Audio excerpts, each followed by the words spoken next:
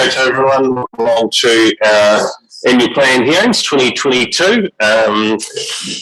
Thank you to all the submitters who have written to us and posted comments on Facebook and entered into the range of different feedback options that we've had. No doubt councillors have had lots of conversations in the street and the supermarket, as well as the things that have been formally captured here. So this is our chance to think about the overall direction of council and specifically the budgeting and planning for the next 12 months. So we'll start the day by thanking two of the work that's gone in to get us this far, and thank David, you and the staff for the documents that have been put out, which I think were very clear and concise for the community to see. I think the hard part is that the things that we're consulting on aren't necessarily the biggest things that council is doing in these 12 months, but it was around decision making for things that would be in and out, rather than the major things that we'd already committed to be completed this year.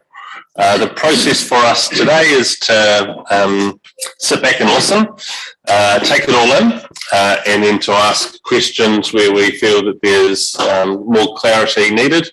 Today isn't for us to debate with those that are coming into the room about their point of view. That's for us to determine when we get to the deliberation space around what's right and wrong to do. We don't have to try and change anyone's mind who comes in and presents to us today, whether it's online or in the room. So if we could please take a polite tone with everyone that's here, listen to those that have taken the time to present to us, that's appreciated. And when people are in the room, just encourage us all to use eye contact with the person rather than just eyes on a screen, which I know can be very easy to do. But if we're taking notes, obviously that's going to require you to focus on taking those notes, but just out of courtesy, just thinking to the person that's here helps them leave with a better sense of the participation of this room if we're looking at them as they're presenting to us. Jeff is an apology all day, Grant's an apology for the morning. I think the rest of us are all here. So this is a formal meeting of council to be able to hear for the hearings, and I'll open with karakia. Whakataka te hau ki te uru, whakataka te hau ki te tonga, kia mā kina ki uta, kia mā tara ki tai, ehi akia nā te atakura, he tio, he huka, he hauhu, ti hei Māori ora. David, I'll hand to you for some opening comments, and then councillors, if there's any questions or things you'd like clarified before we start, we can deal with that and then we'll move into the submissions. Mr. Mayor, thank you very much. Councillors and members of the public, good morning. So the purpose of today is to hear the 140 submissions that we received to our draft 2022-23 annual plan. Councillors have had the benefit of the agenda for today's meeting with them for a week now, or best part of a week, have read through all of the submissions. Purpose of today is to allow 31 verbal presenters to our submission. That will start at 9:40. Most of them will be present in the room. I think we've got 3 or 4 zooming in, is that correct? Between now and the first speaker, I'm going to do, as I do each year, go through and summarise each of the submissions. The key thing we need to do is make sure that we're identifying the issues that we want to deliberate on. So just if there's any issues and submissions as we go through, just that you want to raise your hand on, just make sure we do that. Remember, today is not about the deliberation. Today is about identifying the items to make sure staff responses have been written and the agenda is almost prepared for next Tuesday, Wednesday, and potentially Thursday's deliberation meetings. And what we want to do at the end of today is just make sure that we've captured all those deliberation items so that staff can tomorrow tick off to make sure that everything is in those responses. So without any further ado, Before you stick in, I'll just ask if there's any questions from anyone about the process today and where we're heading. And also, David would talk before the meeting about a mask etiquette in the room. So if you are sitting at our desks and spaced as we are, then you don't need to wear your mask. But if you start moving around the room, then if you can please put your mask on. And if you're going to be sitting interfacing with the public, then please continue to wear your mask. And if you'd just rather wear a mask, you're also welcome to do that as well. So I just want to leave those options there for us, but don't feel under any compulsion. David has updated how the building's functioning, I suppose, in this space and thinking about how that works for us as councillors. Thank you. David. Thanks, Mr. Mayor. Okay, so what I'm going to do, ask you to turn to submission number 2, Ross Noble. And what I'm going to do now is to proceed through to receive these submissions, noting the key issues that are being raised by each submitter. So Ross Noble, submission number 2. David, when you do this, could you actually give us, for the benefit of those using Diligent, the actual page number? Yeah. Bring it up in Diligent. If you refer to submission number 2, it could be what page? It's much more helpful if you would give us the page number. Yep, very happy to do that. So submission number 2 on page 8 is Ross Noble. Ross's comments are specific to the rating charge, the application of fixed charges on residential properties that have flats. He suggests that the model is flawed, unequal and discriminatory for only applying new additional fixed charges to properties and flats. Submission 3, page 1414, Green. And that submission refers to the Darfield-Greendale earthquake, and he said there's still nothing done to mark this dramatic effect. Says there's a council shingle pit on the corner of Grange and Telegraph Road, and he suggests a small portion of this reserve be set aside and developed for future generations to acknowledge the event. Submission 4 is on page 16, Tania Simpson. And she's opposed to the Horirata Community Hub and supports the Ellesmere Water Race, doesn't support the water race structure, and does support the ecological enhancement rate. Page 17 is submission 5, Ulrich Bergler. Water race rating structure has significant comments. He said small properties gain in having their property value increased through the presence of a water race. Water take is not the only benefit for having a race. He is opposed to our proposal. Page 18 is submitter 6, Jenny Carter, supports Horirata Community Hub and no to the other 3. Page 19, submission 7, Gary Chapman, is opposed to the 4 key items.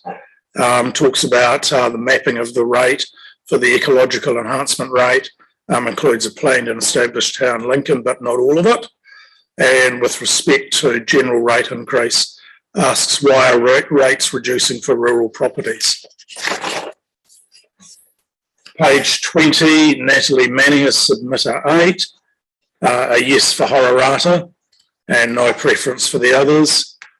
Similar for submitter 9, yes for Horirata Community Hub, no comment for the others.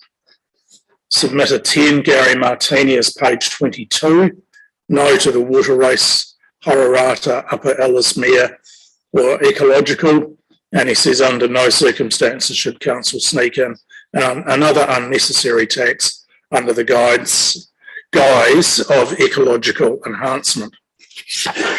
Submitter 11 on page 23 is Helen Youngman, supportive of the Horirata Community Hub, and no to Ellesmere water race and water race rating structure, and yes to ecological enhancement rate.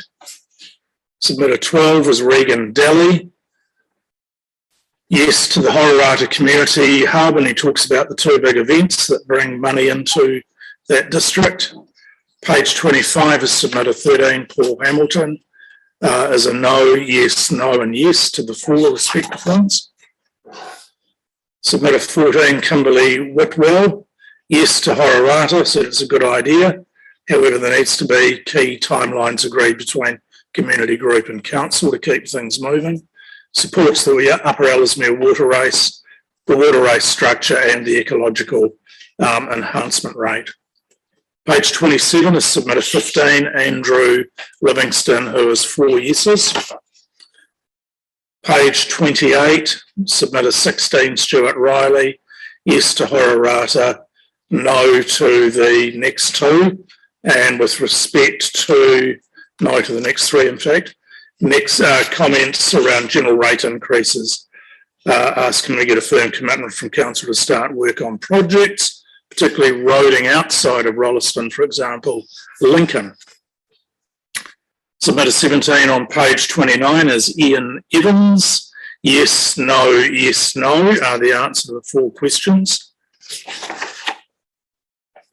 Page 30, submitter 18 is Greg Hughes.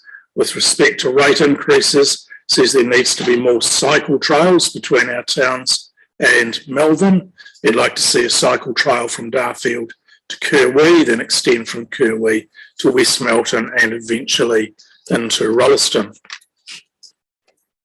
Submitter 19, Haniel Valuan, page 31, no to Horirata, no to all 4 in fact. Submitter 20, Horirata RSA, supportive of the Horirata Community Hub. They say the Horirata Community Hall is also a memorial hall to those who have served the community and country. And just make some reference to the dollar sum. Submitter 21 is Daryl Street. Comments the proposed rate increases beyond the previous 4.9 is hard to accept in the current juncture. Submitter 22 is on page 34. It is the Horirata Historical Society, and I've added a couple of diagrammatic pages to the agenda and some supporting information. They're very supportive of the Horirata Community Hub. So the Community Hub will encompass a building either in the Horirata Hall or alongside the hall to house Horirata's museum, and then talk about the reason for the museum being closed due to deterioration of the floor, making it unsafe. Submitter says council must support this feature and prove that it values the heritage and history of Selwyn. Next submission is 23, and that's on page 39. Jackie Cody, yes, and no to the ecological enhancement rate. That was a no preference rather than a straight no. You are absolutely correct, thank you. Page 40 is submitter 24, yes to Horirata, in fact 4 yeses. Submitter 25, R01 Punson, page 41 is 4 yeses.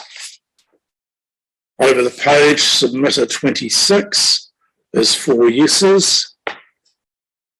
Submitter 27, Selwyn Thorpe, is 4 noes, and makes a comment on general rate increases. Need to rethink our strategy.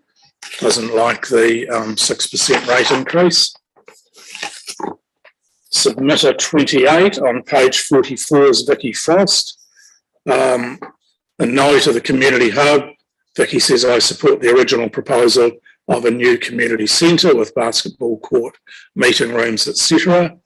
No to Ellesmere, no to water race restructuring, no to ecological enhancement rate, and with respect to general rate increase, says nothing in the proposals for townships. Some footpaths would be nice. Toilet for Colgate Reserve would be amazing. Submitter 29 is Steph Kimber, supports the Horirata Community Hub, saying it's good on this community for being proactive and wanting to keep what we're lucky enough to have here in Horirata and make good with it. Holly Kimber is submitter 30 and gives 4 yeses. Submitter 31 is Thomas Stevens. Yes to the Horirata Community Hub, says out or all the communities in Horirata. The Horirata community are the most, I think what it says is out of all the communities in Selwyn Horirata are the most proactive, having this motion put in place for further development of the Horirata community. Submitter 32 is Charles Murfield, 4 yeses. Submitter 33, Barty Doak, gives both a yes and a no to the Horirata Community Hub and a no to the others.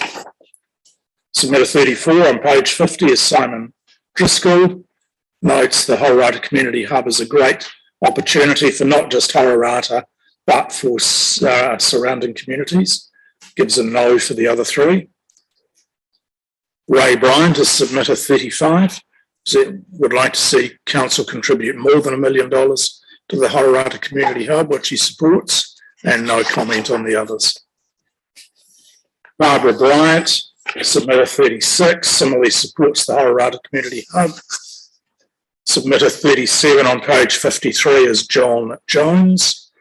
With respect to the water rating structure, says council on a previous rating charge reduced rates for some users and passed the cost of this to other ratepayers who had no water access. The proposal goes another step along that path by giving free water race to some users, and makes a comment also opposed to the ecological enhancement rate. Submitter 38 is Craig Blackburn, who gives a yes to the Horirata Community Hub and no comment to the others. Kate Foster is submitter 39 on page 55. Supports the Horirata Community Hub, saying the $1 million funding towards the community facility in Horirata has already been agreed to by the council. Over the page, submitter 40, John Foster, thinks council should pay $2 million in funding towards Horirata Community Hub. Yes for questions 2 and 3 and no to 4, which of course is the ecological enhancement rate. Submitter 41, Edwin Cross, yes to Horirata, yes to Ellesmere Water Race, and no preference to the others.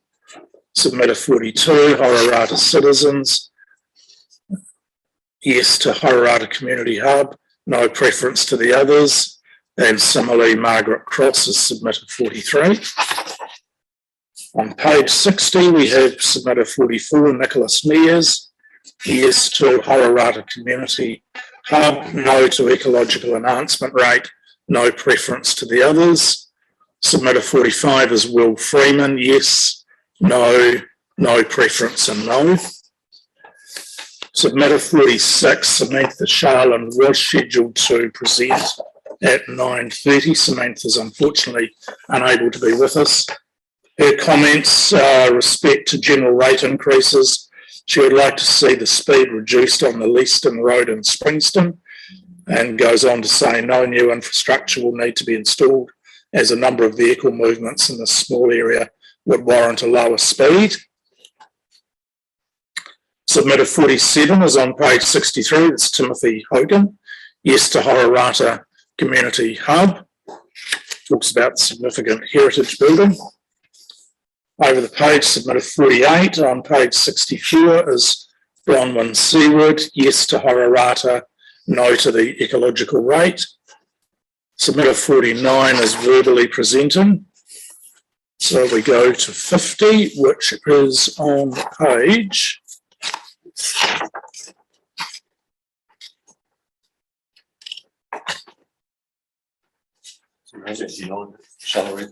69 is Charlotte Reetville. There is no 50, is there? No, that's where I was a bit. It wasn't just me. Right, submitter 51, Charlotte Reetveld on page 69. Yes to Horirata Community Hub. It says Horirata is 20 minutes from our home, where there are well over 100 residents. We think it would provide an excellent facility to service both the Horirata community and surrounding districts such as ours in Windwhistle and Lake Coleridge. Peter Etheridge is 52, gave no preference to any of the items raised. On page 71, you have submitted 53, Greta Brown, supports the water race structure, says I have a property which has a tail race back to the main water race running through it. I do not have a personal use for this. Over the page, Jodie Gallagher is 54, yes to Horirata, and on general rates increases, makes reference to the Glen Tunnel to Whitecliff's Domain cycleway, and comments the community is looking forward to the completion of this. Submission 55 is being verbally presented, as is submission 56. Takes us on page 77 to submission 57 from David and Isabel Stott. Yes to the community hub. And in general rate, they say we support the application for a toilet to be situated on the main West Road in Kerwee opposite the garage. The township has asked many times for this to happen, and I know Kerwee garage staff have also made requests for toilet usage. Submission 58 is being verbally presented, as is submission 59. So, councillors, if we go to page 83, which is submission number 60, Leslie Wade. No to ecological enhancement rate, and in respect to general rate increases, says as a long-term resident, I appreciate the various council projects, amenities and retail outlets. Goes on to say previous councils promised that the old part of town would be brought up to the same standard as the new, and talks about replacement of overhead wiring on Brookside Road. Submission 61 is Cindy Driscoll. Yes to the Horirata Community Hub, saying it's a wonderful opportunity for the community and the wider district that many people support. In respect to rating increases, makes some general comments about one-size-fits-all approach doesn't work across urban and rural areas, and this is with respect, of course, to targeted rates. Submission 62 is Mike Davies, yes to Horirata, saying none of the money should go to council for fees, consents, etc. Yes to the water race, yes to the Upper Ellesmere, no to ecological rate, and doesn't like the rating increase proposal, makes reference to mudfish. On page 86 is submission 63, Lance Field. Yes to Upper Ellesmere, no to the water race structure, saying it's not fair that we are to affect subsidising properties that use the water race system. No to the ecological rate, and just make some reference to the size of rate increases. Urbanisation of Wollaston is increasing at a rate quicker than the annual and long-term plans can keep up with due to private plan changes, and makes reference to a property they own. Submission 64 is on page 87. Yes to the Horirata Community Hub. Submission 65, Terrace Station Charitable Trust. With respect to general rates, so it's already been agreed that it has already been agreed for there to be a district-wide rate for heritage and historic rating. This must be actioned. Submission 66 is being verbally presented, as is 67, as is 68, as is 69. Go to submission number 70, which is on page 94 from Prebleton Heritage. Support the Horirata Community Hub. So it's a wonderful way to preserve the existing community hall, providing additional facilities for the benefit of community groups. Submissions 71 and 72 are being verbally presented. Submission 73 is on page 98. And that is a yes to the community hub. Submission 74 is being verbally presented, as is 75. So go to submission 76.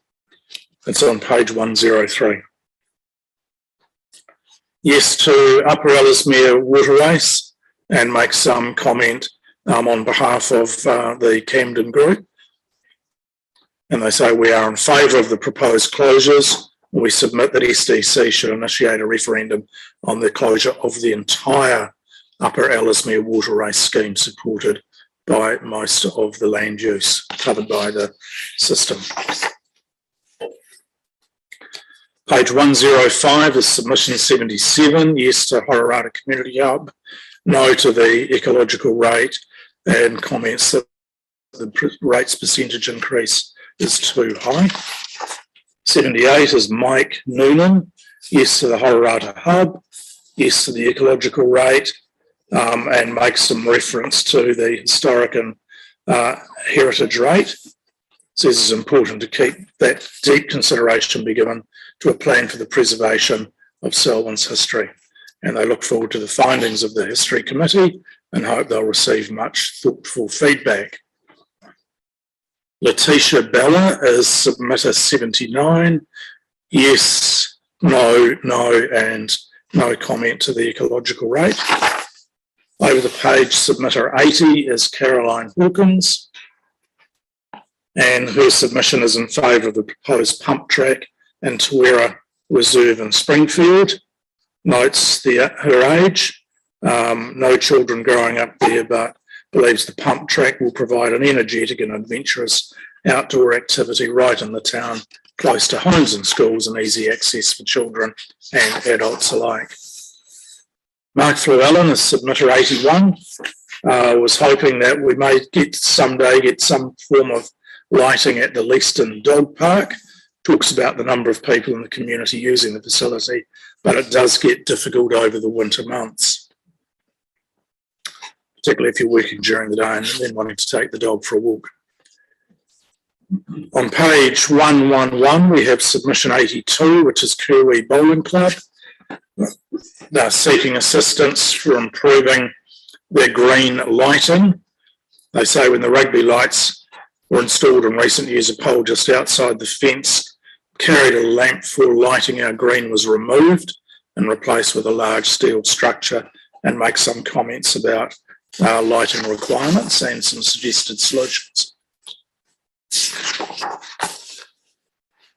Go to page 114, and it's submission number 83, Southern Pastures, who are supportive of the Upper Ellesmere water race proposal. So they have been a significant asset in the region for well over a century, but have had diminishing needs for the rural community over the past 2 decades as a different source of water supply has been established. If there's an opportunity for certain races to be closed off sooner, we would also support this. Submission 84, Andy Van Amade. Comments on the water race structure. I have a number of 4 hectare blocks and it seems an equitable proposal. Says the recognition that the water races have been a positive amenity value for all ratepayers is also a good example to be working from with respect to funding streams. Water races are a traditional part of the rural landscape.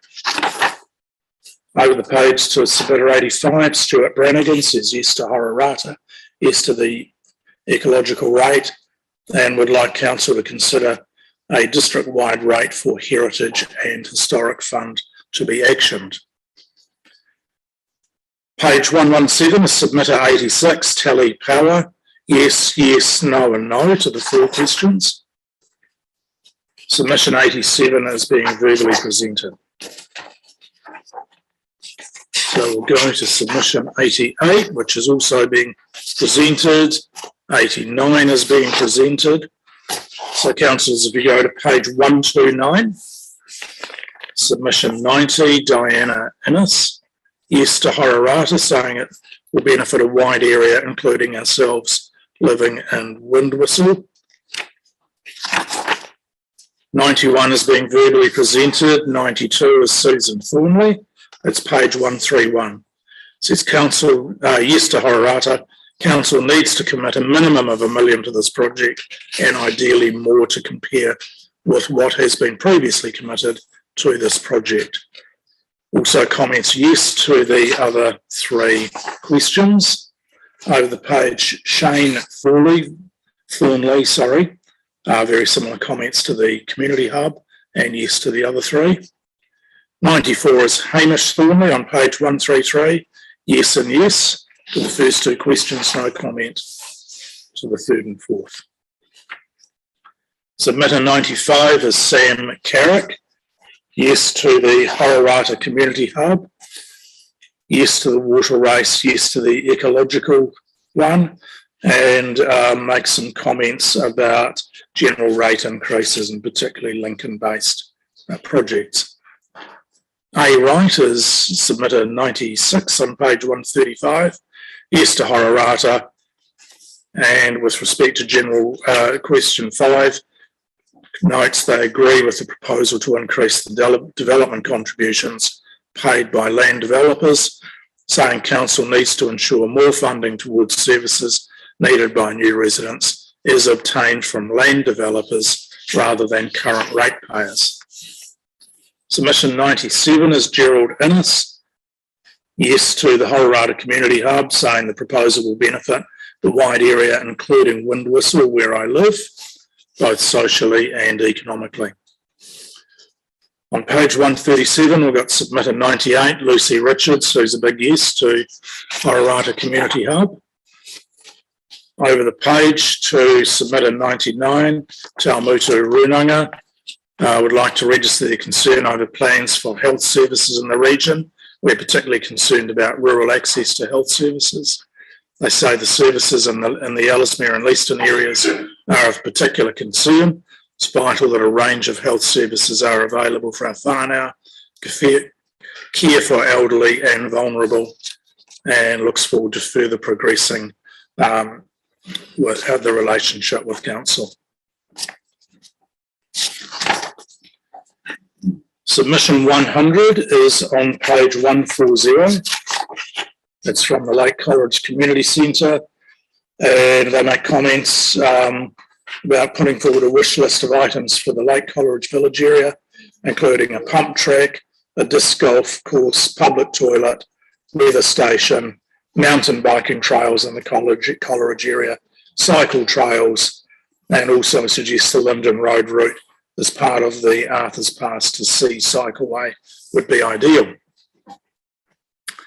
Submission 101 is Thomas Irving. Yes, as you were, 3 yeses and a no to question 4. Anthony Sayer is 4 yeses.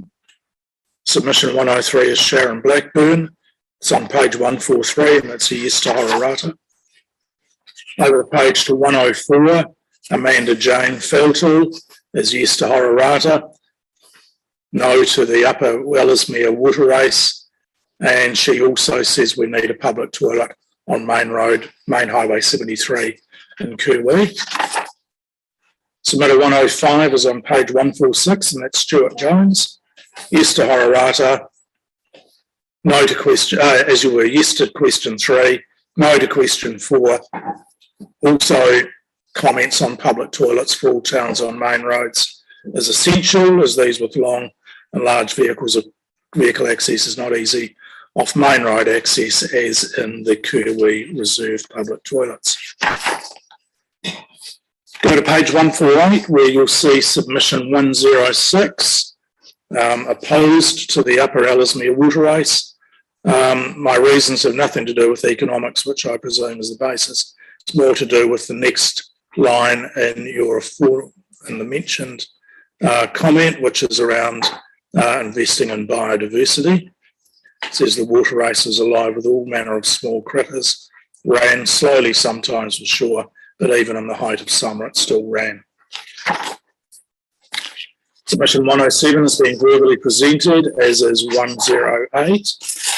So I ask you to go to 109, which is on page 155, and a very detailed response in support of the proposal to close Upper Ellesmere water race from Rosina Chubb. Says the flow is unreliable and inconsistent, so farmers have had to install other schemes to guarantee stock water. Numerous periods when there are no flow, talks about 5 months being dry in 2019. Submission 110 is from Jack Piercy, and on page 158, comments on the Ellesmere Hospital. Jack raises a question. He says, is it possible to set aside, say, 2% of the budget to cover issues that arise after the draft plan? So now you know what he's going to say. Sue Rag is 111 on page 160 and makes some comments, makes some comments on page 161 in respect to transportation, suggesting $2.5 million towards road safety. makes comments on the Walkway cycleway. This is the White Cliffs to Glen Tunnel. And the heritage facilities, talks about the old South Melbourne School is now the Windwhistle Community Hall, requires more repairs before it can be used by the public. 112 is being presented. 113 is on page 165. No to the Horirata Community Hub, no to the water race, Upper Ellesmere water race, no to the water race closing, and no to the ecological rate enhancement. Submission 114 is on page 167 and makes some comments around the Brookside substation corner with respect to some safety issues, which will be addressed by staff in their responses. 115 has been verbally presented. 116 is being verbally presented.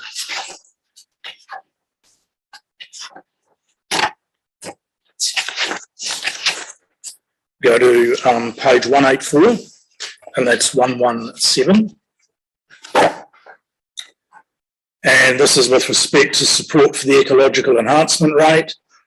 We support the proposed rate and hope that it will be used to enhance the waterways of the Upper Waimakariri, Cass and Castle Hill areas. Talks about riparian planting and the benefits that will bring. 185 is Southern Pastures. It's submission 118. Yes to the Upper Ellesmere water race closure. It says many properties that own a large share of the land impacted by these historical races are paying rates for a resource not available to them to access or utilise. And they make a comment under the ecological enhancement rate, argue it would be more economically viable for dairy farms upstream to contribute a portion of funds to those who favour keeping the race to establish alternate water access to their properties. 119 and 120 are being verbally presented. So we go to page, as is 121. So go to page 199, which is submission 122, Jonathan Blom. Yes to the Ellesmere water race, yes to the water racing structure, and 123 is being verbally presented, as is 124. On page 202 is 125, yes to Horirata, yes to question 2, and no comments on the others. Submission 126, yes to Upper Ellesmere water race, no to the ecological rate. 127, second submission from Jonathan Blom. This is on page 204. Make some comments to support the stock race closure. Says do a survey only on the people who have a stock race on the property or get water from the property from the stock race. Submission 128 is being verbally presented. 129, Nairi Kent. We'll make this the last one. This will be the last one that David runs through now, and our next submit is online, and we're on time for that. So we'll take the next submission. David, if you want to run through that last one you just read. Sure. So the last one is on, go to page 1. As you were, 208. Submitter is Nairi Kent, and it's in support of consideration of toilets in Kerwee. Thank you, Mr. Mayor. Thank you for that.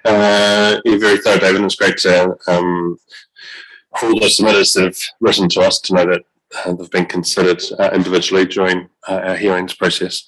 We've now got submission from Joe Cogman in New Zealand Chinese Language Week. It's on pages 4 through 7 of our agenda, councillors. And I can see Constance Pua online. So, Constance, thank you for joining us. And you're speaking to the Selwyn District Council. There's some councillors, staff, and a couple of members of the public here for our annual plan. Thank you for what you've already written to us. And we've allowed 10 minutes for this conversation for you to present anything new that you'd like to share or highlight anything from your previous submission. And then maybe some questions that we have. So I'll hand the floor to you. Thank you. Ni hao, and tēnā koutou katoa, and hello to everyone, to the mayor, Sam Broughton, and all the other councillors. I'm Constance Poor. I will be doing the submission today, and I'm the project manager for the New Zealand Chinese Language Week. Just so for some people who may not have heard of the New Zealand Chinese Language Week, it's a charitable trust that has been set up in 2014. It's a Kiwi-driven initiative to promote the Chinese language and also to deepen the understanding of the Chinese culture. And it's, the Chinese have been in New Zealand for the last 180 years. This is actually their 180 years in New Zealand. And it's to, sort of recognize their economic, social, cultural contributions to New Zealand. And so we try to make the New Zealand Chinese Language Week fun by having a whole range of activities. It could be like using the top 5 phrases and, to get people to use the Chinese language. And then we have things like a trilingual children's book, and this is our 4th year of producing it. And so the children's book is in 3 different languages: English, Te Reo, and Mandarin as well. And then we also, the lowest entry point, New Zealand Chinese Language Week, which is in September. It coincides with International Dumpling Week. So you see, we have a whole range of fun activities. But let me show you a video clip of 2021 highlights, which will sum up more succinctly what the New Zealand Chinese Language Week is about. So if I could share this video, and I will do it now.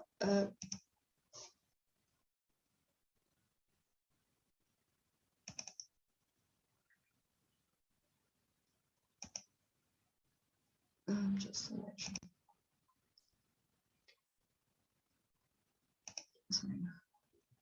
and just let me know if everyone can actually. Daja Hao, and welcome to New Zealand Chinese Language Week 2021. Yes, we can see that. Thank you. September to the 2nd of October. NZCLW 2021 was bigger and better than ever before. It was fantastic to see so many people involved all over New Zealand. We have loved seeing all the videos and photos of everyone entering the hashtag 5 Days 5 Phrases challenge, taking part in NZCLW National Dumpling Day, entering competitions and giveaways, and just enjoying and celebrating Chinese language and culture. Even though COVID-19 guidelines restricted the amount of guests we could host, we still put on a spectacular opening event at the New Zealand Parliament's Banquet Hall, with just over 75 guests in person and an additional 30 guests tuning in via Zoom. Joe Coughlin, chair of the New Zealand Chinese Language Week Trust, emceed the event. Speaker of the New Zealand House of Representatives, the Right Honourable Trevor Mallard, presented certificates of achievement to our youth ambassadors, Mandarin superstars and little ambassadors. Speakers included Trust Deputy Chair Tony Brown, Chinese Ambassador Her Excellency Madam Wu Ji, who spoke via Zoom, as well as Labour MP Nasi Chen. We started the week off with a delicious taste of Chinese culture, celebrating National Dumpling Day, which fitted perfectly with this year's New Zealand Chinese Language Week theme, food and hospitality. This year's response to our trilingual children's book, Daniel's Matariki Feast, was amazing, receiving high praise from children, teachers, and even politicians from around New Zealand. The NZCLW Trust has donated more than 1,650 books to 234 schools and libraries across the country. The Gisborne Herald made a video featuring Race Relations Commissioner Meng Foon visiting the children at St Mary's School in Gisborne. There he read Daniel's Matariki Feast in Mandarin, Te Reo, and English. It has also been wonderful to see the support from so many politicians and mayors around the country.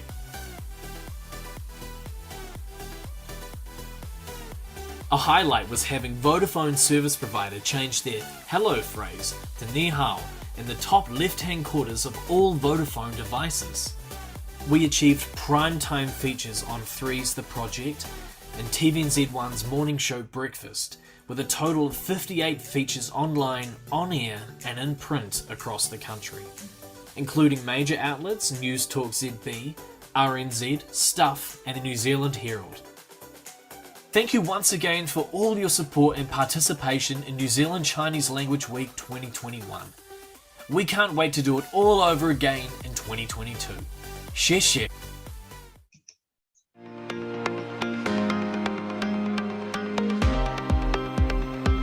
Sorry, I'm just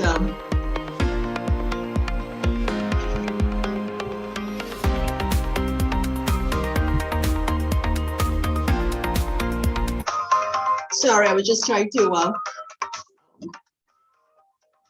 Okay, you started a wee dance party in the room, so it's good just to have us bobbing in our seats. Yeah, thank you for that. Sorry about that. I always try to turn it off. So yeah, thank you for watching that 3-minute video. I hope that you can get quite a good feel of what the New Zealand Chinese Language Week about. I always tell people that I come originally from Singapore. I've been exposed to 30 years of campaigns, all sorts of campaigns, whether it's national courtesy, whether it's keep the country clean, speak Mandarin. And I think the New Zealand actually, they take the cake for it, you know, as an initiative. There are so many aspects that you can try and make the learning of a language really fun, you know, whether you use food, whether you actually try to encourage people to use phrases, whether you do it through an education tool like a children's book that's in trilingual languages. And one of the other things that we do really well is that we get Chinese people Kiwis who are on a Chinese learning language journey to be the language ambassador themselves. So what are the what's the support that we are hoping to get from Selwyn? So we are actually in 3 different areas. As you can see, we would love a video of support from the mayor to during the Chinese Language Week in September. The second area of support is that we distribute children's book, and we also know that you could actually in the same week run some Chinese cultural activities, and we will support you by promoting it on our website as well as on our social media. And the third area that we are hoping for support from you is a $2,000 contribution towards this whole week itself. You know, it's a charitable trust, and we run a whole range of activities, and every year we go to all the councils to get support, and we're hoping that Selwyn would support us with this initiative. I would be very happy to take any questions now. Kia ora, Constance, thank you for that. Any questions from councillors that people would like to raise? Yeah. Thank you, Constance. There's a very clear submission and request to us this year. Thanks for the work that you're doing, and the video was good to highlight last year's achievements. We'll be making decisions over the next couple of weeks and confirming those by the end of June. So really appreciate you taking your time today to present to us. 谢谢, 再见, and hope you have a good day. Thank you. 谢谢. Thank you. Bye.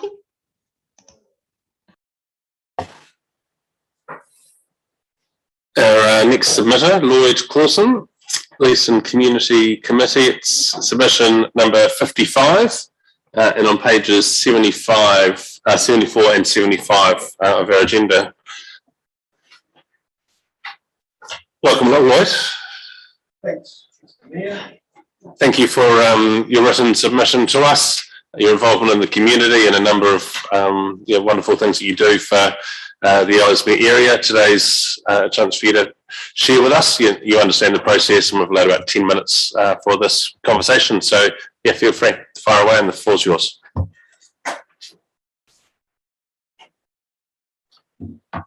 Right. Okay. The first part of the Police and Community Committee submission is in support of the Friends of Ellesmere Hospital. Now, we hope to present this a bit closer to their submission, but anyway, just remember the submission when they present later today. And their submission is around the future of community health within our district. Now, I'm just going to give you a potted history of what actually goes on in the hospital. It was first talked about in 1918 and again later in 1919, and it was the idea of being a war memorial was discussed, but it didn't happen, and it opened on 3rd September 1924 with the total cost, including a hospital land, hospital, equipment, ancillary buildings, being £6,000. including £1,300 from your predecessor, the Ellesmere County Council.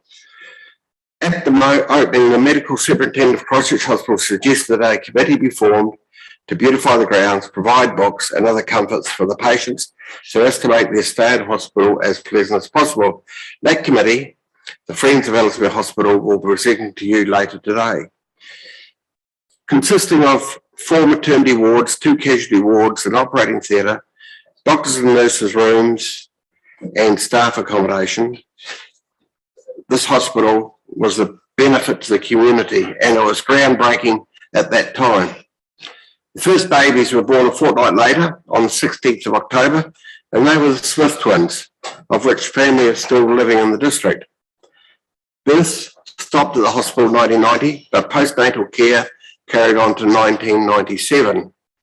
Then long-term care started in 1994. Since then, additional services that the hospital supplies to our community are post-operative care, post-medical care, respite care, palliative care, and Meals on Wheels meals, of which they provide to the community more than 200 meals a month. Occupancy pre-COVID is around the 80 to 90% mark. During COVID, before the temporary closure, it was at 70%. My family, like many in the district, have had many interactions with the hospital, including births, respite care, long-term care, and palliative care. This has always felt like a home away from home. With the care provided by the local staff being nothing short of outstanding. The community must have continuance of this 98-year-old facility that provides care for our elderly and convalescing family members. The Leaston Community Committee urge you to support the Friends of Ellesmere Hospital in their endeavours. This will ensure that local people can remain in their community in their twilight years, close to family and friends. I'll just continue on. We have 1 or 2 other items we'd like to speak to in our submission, and one of them is the Leaston Consolidated School parking. Now, for those who don't know, the school's park is built on the corner of Selwyn and Darcy Streets in Leaston, and up until recently, most of the parking has been available on both streets. In recent years, this has been curtailed on Selwyn Street because of bus bay and what they call kiss and go parking. So longer term parking has now been pushed around in greater numbers onto Darcy Street. The issue being there is that only part of the school boundary has tar seal parking. So in winter months, the rest is grass. If anyone knows Leaston, it can get very muddy. So people don't actually park on the grass, they park out on the road with that continual coming and going of people in that school pick up and drop down period, school sports events, school events. It can become very dangerous. So we would like council to seriously look at extending the paving, the asphalting along the boundary of Darcy Street down to Pulteney Street. As with lots of other areas within the towns, Leaston is slowly growing. And there's been a lot of work done on Muntz Road. Now, Muntz Road, when the initial road works were done, there was farmland on the northeast side of the street, of the road, and all the subdivision work was done on the southwest side of the street. Now, it's almost continually up the northeast side now, continual housing. And we were asking the council to look at doing something with curbing or a footpath to make it safe for the community down that side of the street. Now, moving on to the High Street, the main shopping centre we're talking about now. Many years ago, there was a fantastic upgrade done by council, and a lot of cobblestones were put in there as opposed to asphalt. The maintenance of those cobblestones is sadly lacking. Nothing really happens until the committee get on to council and say, look, something needs to be done. We would request and like the council to consider that perhaps the cleaning of those cobblestones could be looked at as a is a maintenance issue that needs to be looked at on an annual basis or whenever it needs to be done. And of course, there's a lot of weeds that pop up and all that sort of carry on. Snaps and solve only works to a point. We've got to have annual maintenance rounds or the council contractors looking at stuff and doing stuff. The Leeston-Dorson Walkway on Leeston Road has been a fantastic piece of infrastructure for the community in this part of the community. I can't recall hardly ever going down that bit of the road and there's not been someone either cycling or walking on that piece of road. A part of the initial plan was that on the northwest side, all the straggly old trees that have been there since the 1950s and earlier were to be taken out, and some nice new plantings were to be done down there. It would be great if we could see that fulfilled and to complete that project. So that's basically all I've got to say. I don't want to take up any more time, but I'll most open to questions. Thank you, Lloyd, for that. Mark has a question. Thank you, Lloyd. Again, what your submission from the Leeston community doesn't say is who do they believe should pay for a new aged care hospital and facility in Leeston? Should it be New Zealand Health, who are replacing the health boards, private developers, or council? When we wrote the submission was to be supporting the Friends of the Hospital, and it's not for us to say we support their submission. So if you read their submission, you'll get the answer, right? Yeah, no, I read their submission. Yeah. I've read all the submissions. Yeah. I was asking, what I'm trying to establish is whether the Ellesmere Community Committee, who you represent, the Leeston Community Committee, had a position on who should be paying for this. No, and you're saying they don't. We support their submission. Thank you. Cool. Lloyd, thanks for coming in and sharing that with us. And as I said earlier, for the work that you're doing, we'll consider the submission that you've put before us in a week's time, and we'll be making decisions before the middle of the year. Need to be confirmed by the end of June. Thanks, Sam. Just before I go, though, I'd like to thank you, David, and the staff for the work that you guys do for us in the community.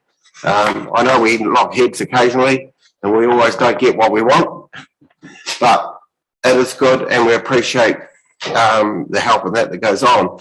And as for Mr. Mayor and Sam and the councillors, that's the same. Thank you for your deliberations. And again, we don't always get what we want. I know I'll be here next year, but some of you may not be. One or two that are retiring and one or two that may retire. And with that point, I'd like just to thank Murray for his work in the last two trienniums for our district. Really much appreciated. I know you wear the overarching Selwyn hat all the time, but we value your support. Thank you very much.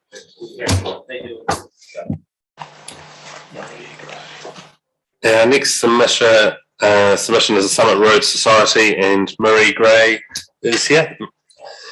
Murray, welcome if you want to take a seat at the front of the room. And Bill, you're going to join in? Yep. Page 230. Page 229 through 231 in the book, or submission 136 is today's. Murray, thank you for what you've already written to us. That has been read by councillors and circulated to all. This morning's a chance for you to highlight anything that's in there or present anything new that you would like to. We have about 10 minutes for this conversation, and there may be some questions that councillors have following your submission. So I'll hand the floor over to you. The right-hand button turns your microphone on. Thank you. Kia ora koutou, nei rā te mihi mai o hā kia koutou. So I'm Murray Gray, the Secretary of the Summit Road Society, and with me is Bill Woods, who's our President. And I think most of you are familiar with this society. And our particular kind of areas of interest within the Selwyn district is we have an old remnant bush, up above Taitapu Omahu Bush and the adjacent Gibraltar Rock. And we're also leading the Backyard and Community Program, Predator Free Port Hills, of which we have a group Predator Free Taitapu, and we've been particularly active in Otahuna and Coss's Valleys. The Society's feedback is really focused on the environmental aspects of the draft annual plan.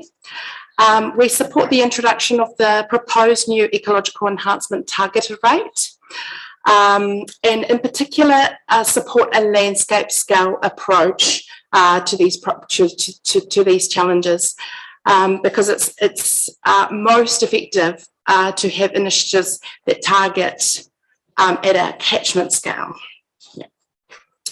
On climate change, it was actually quite disappointing to read the Selwyn's the annual plan in terms of the lack of mention of climate change. In fact, the word wasn't mentioned once in the consultation document, and only very briefly in the full annual plan, which I trawled through, and under asset management. And we would just really like to emphasise that we are facing a climate and ecological emergency, and Selwyn, we would like to see them take a real leadership role in this space.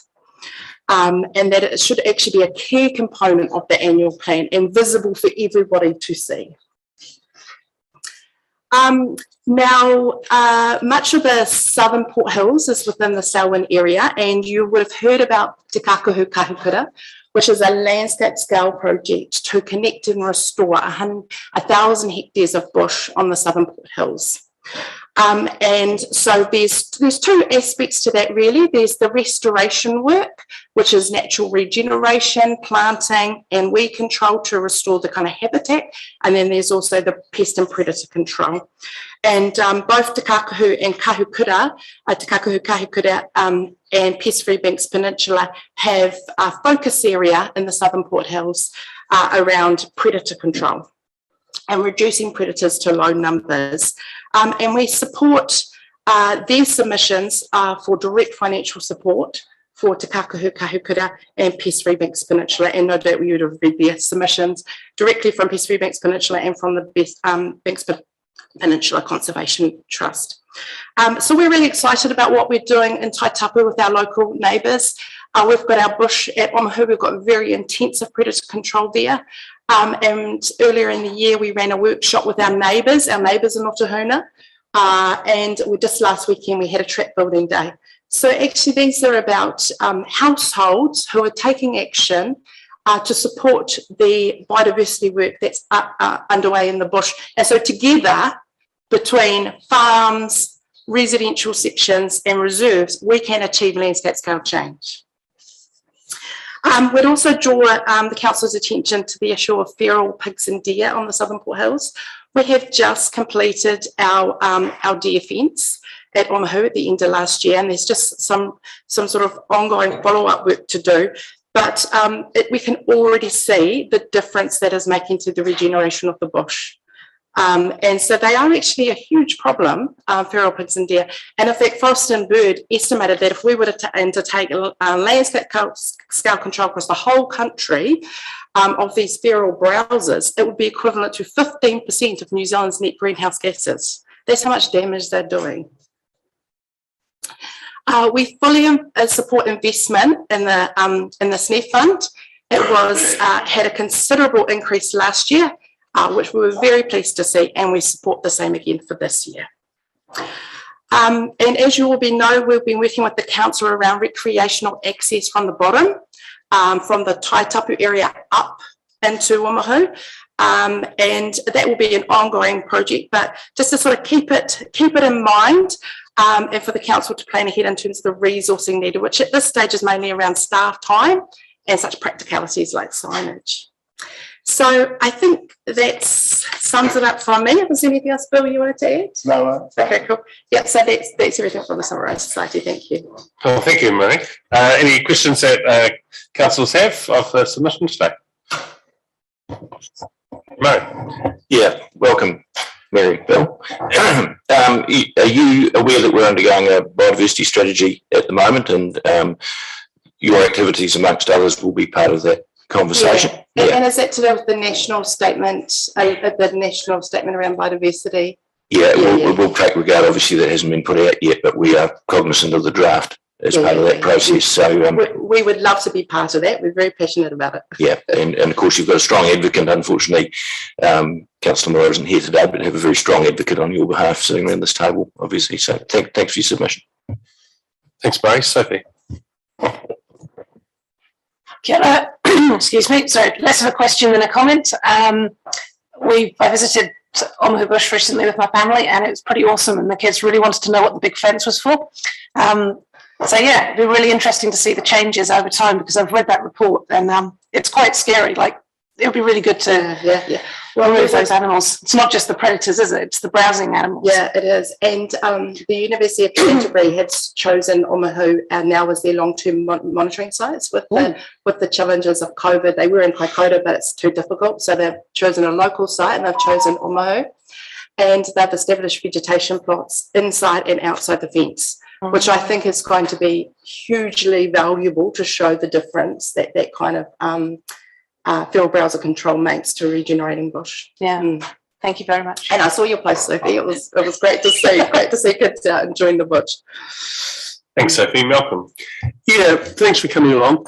When I had the pleasure of going to Te Kahukura launch, there was mention made of a deer culling program that was about to set off.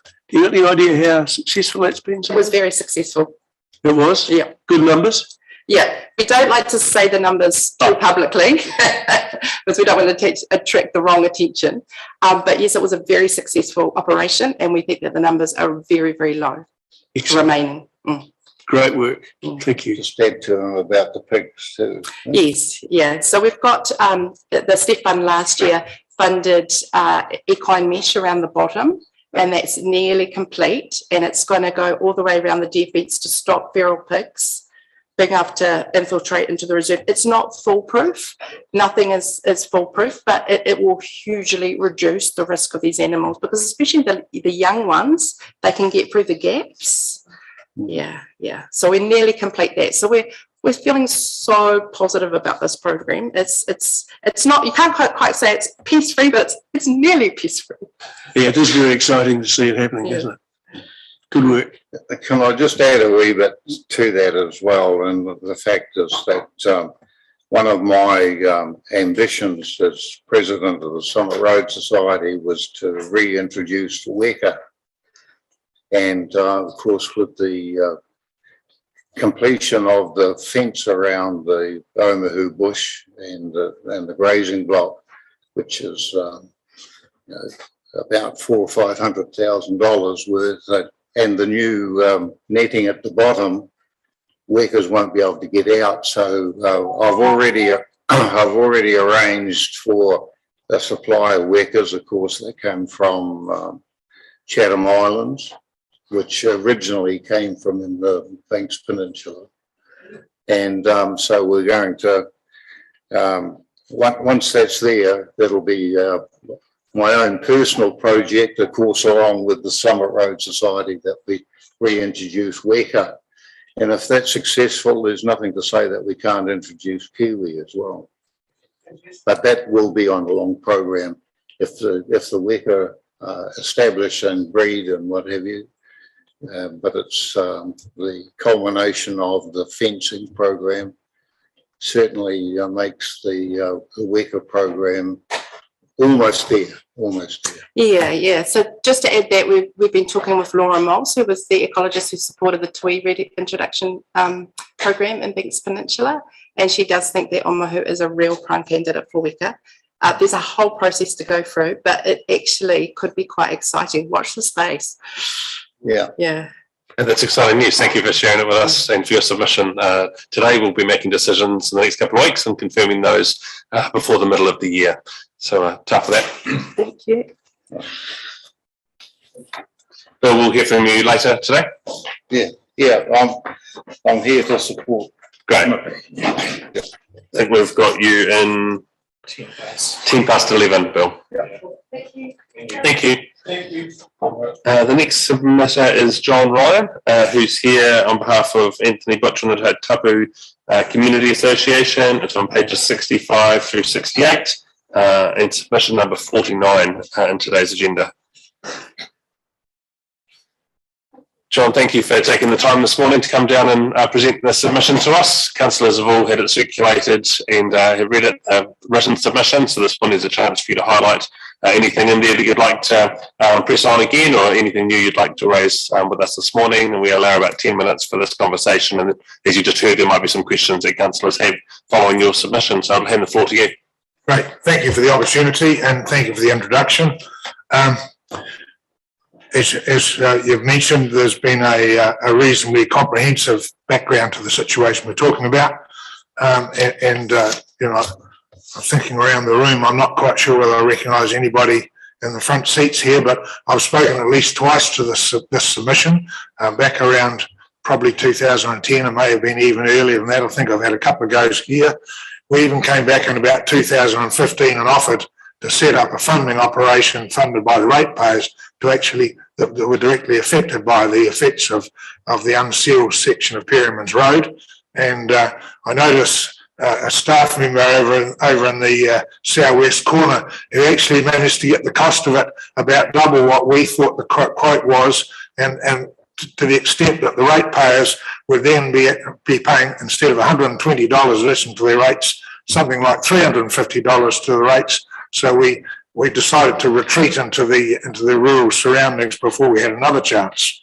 As you've got point 2 on the background here, previous submissions 2020-21 requested a cycleway between Lincoln and Taitap, led to discussions between Taitap and the Community Association and the Selwyn District Council over sealing of the current unsealed section of Perryman's Road. So that brings it up to date, but I'll say there's a long history here, not only of the organisation, but there is one particular resident on that particular section of Perryman's Road. And I don't know whether you keep a record of telephones of complaints, but I would say that her number of complaints over probably a 30-year period living there would probably set a council record. Great work and a great supporter, so good luck to her. But anyway, you've got the background of the situation. The discussion and the issues regarding the road is consistency, and everybody will stand back and say Perryman's Road's about 4 kilometres long, but 400 metres immediately adjoining the Taitap Township is the only bit that's unsealed. And I would suggest that all of the residents of Taitap Township would say that the emphasis is completely in reverse to where it should be, that the effect of the sealing is to the wider rural residents, whereas the people living close nearby who use it for short travels, for walking, for recreation and everything else are being shortchanged. In terms of the dust nuisance, the issue is quite extensive in terms of health and safety. And I've observed it. I live a little slightly further west on Taitap Lincoln Road, but a decent northwest today, you look down there, there is absolutely a white cloud over 40 odd residences between Lincoln, Taitap Road and School Road. There's another eight lots being built in there in a new subdivision in the current situation. They'll be directly affected. And in terms of the township is concerned, I think that, there's a major health issue there where we've got people actually living along Taitap Lincoln Road moving out simply because of the dust. Historically, and going back 20 years, people living along Taitap Lincoln Road thought the dust was actually minimised because the north bank of the Horsell River alongside Perryman's Road was a jungle, including plum trees, ivy, disused television sets, empty car tyres, and all sorts of rubbish dropped off there. But we managed to clean that up, and whilst that's visually very appealing, in actual fact, it's dumped all of the dust completely on the township, and that's now become a major problem. We go through vehicle safety, and I've got a little slot on here.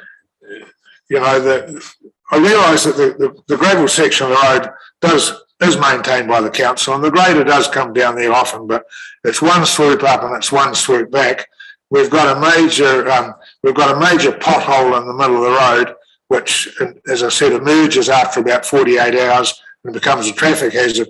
I was actually down this road about 3 weeks ago, and as I was driving along, I noticed that a car had gone through the fence into one of the neighbours' property, and she had actually been doing a bit of a fishtail down the road because it was a bit of sport, but she struck the pothole, which threw her off balance. She slammed on the brakes and went straight through the fence. So there's some maintenance issues there that are just probably it's the end run for the grader, and it's one up and one back, and it's not really graded in accordance with requirements.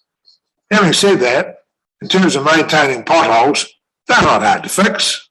If you've got the right grade gravel there, if you've got the right water, and if you've got the right size roller, these can be fixed permanently. But that pothole's been there for 5 years.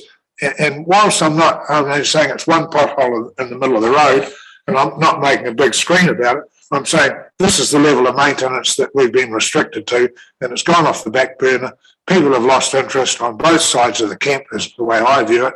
And I think it's time everybody took a pragmatic decision to this thing and got stuck in and fixed it up.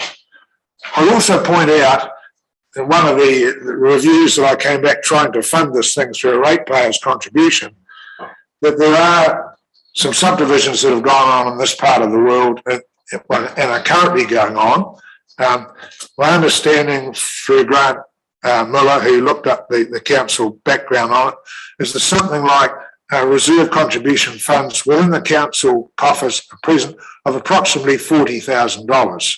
Now, my understanding is that that would cover 50% of the cost of sealing this road. So there's been a pretty good contribution already from local sources. And I just put it to you people, if we can be positive about this, get it behind us and get on with the normal levels of health and safety required for modern conveniences of living. If there's any questions, I'll be more than happy to try and answer. Yeah, John, thank you for that. There are a few. I've got Mark and Malcolm and Deborah. Mark. Thank you, John. And I certainly have been here when you've been here before. So the question I would have to you, it really comes in two parts. If this section of Pyramid Road was sealed, do you think there would be an increase in traffic using it? And would that then pose a safety hazard at the State Highway intersection, where you then have two intersections very close together on the State Highway? Do you think that would prove a challenge to Waka Kotahi NZTA if there's suddenly an increase at the Pyramids intersection? I think sealing would actually be a huge benefit to Waka Kotahi for 2 points. Firstly, the intersection that's there now on Taitap Lincoln Road and State Highway 75 is okay provided there is a low flow of traffic.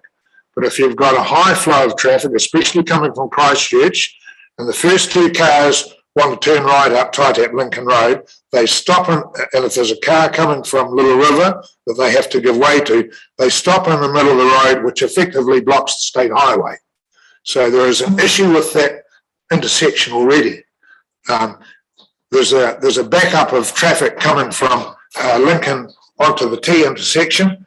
That had been a problem in previous years, but I think there's only been three accidents on that corner in about the last 10 years, according to my records. Using the Pyramids Road exit onto State Highway 75, particularly going to Christchurch, would actually relieve pressure on the main intersection.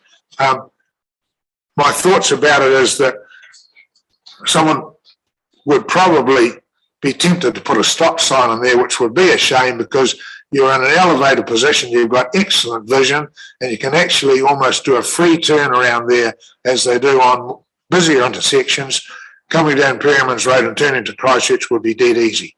Also, I think coming from Christchurch and turning up Pyramids Road, there is actually sufficient road width north of the what we call Suckling's Bridge. There is sufficient road for there to vary the path of your existing road, your existing state highway, that there will be room for a stopping bay in the middle of that to turn right into Pyramids Road, which would be a far better engineered stopping bay to turn right to go to Lincoln than going over the bridge and turning right up Taitap Lincoln Road. So I hear what you're saying, but when you think your way through the mechanics of it, it would actually immeasurably improve the whole of those two intersections. Thank you. Thanks for that. Malcolm. Yeah, g'day, John.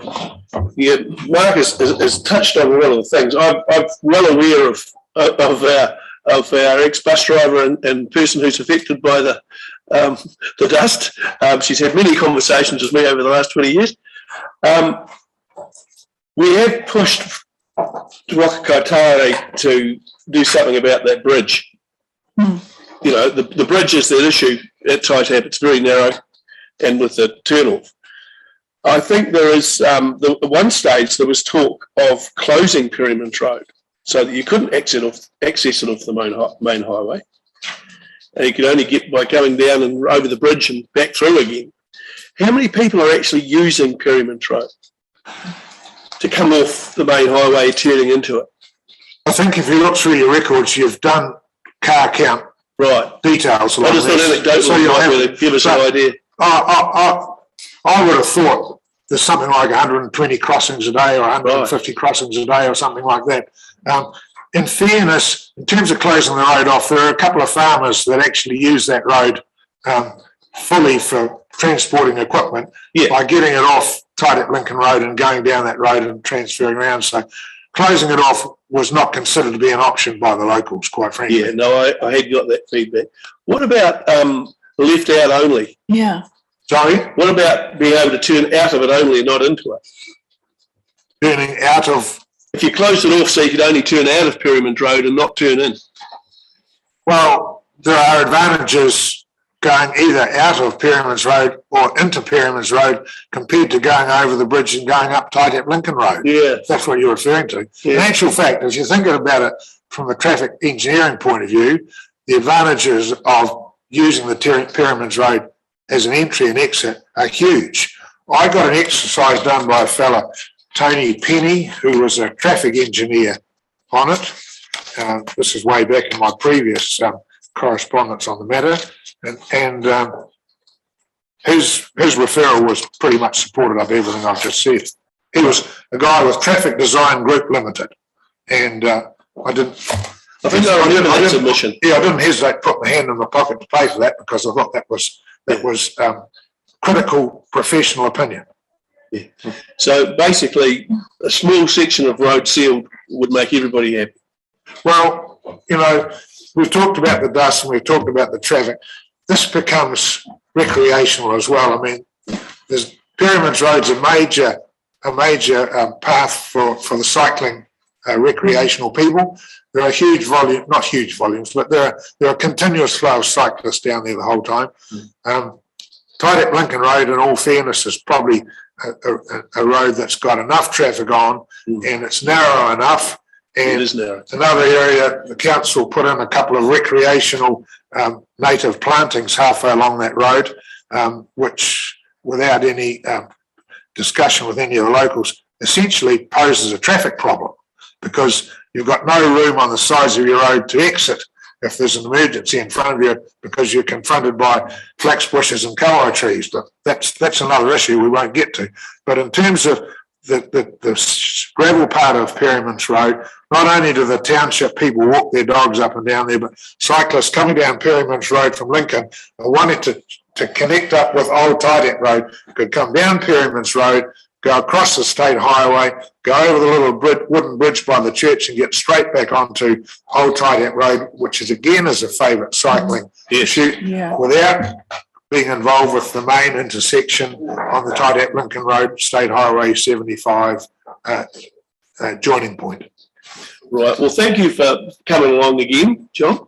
And that clean-up work along the river was fantastic when that was done years ago.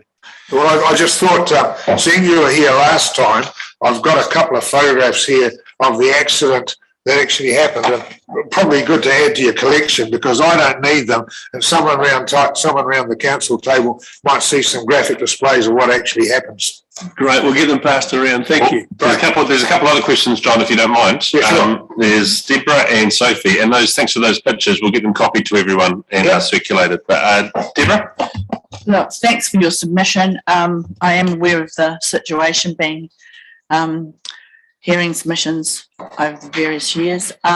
One question I've got is with regards to your background report, you actually clarify that in the submissions of 2020-21, we proposed the cycleway between Lincoln and Taitapu using Perryman's Road. And then I see that you're unaware that further report or development happens. So where's that cycleway at the moment with regards to, has it even started? Has it progressed? I think Perryman's Road itself is regarded as a cycleway. I don't think there was ever any suggestion of a separate lane being placed along there for separate or of a footpath nature for cycle or pedestrian purposes, because Deborah, it's a low that compared to Taitap Lincoln Road, the Perryman's Road volume of traffic is much reduced, and that's the attraction for the cyclists. And we had quite lengthy debates within the Taitap Township Committee regarding the cycleway going up the Taitap Lincoln Road, but there are some areas between Rainey's Bridge and Ellesmere Road which you really couldn't put a laneway either side of the existing sealed strip because there are deep ditches there and there's not sufficient space for normal safety. So the general contention was that Perryman's Road was considered to be a favourable cycling route, not a cycleway, and the extension of this piece to be sealed would actually bring them down to State Highway 75 and avoid the Taitap Lincoln Road altogether. Thank you, John, for that. Thank you. Sophie. Kia ora. I can see there's obviously quite a lot of consideration and lot of work gone into this, so thank you. I was just wondering, the engineering report that you had, or community committee, have they thought about other consequences that might happen if that section is sealed? Just thinking in terms of, would that not increase traffic on Perryman's Road in general, which is quite narrow in places as well?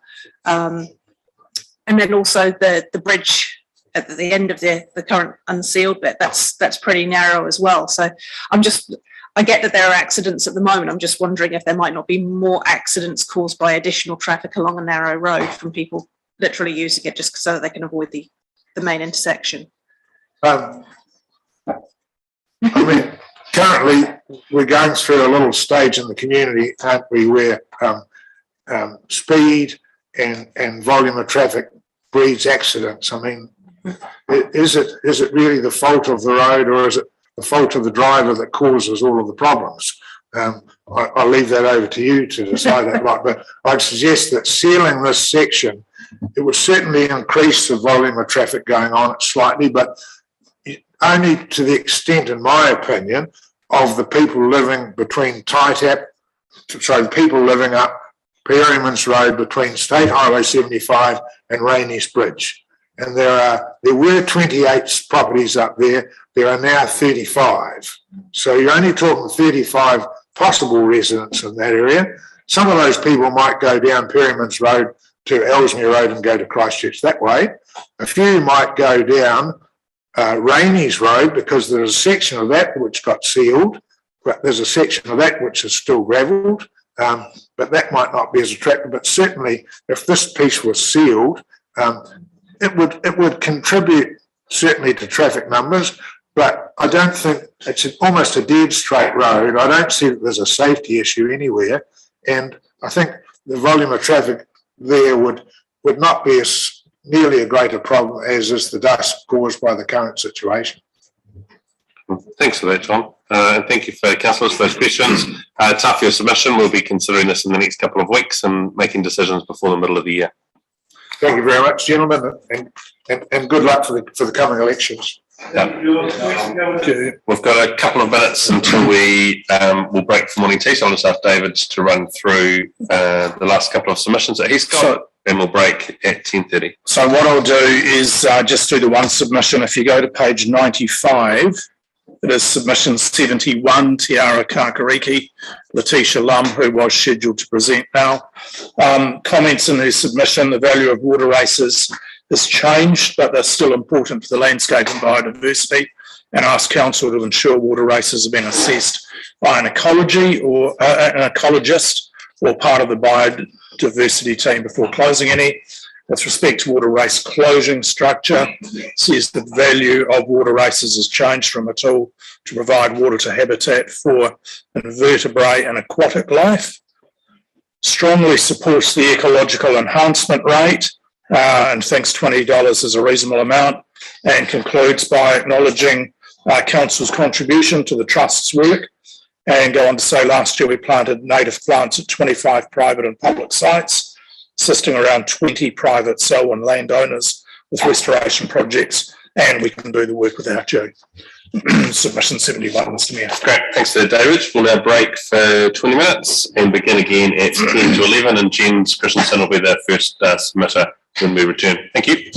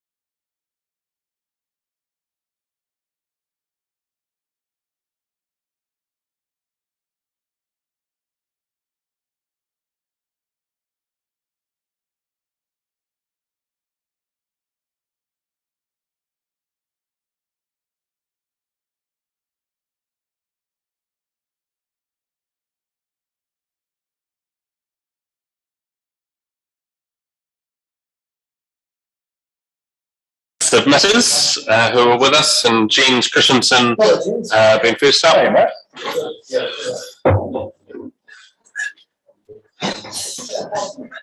Kia ora, James. Thank you for coming in today and for your written submission that has been circulated and read by councillors. This morning is 10 minutes for a conversation with you with anything you'd like to highlight further or raise new with us today, and there might be a chance for some questions at the end of the submission. The microphone in front of you is already on, so yeah, I'll hand the floor to you. Thank you. Thank you, Mr. Mayor and councillors. I'll start with the out of order a little bit. I've got a couple of submissions regarding walkways, and actually thought I'd better have a look at them this morning and make sure they haven't changed. But one of them has, but my submission remains. And that is the little piece of land that council haven't yet acquired for the walkway linkage between Manor Drive and Fairhurst. There's a new letting contractors, curb and channel people are working this today on the piece from the end of Fairhurst towards Manor Drive, but the piece of land that council hasn't acquired yet is going to be left like that. You'll see behind the gated fence, the second one in from the farm style fence, you'll see Lettons are actually working up there. They've got it fenced off, and the lighting poles have gone in. But the piece that the council hasn't acquired is the piece that I wish to talk about. To make sure efforts are made, you'll even note on the right-hand side of the entrance walkway, the council's notice about picking up your own doggy boo. So the council has a lot of ownership of that piece of land, except proper ownership. And my Residents Association submission is that the council must make efforts to obtain that. The landowners whose part title it is have never had use of it. It is, I believe, a sewer easement through there from one road to the other. And if they can't, I don't believe there'll be a cost to council in negotiating a purchase price from those landowners. It's all well and good to say, hey, we'll wait till they subdivide and we'll take it then, as has happened further down the road, down the pathway. You've got to get in and make it happen before subdivision. Those people who are in there may never subdivide. They might be there for the next 40 years. And we're going to end up with a muddy piece of dirt, and it's a hugely popular walkway. Kids coming and going from school, dog walkers walking the block, the whole 9 yards. You're not beyond compulsorily acquiring land. You're going to get your money back when that land does subdivide, as long as you've got council systems in place to tag it that you need to recover some money, because all the other people have given their land on subdivision, and you're not going to lose. So that's our submission, that must make efforts to get it. I mean, imagine when this hits the Southern Times. The council's going to look stupid putting the walkway 3/4 of the way down a pathway 3/4 of the way down the walkway and not doing the rest. People won't understand and you'll look stupid. And the same with the walkway from Guns Crossing Road to Villamuse. I believe all of that land has now been acquired, but we haven't got a walkway. So please make sure that's in the work program. Thank you, Stephen.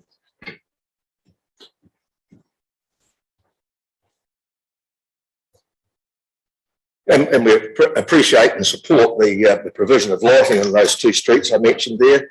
Again, it's not a cost to council. It's only an upfront loan till the subdividers subdivide that adjacent land and council recovers its expenditure. There's no cost to council. It's just a mechanism to make sure it's in place.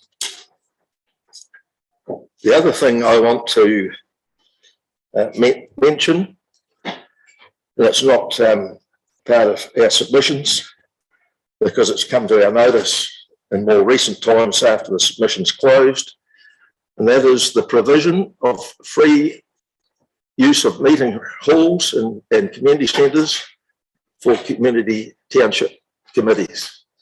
Currently, the Rolleston Residents Association has been granted 11 free nights a year for its meetings. I understand there's a move from staff to cut that in half. I'm not sure if that's 5 or 6 or 5.5. I think that's penny pinching. The ratepayers fund those community centres. The township committees represent the ratepayers in that area in their negotiations with council.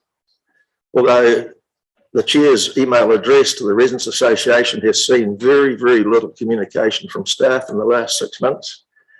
Again, I think we're being ignored. Things that should be shared and consulted on aren't. But I implore upon you to stop us having to raise funds to pay our rent and continue the 11 nights a year free. We've got no income. Our discretionary funds of 80 or 90 grand a year were taken from us. We put walkways through Ambrose Estates with part of our very second to last tranche of community money. We could have worked on these other walkways if we'd had any discretionary money. Now we're down to a contestable fund of, we might get $1,000 a year if we've got something to ask for. We've got no income. So what are we going to do? Run a cake stall to pay our rent? I think it's absolutely the lowest denominator of penny pinching when we look at other things that are funded around this council. So when it comes to this table, it's presented, I presume, from staff, make sure it's rejected. We want that meeting room. We used to own that community centre until somebody took it off us. So, and then finally, just one other thing that's, must thank council for the offer of the road naming through the new commercial centre. Something that I was totally against for a long period of time, pushed through by Councillor Alexander, still with my head shaking.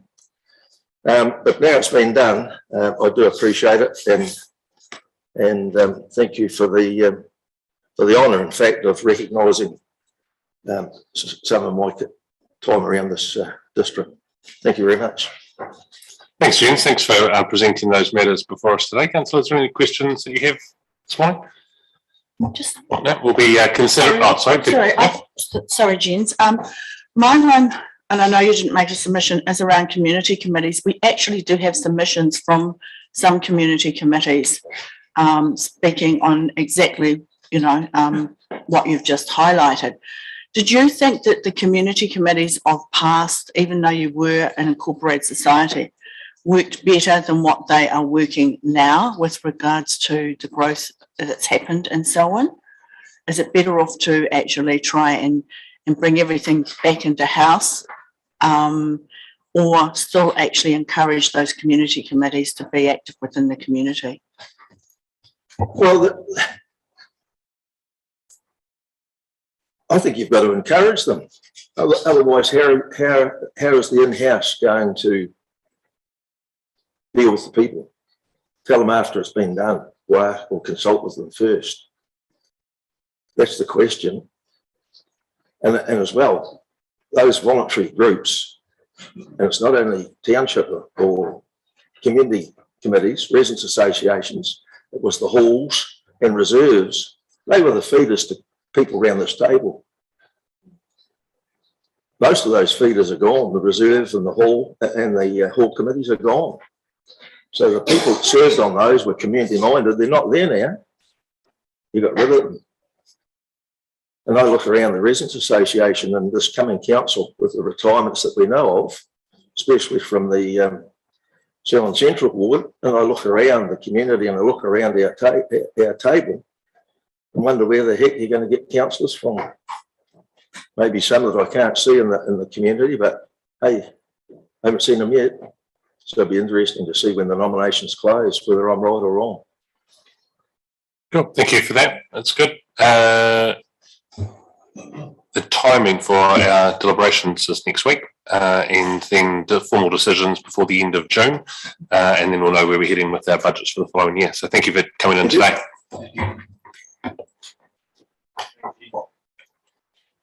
Our next submitter is John Morton. John, welcome to the meeting. Councillors, this is on page 91 and 92. It's submission number 68. John, thanks for your work as chair of the board and for bringing the submission to us that's been circulated to everyone here and read. So today's your opportunity to press into any of those matters you'd like to re-raise with us or anything new that's come up since the submission was created. So I'll hand the floor across. We've got about 10 minutes for this conversation. Thanks, John. Thank you, Worship. Good morning, councillors.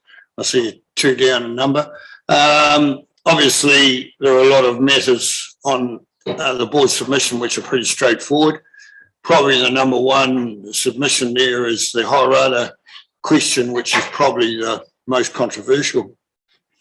I would just ask councillors to think and remember that it's not so long ago that this community was severely hit by an earthquake.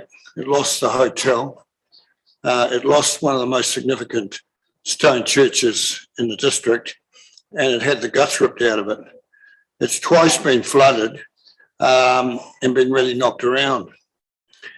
As I drove down this morning in my electric car, thinking of $3 a litre for fuel, communities are going to stay closer to home in the future because they're not going to afford to drive all over the place. Now, this issue of the community centre or the repairs of the hall, and I'm disappointed that Councillor Miller's not here this morning because I understand he may have suggested, but I can be corrected, that he felt that the $1 million was giving the money to the community like a lolly gift. I don't think council is going to walk away from its responsibilities to monitor or look after that the way that $1 million is worked through the project, particularly in light, as I understand, that the Chief Financial Officer and also certain staff members were very supportive of this, and it was even a question as to why it needed to be consulted on in the submission process. So this community sure has struggled to come to a united view, and it started off probably looking at pie in the sky, and I don't need to tell you the rest of the story because you've been involved. But I think this proposal now is getting to a point where you might be able to actually have something that's worthwhile proceeding. This is also about well-being of the community and support of the community. I think this is a way that council could indicate to those people in the West that you are not actually the second cousins and are at the back end of the contribution fund, and that this project is really worthwhile to proceed. Sure, they have a challenge of raising funds, but they have one benefactor who has guaranteed $1 million, so that's a good start. So I'm hoping that you will put aside any possible negative views and support this going forward. The rest of my submission is pretty straightforward, representing obviously the Melbourne ward as it is now, because obviously in the next election it will include West Melbourne, which will give the board a slightly different flavour. It will increase the urban population of what the board's going to represent. And the board will have a really large challenge going forward when you think about it, that, and following on from what Jens Christensen said about community committees and et cetera, if you were looking for someone representing the council on that community committee or that community group, why wouldn't you ask a councillor to be in those meetings that you have, who would obviously have more information and be closer to the action before you would ask a community board member? So that's a challenge for the board's existence and for it to actually have an identity, and that probably won't be my problem. But now I'm open for questions or comments from anybody that would like to make those. Good, John. Thank you for that submission. We've got a question from Mark. Thank you. And good morning, John. Morning, Mark.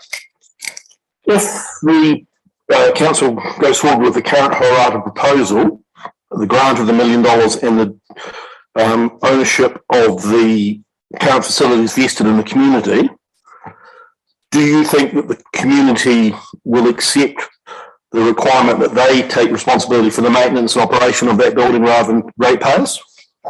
The community acknowledged that. that will have the same status as Kirwee, I would expect the council in its generosity might at least insure the building, possibly as they do for the Kirwee building, but they accept that they have to raise the funds and look after the building.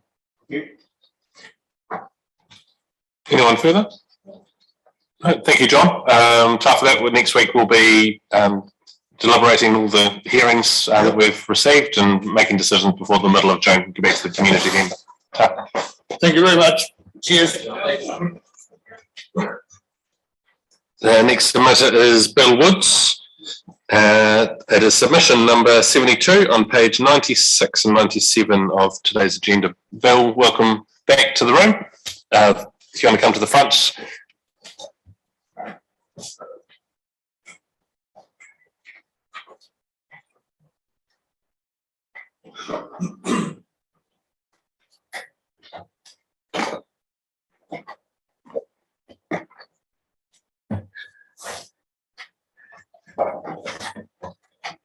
Thank you, Mr. Mayor. This subject, of course, is completely different to the previous one, where we're looking for money to try and enhance the Southern Port Hills. My submission to the annual plan for this year is the same as what it was for the long-term plan. In fact, I've attached a copy in case you've lost it. And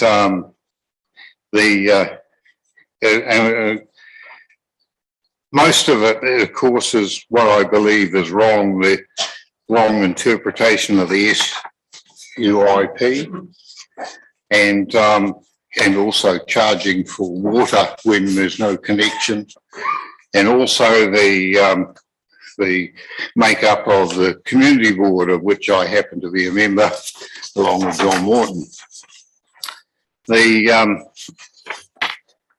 What I wish to remind councillors is that that rates are a form of tax, but not they are a form of tax to properties, not to people. The only authority that councils have of taxing is of properties. And the IRD are the official collectors of personal taxes. And so taxes on rates are the responsibility of local authorities. Personal taxes disguised as property taxes are not acceptable. Rates are used for the payment of services, and if the council does not provide that service, it is not entitled to demand a rate. There are specific guidelines entrenched in legislation on this particular subject. But one of the main things, of course, is also the rate of the community board needs to be looked at. At present system is unfair, as pointed out in my long-term submission.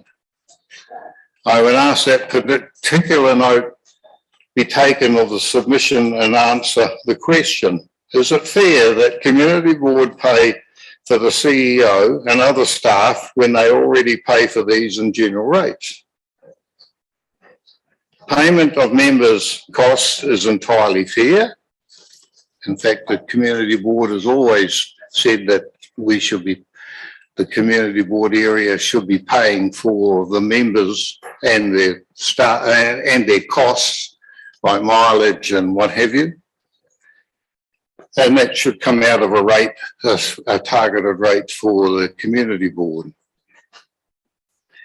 But the administration of the council is something that the community board should not have to pay.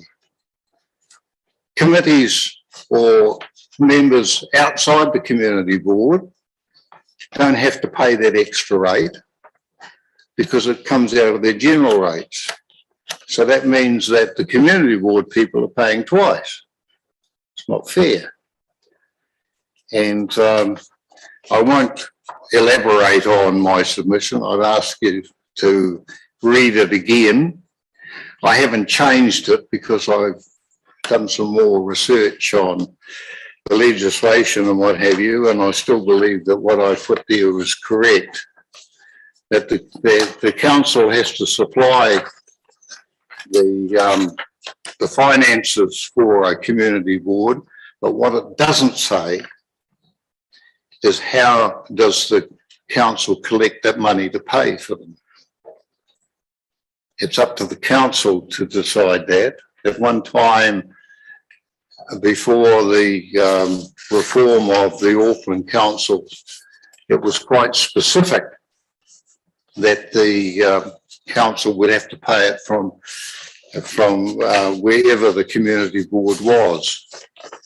But that was taken out of the Local Government Act by virtue of the fact that they introduced what they called local boards in Auckland, and of course every area had a local board, so it was quite different to where in most local authorities, apart from Christchurch that I know of, some areas don't have a community board, and Ashburton's got one little tiny one in Methven, and it's still there where it says that it has to be paid, and I still maintain that the people in the Melbourne Community Board area are quite happy about paying for the cost of the governance side of the community board, but they're not in favour of paying for the management side of the community board when they already pay a rate that should cover that as well. But again, as I say, I won't bore you with the technicalities of it. I expect you to be able to read it, and if somebody can give me answers to say that I'm wrong, I'll be quite happy. But we've had 12 months since I made the last submission, and I haven't heard anything other than the staff will take note of it. But taking note of it doesn't actually produce any results. So I just ask you to have a look at that particular policy of the fact that the SUIPs are very, very complex and we charge them wrong. And it means that by charging for a granny flat targeted rates is actually charging people and disguising it as a property rate.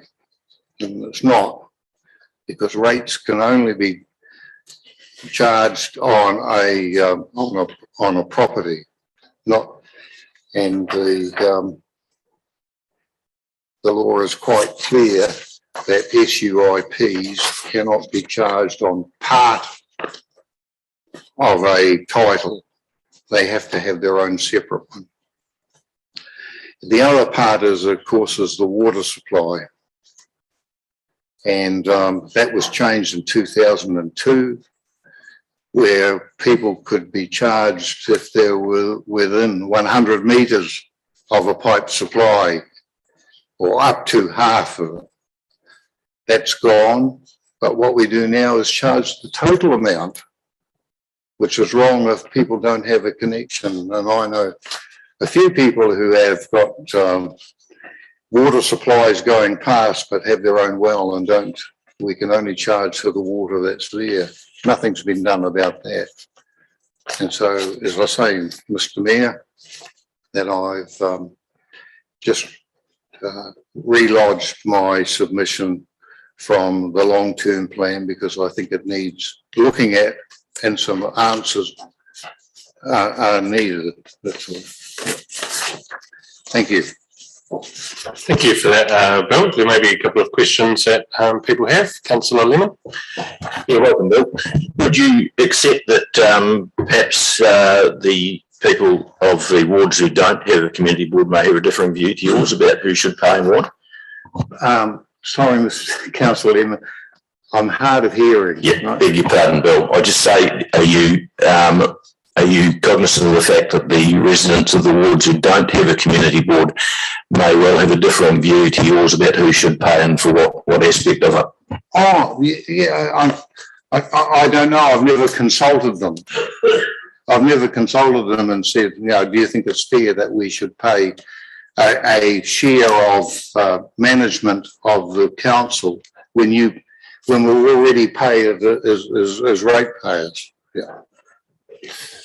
Thanks, Bill, for coming in. I think the issue of rating and what can and can't fairly be rated is something nationally that's getting a lot of attention. Auckland is currently, was a High Court and a Court of Appeal decision around their accommodation rate and things set in 2018, 2019, which challenged previous legislation. So what we do for the separately inhabitable units will be something that we continue to look at. And this year there's new legislation coming through that will allow three-storey units on each title in particular, or certain places within our district. And that again is going to cause a number of rating changes and I think highlight this discussion again. So thanks for bringing it before us today. My question is, do you think that the Melbourne Community Board causes or do our staff do work of behalf of the Community Board over and above what they would normally do if the Community Board didn't exist? Well, if we still had what Mr. Christensen talked about township committees and hall committees and reserve committees and all of those, if we still had those, it would still be the same. It's just the fact that most of those committees have been dissolved and the community board is still there and trying to keep some form of communication between the local community and the council. Because the community boards have always been, never ever changed, a communication between the two, and their principal part in the act is to be a watchdog. That's not the exact words, but to be a watchdog for the community, for the council. They've never ever changed. But what's happened now, of course, is we've got a situation of local committees being absorbed, or amalgamated, or transferred to a different type of thing and all the rest of it. So there might well be an inequality between a council without a community board and the community board itself. There may well be, but it wasn't intended at that particular time. Cool. Okay. Thank you for that. And thanks for your submission today. We'll be deliberating on all the submissions next week and getting back to the community at the end of June. Can I just add one thing, because you mentioned it about the rates, of the targeted rates and what have you. The main thing we want, or I want anyway, is consistency. You can go to everything. A motel doesn't pay it. A boarding house doesn't pay it. It's different for the local Haunui Trust. It's different for an old people's home. It just seems to be whatever suits. Consistency is the most important part of striking a rate, so that everybody knows that it's fair to each individual. But to have different rates for 5 or 6 different properties, and I could have brought them all in and shown you, that it needs fixing. It needs fixing. Cool. Thank you for that. Yep. And I'll leave a copy of this with somebody. That'd be great. Yep. Naomi, could you grab that from the front? Awesome. Thank you. Thanks, Bill, for coming down today and presenting to us twice. Appreciate it. Thanks. Our next submitter is Richard Hurt. Richard, welcome along to the meeting. Councillors, this is on page 200 and it's submission number 123. Richard, thanks for taking the time to come down this morning. Your written submission has been circulated to councillors and read, but you're welcome to highlight anything that was in that. You don't need to read word for word though. And if there's anything new you'd like to raise for us this morning, feel free to do that. We've allowed about 10 minutes for this conversation, and as you've witnessed this morning, there'll be probably some questions around it as well. So I'll hand the floor over to you. Thank you. Thank you, Mr. Mayor, and good morning, councillors and council staff. As the Mayor said, I'm Richard Hurt. I represent the newly formed Rolleston RSA, which was a new club that has been constituted and incorporated in February this year. So we're fresh on the block. We aim to serve the communities of the greater Rolleston and Burnham areas, an area where, as you all are aware, there are a lot of existing serving personnel from Burnham, as well as ex-service personnel. The formation of the club has received enormous, overwhelming support from the local communities. We've really been blown away by the level of support that we've received. And we've managed to put in place a very active and enthusiastic executive committee to hold the reins. Our vision for the future of the RSA is a community-based RSA that differs from the traditional model of RSAs in the rest of the country, in that we aim to be primarily community-based. Our defined core business is to work with existing RSAs in the area, notably Springs, Ellesmere, Templeton, and to a certain extent Melbourne, in undertaking remembrance for the fallen, primarily on Anzac Day and Armistice Day, catering for welfare and support of current and ex-service personnel and their dependents, and supporting local communities through facilities to aid the previous 2 points. Currently, as a new RSA, as a new club, we don't have any facilities at our disposal. However, negotiations are ongoing together with the Canterbury Regimental History Centre, which is currently a museum currently situated out at Burnham, as well as the Freemasons. The idea behind this tripartite alliance is to create some kind of purpose-built shared facility that could be used. It is likely to be expensive and consequently will have a high rental associated with it. And we believe that such an expense might be difficult to justify to ratepayers. The expectation appears to be that the RSA will be responsible for providing the majority of the income from a facility like this. And given that our core business is not actually hospitality, but rather remembrance and welfare support, we believe that this might be a difficult goal to achieve. So I'd like to move on now to the recent publicity that has been given to the Foster residents, the old Foster residents in Foster Park. I'm sure you're all very acutely aware that it is currently a cost to the District Council. There's been quite a bit of vandalism that has taken place, and something needs to be done about it. We've identified this building as having strong potential for the development of club facilities for the RSA in the future. And the building, we believe, is ideal to be converted into combined club rooms that could be used not only by the RSA, but by other community organizations as well. And some examples that have come to mind so far are a proposed cadet force, which is currently being set up through the Rolleston College. There's a charity based in Rolleston called Pilgrim Bandits that does a lot of work with ex-service personnel, not only military, but also fire, ambulance, corrections, and Coast Guard personnel who have physical injuries as well as mental injuries, and pushing them further and getting them to overcome their so-called impediments. Other organizations could be Rolleston Brass, the Scouts and Clubs, possibly smaller sports clubs, and also facilities for meetings held by the Rotary Club and the Lions Clubs in Rolleston.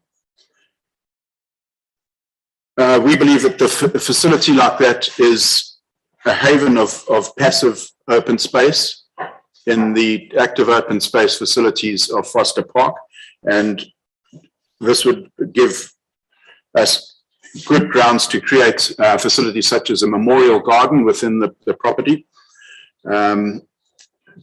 facility to hold commemorations such as Anzac Day parades and Armistice Day parades, as well as creating picnic facilities that can be used by the community, and in particular people attending sports functions on the surrounding fields.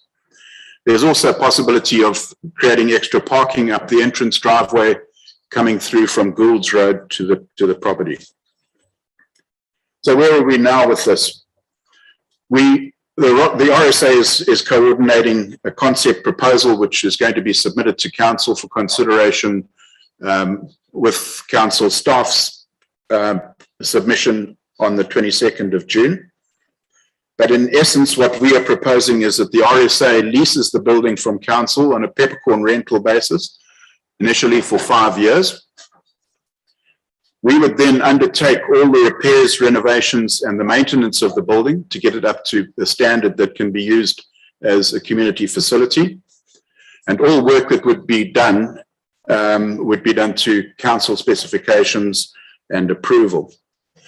We do agree that there are aspects of the Reserve Act that might hold us back, but we believe that these can be overcome, and that there are precedents that have been created in the past, primarily through the location of the Rolleston Rugby Club, that will overcome these. After the initial 5-year period, we propose that the agreement is reviewed and either the lease is renewed or we hand back the facility to the council for their further disposal. We firmly believe that these facilities would be a great asset to the local communities of the greater Rolleston area, and we trust that council will approve this proposal favourably in support of the community. Thank you. Thank you very much for that submission, very clear with what you're wanting to do, and presenting something around a facility that's currently got a big question mark around it. So really appreciate that. There's a couple of questions that we have from our room, Murray and then Mark. Yeah, hi Richard, and firstly congratulations on forming your branch. It's some achievement, so well done. I guess for my question really is what you're seeking here is a feasibility study, essentially, to make sure that it will stack up, because our process now is pretty much about having a business case with all the options that you've started to discuss today, but also costings and cost benefit ratios, and they don't have to always be financial, they can be social as well. So am I right in suggesting that's the direction you're looking to get, interaction with staff? I know you've partially answered that question, but is that the direction you're seeking? Yes, that's the direction that we wanted to follow. Okay, and that would also have discussions around potential siting? Sorry, potential siting of the building? Or are you looking to retain the current site? No, we're looking at retaining the current building, site, but obviously making changes within the building to suit club facilities. Yeah, okay. Thanks, Richard. Thanks, Murray. Thanks, Murray. Mark. Kia ora, Richard. Two questions on two lines. Foster Park House in your use, would you be looking at running a bar and a restaurant like you've done at other RSAs, or are they not in your process at the moment? Yes, it would be one of the facilities that we would consider, and I do realise that is counter to what is stipulated in the Reserves Act. But as I said, there is a precedent that has been created through the rugby club. Okay, thank you. You're talking about a 5-year initial rental. I guess it's helpful for council to, if you've got some longer term idea of when does the RSA see itself long term in its situation in this area? Mark, ideally, I think our current thinking is ideally we would see it staying in Foster Park, but we wanted to have a way out for either of the two parties to be able to change the arrangement should other complications come up. So that's why we proposed an initial 5-year period just as a look-see, and the possibility of renewing that lease could be an option. Thank you, because I just see that in my mind that you're quite right, the potential for being a very successful branch and the organisation is here, and given the growth in Selwyn and Rolleston, that you'll soon outgrow the space there, and we'll need to work as a community on finding a better long term, particularly if you're partnering with the Regimental Museum and the other groups, a better longer term space with more space for growth. Yeah. But thank you for your proposal on this. It may be very opportune. If I could just comment on that, at this stage, it's not certain that the Regimental History Centre will come into this proposal. We have been as I said, we have been negotiating with them up to now, but I believe that a central facility would be better suited to them, where there's more foot traffic coming through, but not necessarily together with the RSA. But that still has to be finalised. Thank you, Worship. Kia ora, Richard, thank you very much for your submission. What is your current membership? Where do you see that being in 5 years? Have you considered any other buildings? And you've partly answered it. Will you be looking to generate a commercial return to sustain an operational expenditure into the future? Kia ora, Shane. Kia ora. Firstly, our membership is currently marginally shy of 200, which we've raised in the last 3 months. As I say, there's been enormous support. A lot of people have intimated that they would be willing to join as financial members as soon as we've got permanent facilities. At the moment, we're running club nights at the courtesy of the rugby club, but we don't, obviously, they're wanting a more permanent facility. Yes, we would be trading, and that money would be used to offset or cover all costs of renovation, maintenance, and things like that. We are registered as a charity already, so we obviously don't make a profit. All of our money has to go back, or profits need to be ploughed back into membership and the objectives of the society. And have you considered any other buildings in the area? We've, as part of the negotiations with the Regimental History Centre and the Masons, we've looked at a number of options. I did go around with Douglas Marshall last week to have a look at some other possibilities. We believe that those would be more longer term. It's not going to happen overnight, because if it is a facility that is built by council and leased back to the tripartite group, it would take a longer time to develop, and hence the 5-year initial proposal is that would give us an idea or certainly give us facilities to start off with, but give us an opportunity to go to other premises in the future. Thank you. Thank you. Great, thanks for taking the time to come down this morning and talk us through that. It's very good and thorough. And we'll obviously, Councillor Lemon has talked about a process for us that would need to go through as well, but we'll be deliberating on all our submissions next week and making final recommendations in the middle of the year. So thank you. Thank you for your time. Our next presenter is Elizabeth Muntz. Elizabeth, thank you for coming down, and your submission is on page 212 for councillors, submission number 131.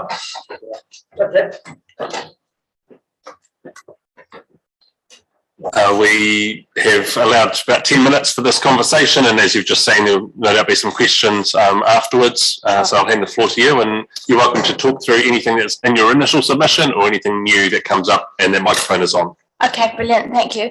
I just want to thank you all. So I'm Elizabeth Muntz, so I locally reside in a place called Green Park, just out of Lincoln. I belong to quite a few different community groups. I'm here representing myself, but I have talked to a number of people in the community, and we are sharing the same concerns. Today I'm here because, as I mentioned to Sam recently, I have grave concerns about the future forecast for New Zealand financially. And I believe that we are coming into a time in which we're going to see something that looks a little bit like the Wall Street crash. I believe that we need to be preparing as a community to be able to support our community. Not everybody is aware that this is what is coming. Not everybody is prepared. A lot of people are hoping that we've just got a little dip in the market and that things will even out soon. However, I've talked to a lot of people who work in the financial industry, economists and accountants and people overseas, and they are preparing for quite a tumultuous time. I would like to just address a few areas that people have raised from the community about things that they'd like to see the council do. One of the first things is that we would really like the council to feel that they're able to incorporate some preparedness into some of the proposed spending for the year coming. We would like to just have a look at a few of the issues that we've discussed. So I guess one of the first things is we've talked in my submission, we talked about maintenance and things just briefly. Obviously you have a large team of staff. This is something that's not my field, but hopefully within your own house, you're able to address these things. But reducing the cost of your expenditure as much as is possible, but even if it's not immediate reductions, being prepared to rapidly reduce as required. Some of these areas could be looking at future proofing all the builds that come through, the consents that are given, adding additional things, which obviously is an early cost to people, but should be something that is considered for them as really future proofing for each person that's building within a home, or as the man before was talking about, an RSA building. Looking at really basic things like rainwater catchments off their roof space, space for garden beds if it's a private residence, having roof pitches that are built for solar with the correct direction to be addressing the most sun during the day. Areas for composting, whether that's street-wide composting facilities or within each home that there is a space allocated in the lawn on the planning consent. Would like to see some things happening within your own facilities that you've got down the road there. So looking at, I've seen the proposed plans for the development park, so I've forgotten the name of it, but your waste eco hub area. I'd like to really see that be reinstated this year, but done in a way that's maybe sort of evolves naturally a little bit. There's some things that I think that this area needs, which is being able to chip our wood. A lot of waste ends up in a landfill. There's things that are unnecessarily put into landfill, and we would like to really see things taken out of landfill, because landfill to me is a huge burden on our country. And a massive cost, and I understand that every little bit of recycling which is contaminated ends up another truck into landfill unnecessarily. So in Palmerston North, where I've come from, we have a really fantastic eco hub that's in the middle of the community, and the facilities allow people to go in and self-sort their own recycling, and that was before the recycling bins came out. So people would go down on a Saturday morning or over the weekend and distribute their plastic into the plastic and the glass into the glass. And it was a really effective way for the community to be able to sort through their waste and have it done so it is sorted and it isn't relying on the large machines in town, which obviously isn't as efficient because the machines can't sort through the smaller pieces. Having composting, and so we really reduced the amount of waste and rubbish that goes, when I say composting, sorry, organic waste, so food scraps, etc. So really reducing what people are having to put into their waste bins, and that in turn hopefully would reduce the amount of waste that needs to be collected. So in the future, looking at things of whether we can reduce the waste collection to bi-weekly, if people are able to, or on a sort of a need to pay as you require. I don't know how that could look like, whether the trucks can have people pay to be picked up only once a month, because for my family, for example, very, very low waste producers. We live a very sustainable lifestyle, and so our rubbish bin is virtually never full. I just think it's something that we need to really encourage people to look at, because the cost of fuel is rising and it will get out of control, I believe, in the next 6 months. And I think that we need to start really looking at how we can implement things so that we don't end up like some of these other countries in which they've got a mass waste pollution issue at the moment because they're unable to process these things. Looking at some of the other areas, something that I'd like to see personally is that some of the public spaces, we've got some really amazing park areas and grassed up spaces, and I think we've done really well as a council and allowing these areas and spaces. I think it would be fabulous to know if there was an option for the public and the community to come through and put forward, and a really easy process for people to say, even if it's a person on their own, but the public to know that in times of hardship, that we need to be growing within our own premises, or if we don't have the land mass to be able to grow nearby in some of these otherwise just mowed areas. I think it would be fantastic for people to be able to either have allotments like they have a fabulous system in the UK, in which there's really decent sized allotment sections that you have for a period of time, in which you can put a really decent amount of fruit trees and vegetable gardens in, or using some of the smaller grassed areas within each little area of community, and having the ability to sadly rip up the grass, but to fence it off a wee bit, even if it's a temporary thing, and it just gets us through the next few years. Also, in terms of spraying for weedy grassed areas, there's actually a huge resurgence in foraging weeds at the moment as herbal and medicinal things. And I just think it would be fantastic if we could potentially lay off the spray and allow for foraging sites, even if they're designated areas for foraging, in which people know that these are unsprayed areas in which the weeds grow and they can be foraged. And sometimes weeds need to be embraced. The dandelion is not a bad weed. There are obviously the odd weed that is a little bit detrimental if it gets into farmland, but overall most weeds are really not so significant that it's a huge issue. So thank you. Any questions?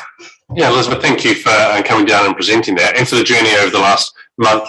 We met at the Lincoln Library, the drop-in session, and so thank you for engaging with us there and the councillors that were there, and then following that up with a presentation here. It means a lot to us to hear from people face to face rather than just a written submission or a conversation somewhere. So thank you for entering into this process. I know it's not always easy to come in here and present that. So I forgot to add in my notes. I wanted to discuss about the Horirata Hall. Oh. I don't have any personal affiliation with the Horirata Hall. I've only seen pictures online and they're very limited. I haven't seen all the facilities that it produces. I don't know whether it's earthquake proof. I couldn't understand too much detail in the submission forms, but I would like to say that just going forward with those kind of projects, if we are really looking at reining back the expenditure, that it could be on looking at how we can maintain things or give them a facelift without massive grave overhauls that are huge costs to the ratepayers. And that's one of the big things that's come out.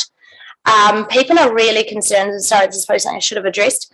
People are really concerned not just about the rates increases, but just being able to afford their rates if we do go through that sort of serious hardship, financial hardship. Some people are starting to massively feel the pinch at the moment, and I think it's going to increase.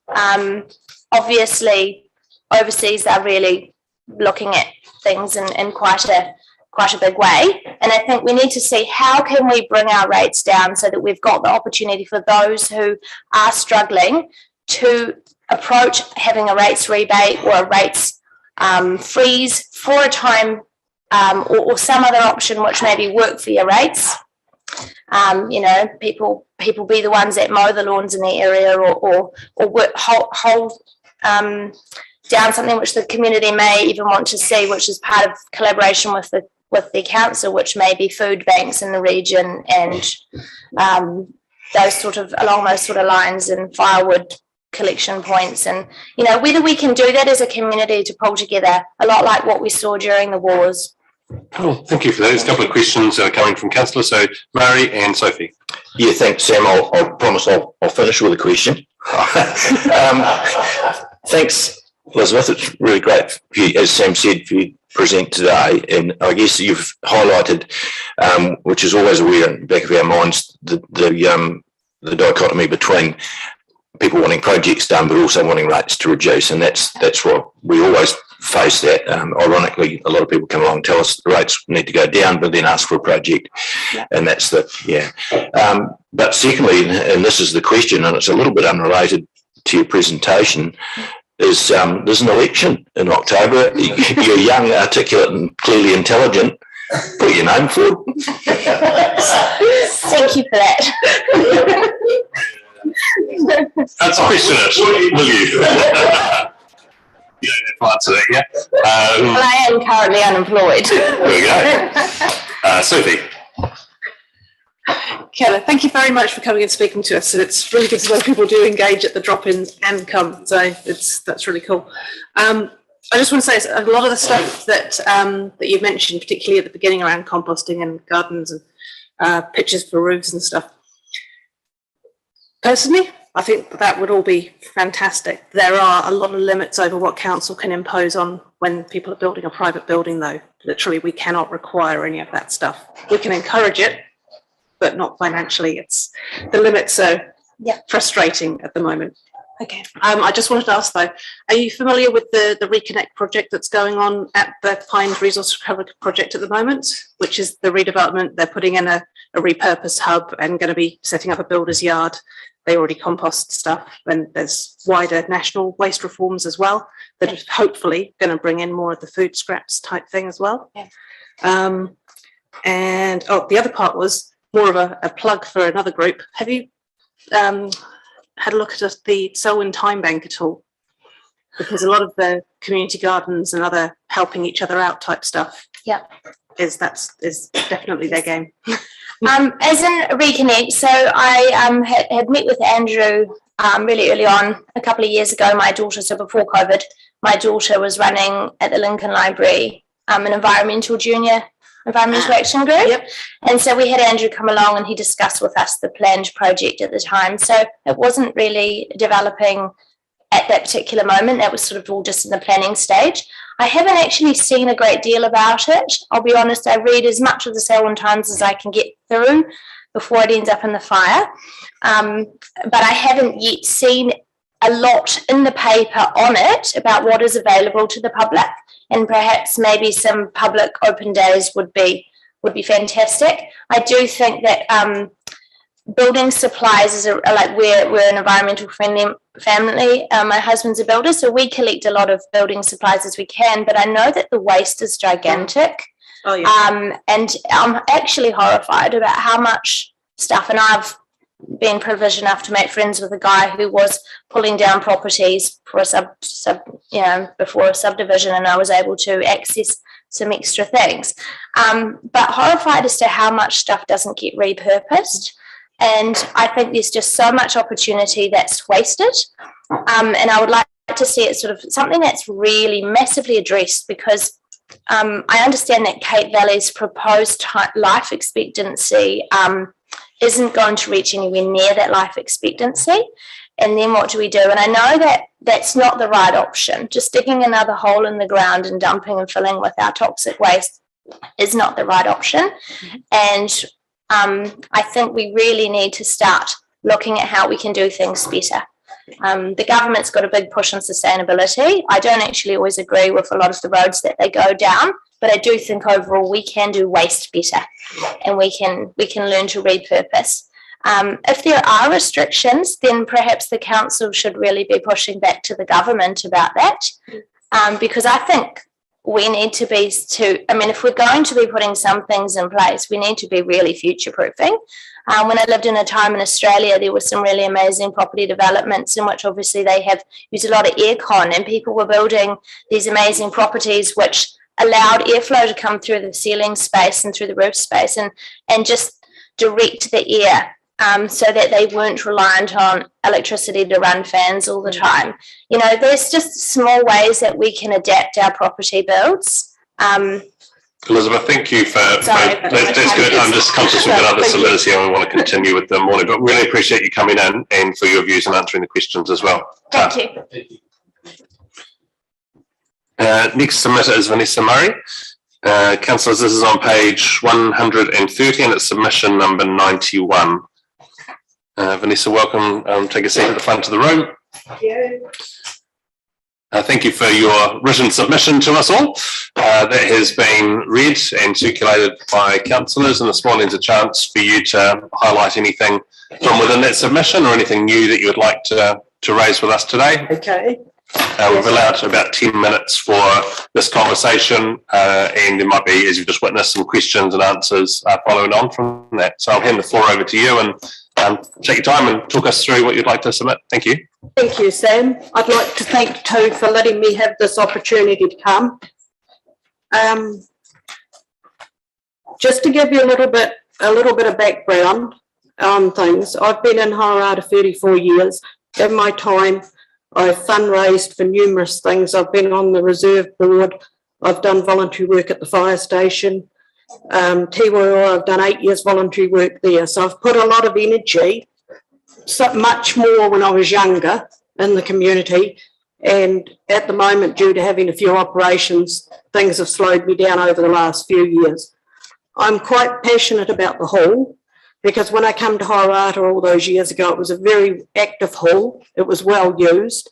Over the years, it was in the 90s, you'll know the exact date. Someone was painting the roofs in the 90s and he got stuck up on the roof there, and no one realised he waved at everyone. Everyone thought he was just waving. He lost his leg and had to have his leg amputated. And since then, there hasn't been a huge amount of maintenance done on our community hall. The council, you'll have the records, what's actually been getting done.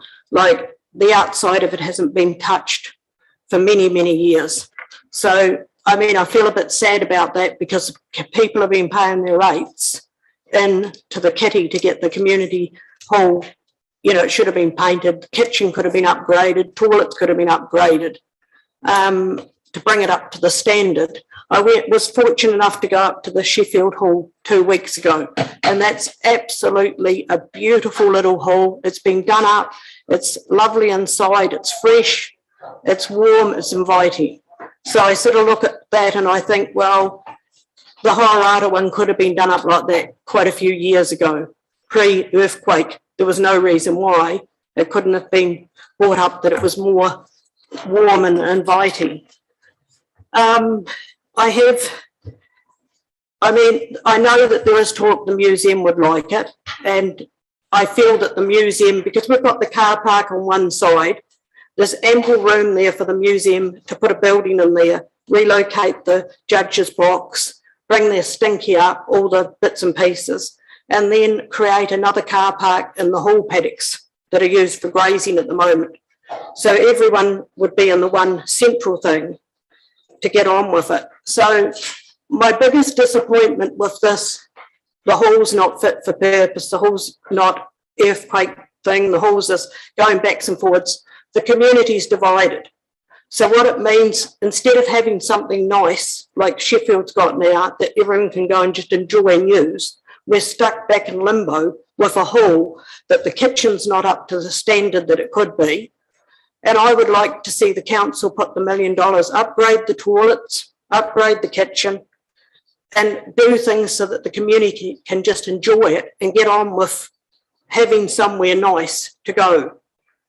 And that's basically, and I don't see giving it back to one group, because there's too many unanswered questions.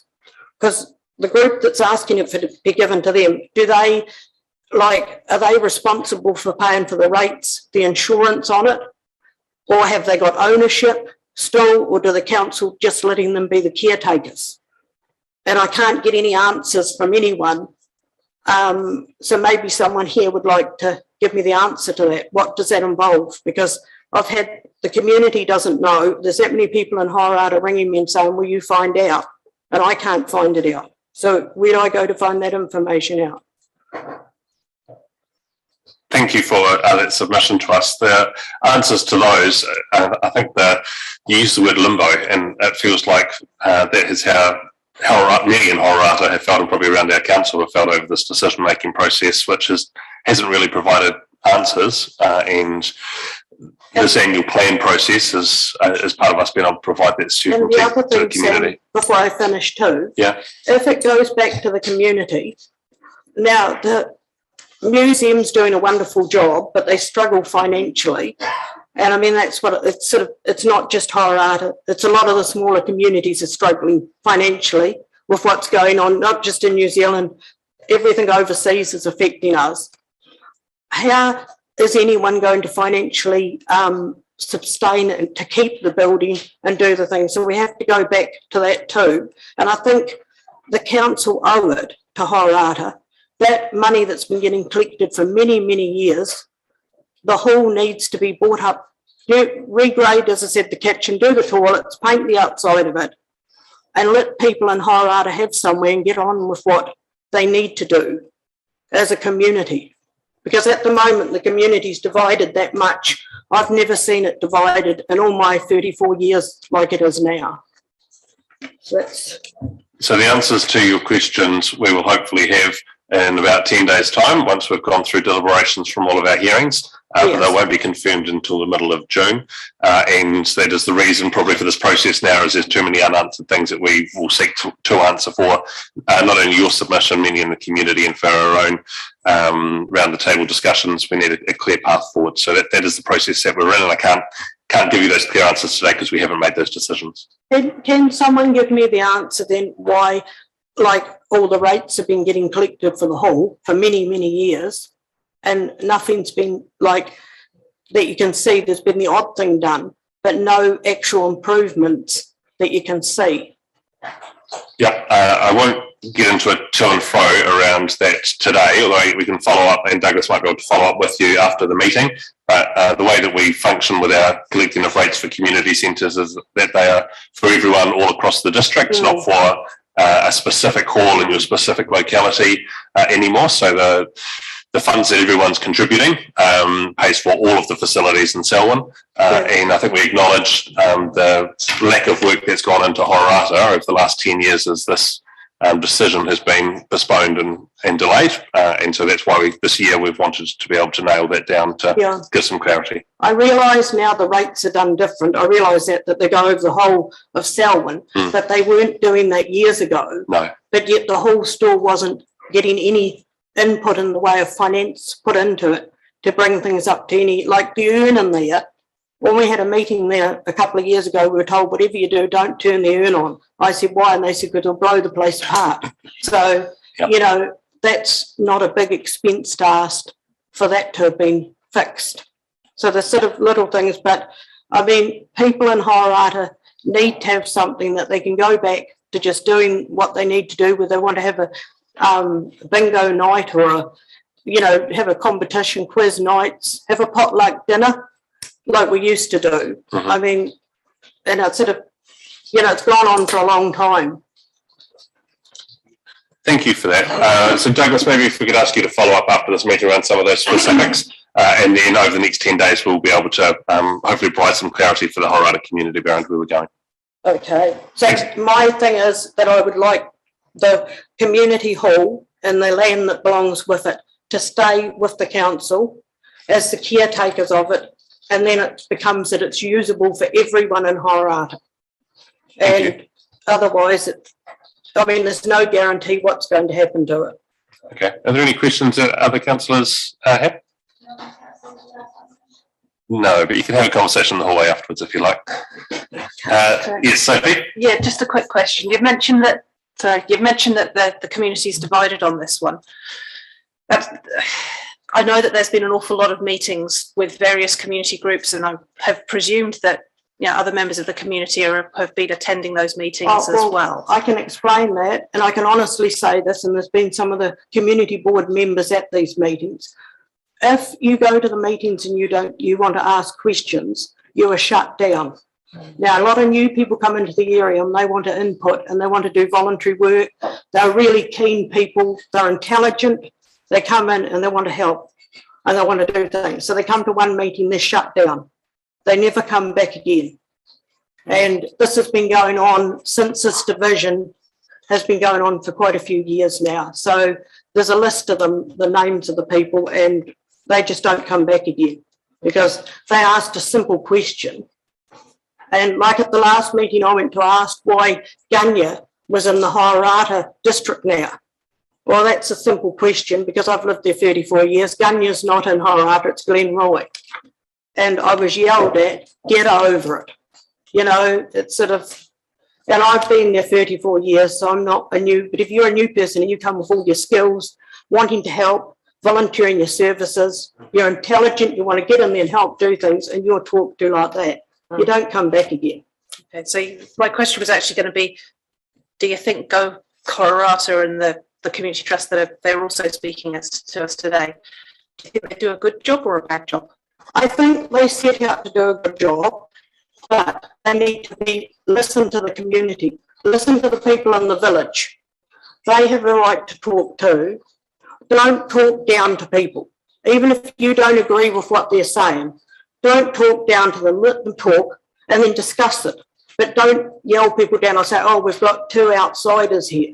You know, you can't do that to people when they're new and they go into a new area because they don't come back again. So I think that's the thing. Everyone's entitled to their opinion. It won't be what you like sometimes, and you might not enjoy listening to it, but you have to listen to it and let them talk. Vanessa, sorry, Sophie, did you say else?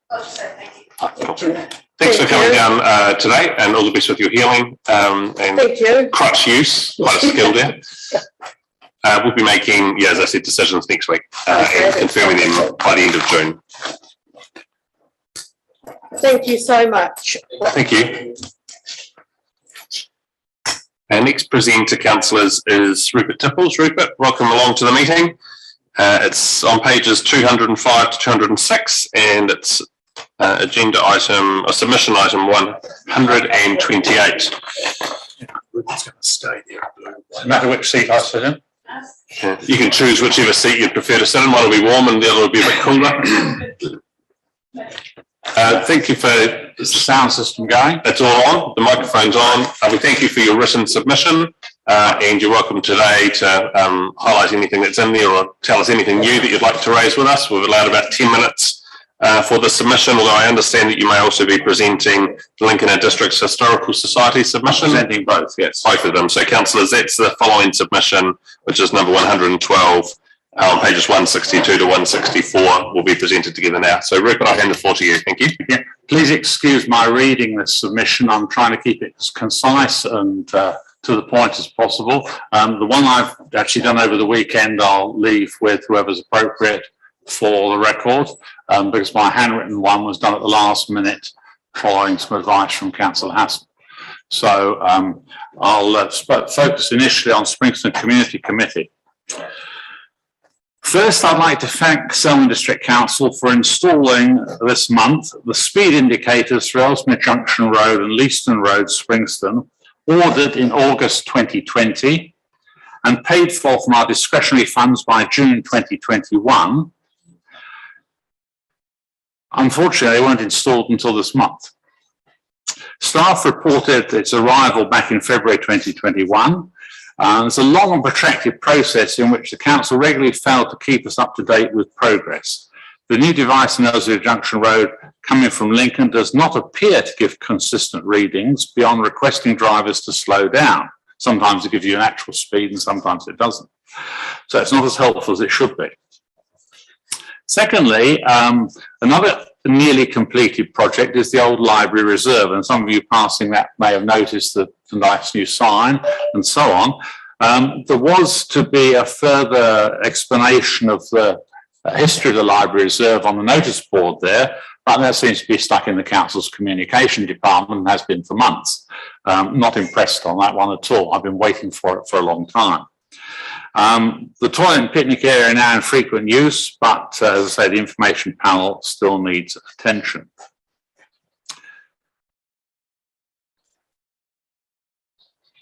Monitoring activity in the 2021, 22 and 2022 has been further restricted and frustrated by the absence of monthly statements of accounts. So, for example, we have no idea of the state of our discretionary funds, which expire on the 30th of June 2022 and have to be spent by that date.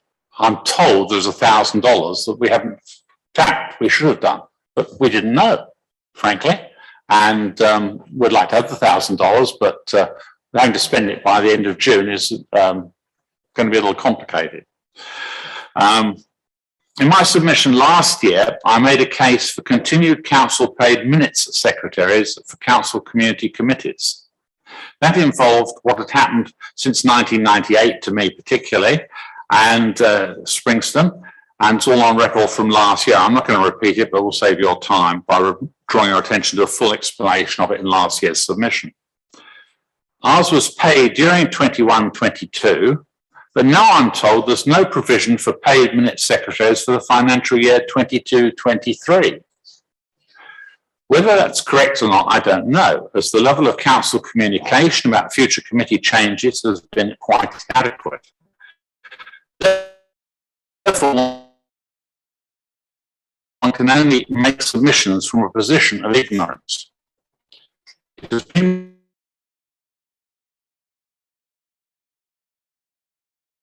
Council Committee only mentioned to Spencer Community Committee has prevailed on me to provide permission to step down as my continuity during this period of unprecedented change and lack of useful information. I understand from correspondence with Kelsey Waghorn and Denise Kidd, dated 31st of January 2022, that there is provision to continue a Springston Community Committee, which we've requested, until the forthcoming election. Council, the documentation said. Whether that's the case or not, I don't know. Has nothing been decided since January when conflicting advice was given in different messages? For example, the above messages and one from Gail Hughes dated 22nd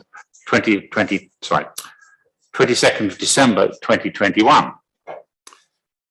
For 24 years, I've been chairman of Springston Committees, now Springston Community Committee.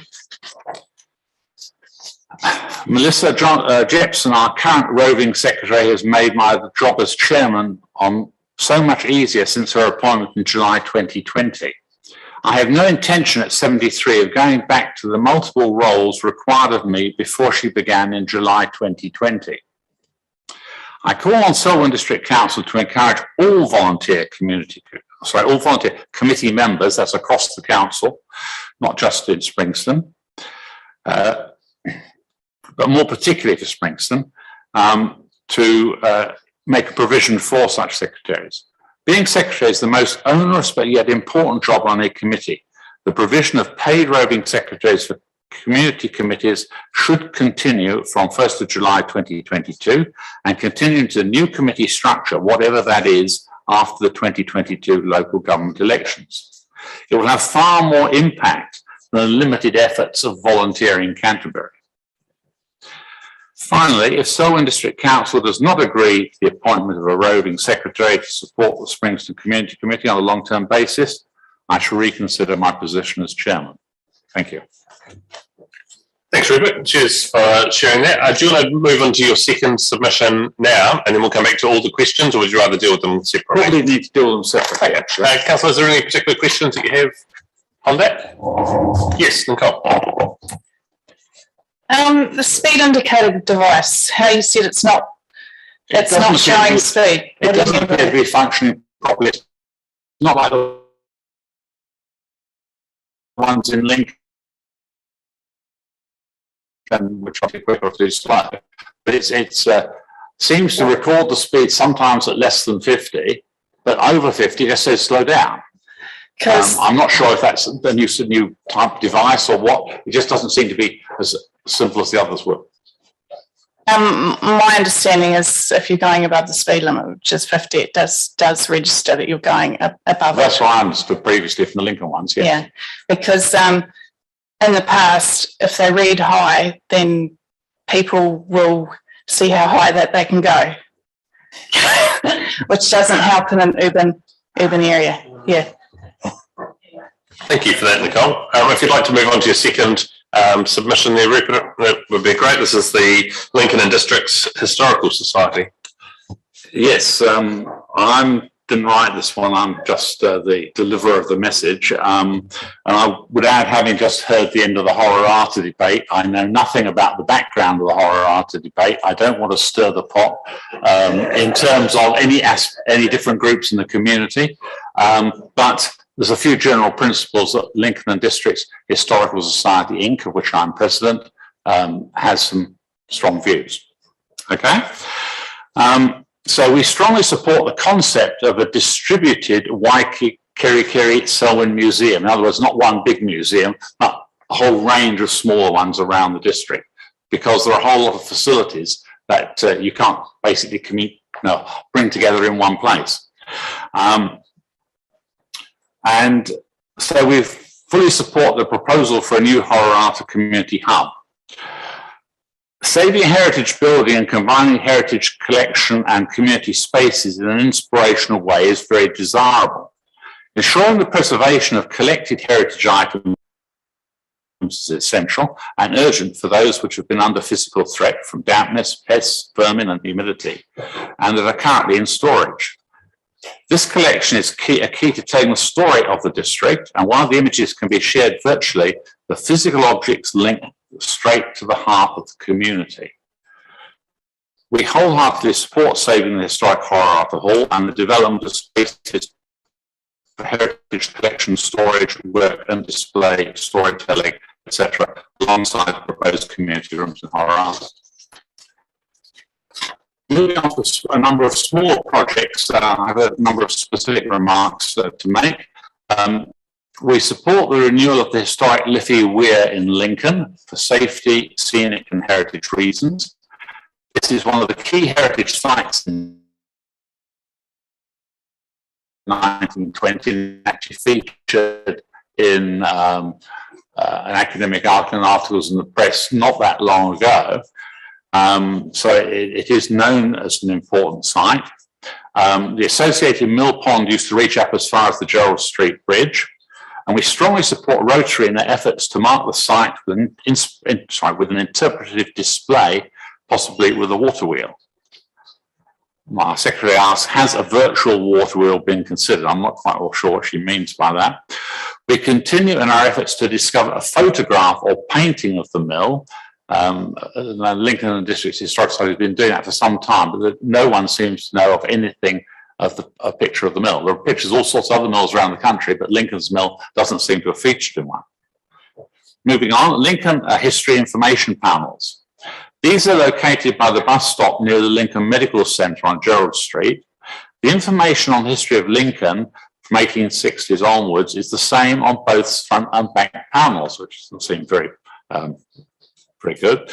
Our members have strongly recommended the panel should include a complete story of the area, starting with the Tangata Whenua stories and history.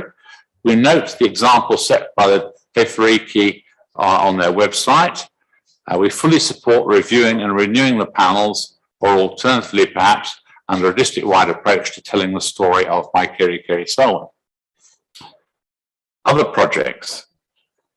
Heritage plan and strategy. We strongly support the development of a heritage strategy for Waikirikiri Selwyn, with funding options including a district-wide heritage rate. And there's one other issue that I regard as perhaps the most important of all, and I'm ending with it. Land Change 69, which has been much in the press lately, is going possibly to lead to far more houses on the south side of Lincoln. Right in the middle of that territory is what was Springs Station, now known as Chudley. This is a historic building. It goes back to the 1870s, following the replacement of the original building, which was burnt down in a fire. But that and the surrounding springs are where Springs District gets its name from. And as of the springs, it's something we should be very keen to preserve. I've just been part of a creation of a new church in Lincoln called Springs Community Church. Why Springs? Because Lincoln and Springs just go together. And Springs, the historic springs need to be looked after. So I would draw that to the council's attention, please. Thank you.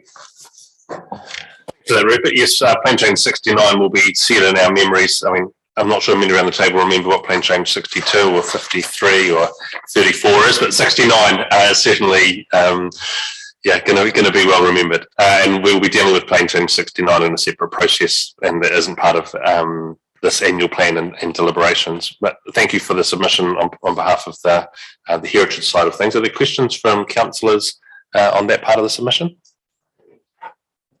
It's well laid out for us too, Rupert, so thank you for doing that.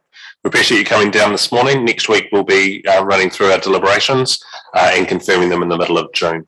So thank you. We now have an on-screen presentation from Nikki Snoink. Is Nikki online? Yeah, cool.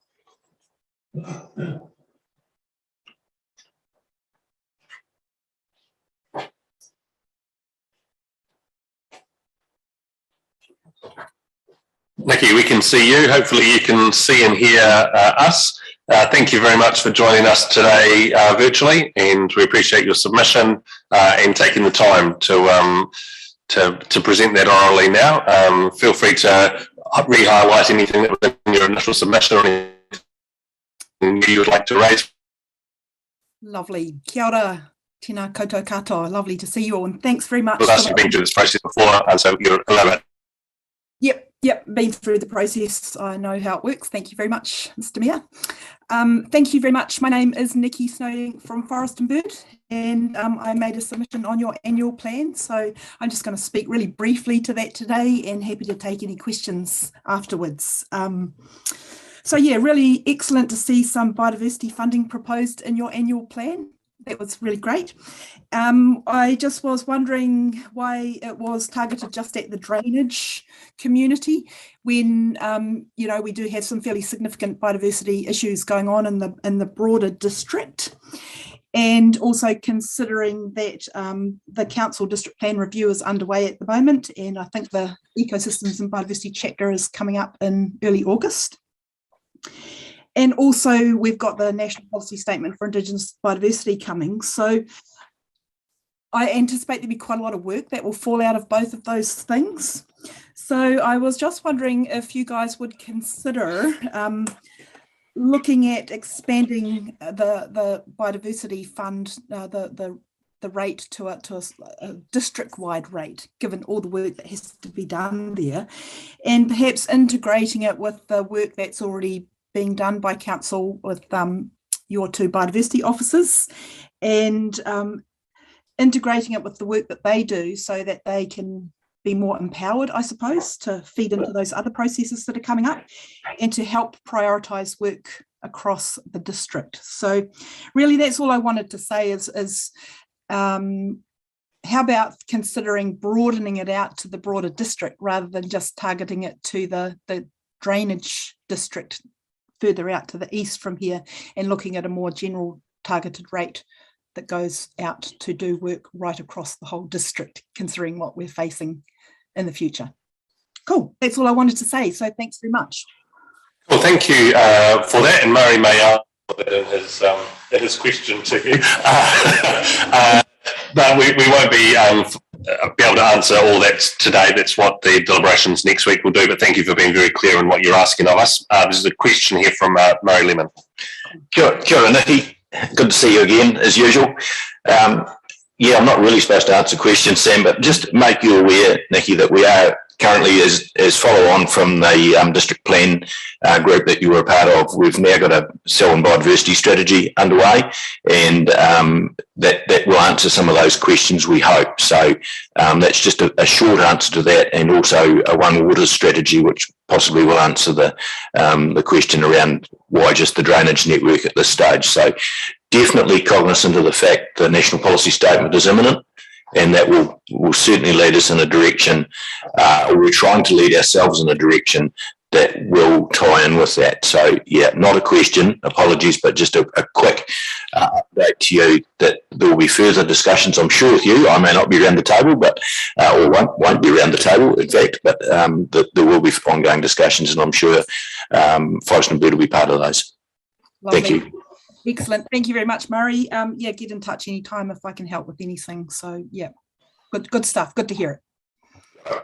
We appreciate you zooming in today, Nikki, and your decisions next week confirm the middle of June. And thank you for the work that you're doing in supporting many of our special spaces within Selwyn. So tough for that.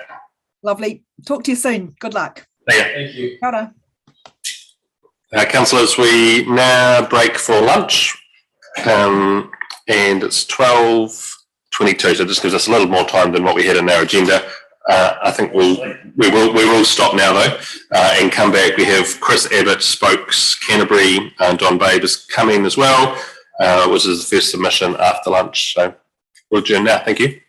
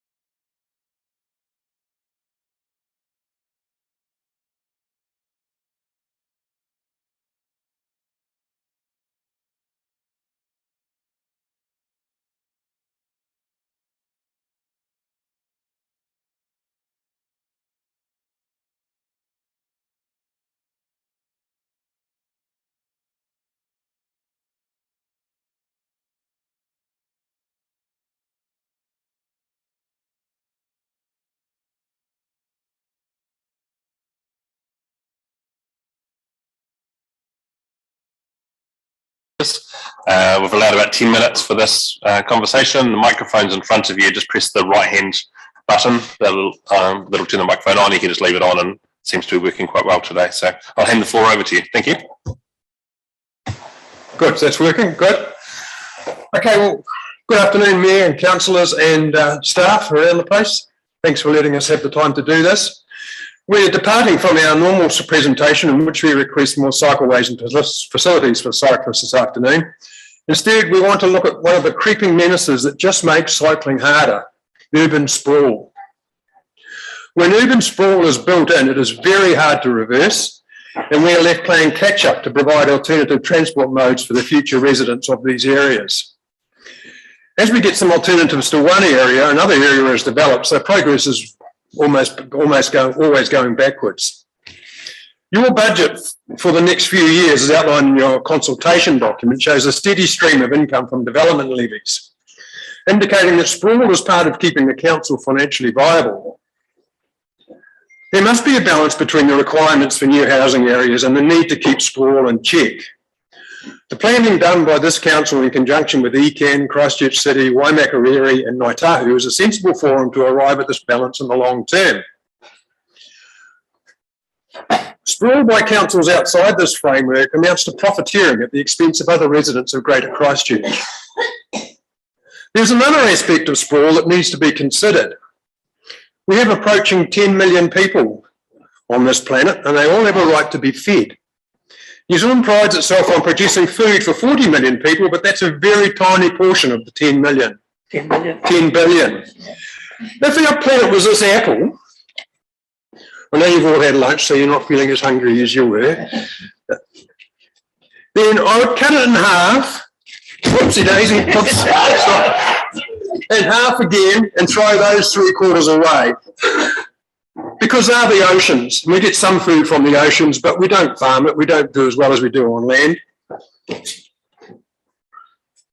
The quarter we had left, I'd cut in half again and throw that bit away. And discard it because this is the land that's unsuitable for producing food. It's too hot, too cold, too rocky, alpine or swampy. And we've got examples of those in most of Selwyn. I now have 1/8 of the apple left, which I will now cut into quarters. So it's getting down pretty little. I didn't want to bring a knife into your council meeting. I didn't think that would go down particularly well. So I tried to do this at home. 3 of these bits are where people live, or the agricultural land has become degraded, or where we've decided not to grow food, like in reserves. So what we're left is this little bit of the apple. 1/32 of the apple that we have to use for growing the food to feed the 10 billion. This council is the decision-making body that decides on the future of part of this 1/32. We don't use international agencies or national agencies to decide those things. We decide them locally. So this council is deciding. Turning good agricultural land into housing will produce bad transport outcomes, but will also make it more difficult for the world to carry on feeding the people that live here. Therefore, please do not. Questions there? Great, thank you very much for that submission. Nice to have the supporting apple. Any questions that people have of that submission today? Yes, Murray. Struggling to think how I take this as a question. I'm sure I'll think of something at the end to get me out of this. Don, thanks for that, and we will always remember the apple. Good graphic illustration. I guess what you've encapsulated for us, though, is the frustration that we have as a council in that we don't actually always masters our own destiny. We're governed by outside influences from central government and other legislation. And I think that is the difficulty that we faced. Whilst we have a district plan that it very much encapsulates it at a local level, we are overridden at times by forces outside of our control and having to meet that. So absolutely understand what you're saying, and at the risk of saying I agree, we have to do what is actually required of us by some of those. So RMA reform is on the cards, and I think that will absolutely be part of the solution to that. And we will advocate, and we continue, I think, to advocate on that behalf. So, yeah, haven't thought of a question in the interim, Sam, but I'm sure there'll be more articulate delivery of that via staff comments and a whole council debate. So thanks for presenting on. Thank you, Murray. Sophie and then Mark. Yeah, so Murray said most of what I was going to say around RMA legislation and recent MPSs that are achieving what you would like us to do harder. So I guess one part is when the central government does their consultation on things like the Strategic Spatial Planning Act and all that sort of stuff, I hope you guys will be considering supporting all of those changes. But the other part is, in the absence of whatever we can or cannot do regarding subdivisions at the moment, do you still support cycleways too? Oh, definitely. Yeah, the more the merrier, and connected is really good. Thank you, Mark. Thank you, Donna. I will phrase this in the form of a question, though it probably isn't. Were you aware that council has been successful in its submission to ECAN's annual plan to get them, subject to their adopting their plan, to reduce bus fares to Selwyn significantly by making the western part of Selwyn one zone with Christchurch and then halving the fares? So that will hopefully, as our townships grow, encourage people to get out of their dinosaur juice powered vehicles and into the buses, because the buses will be significantly cheaper, as they are at the moment with the government subsidy, than they have been before, and that should make more space for the cyclists. Yes, definitely, and we agree with that, and that was one of the things we talked about last time. But we need to come back to that point of getting people to where the buses are.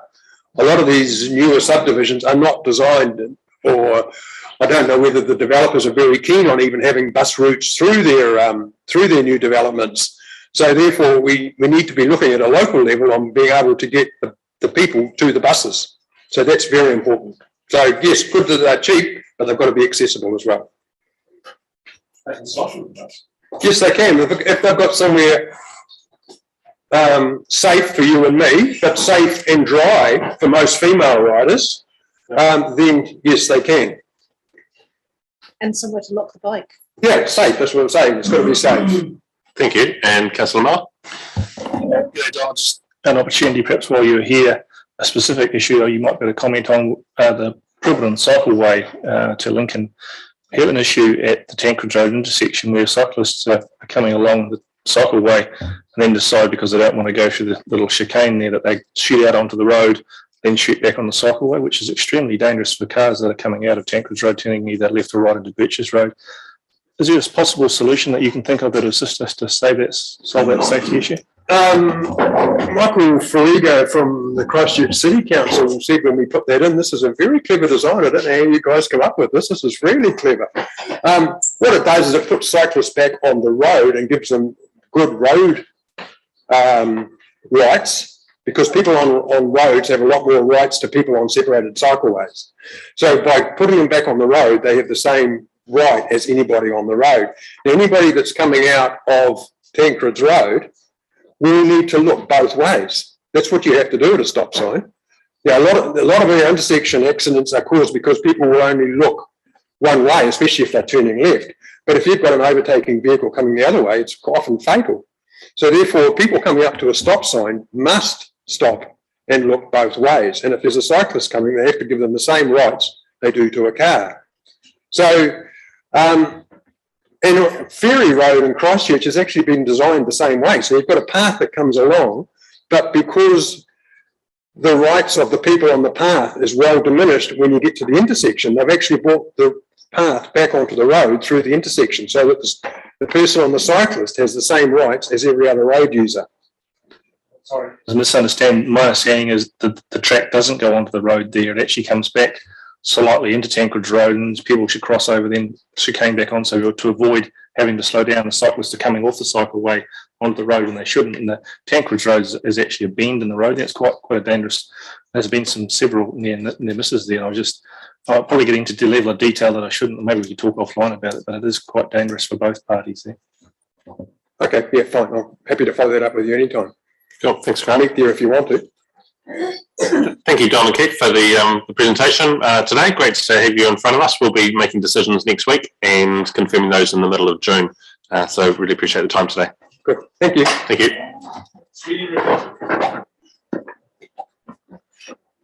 Doesn't matter. The next presentation is from Craig Blackburn and Go Horirata. Craig, I don't know if you're going to do it all together.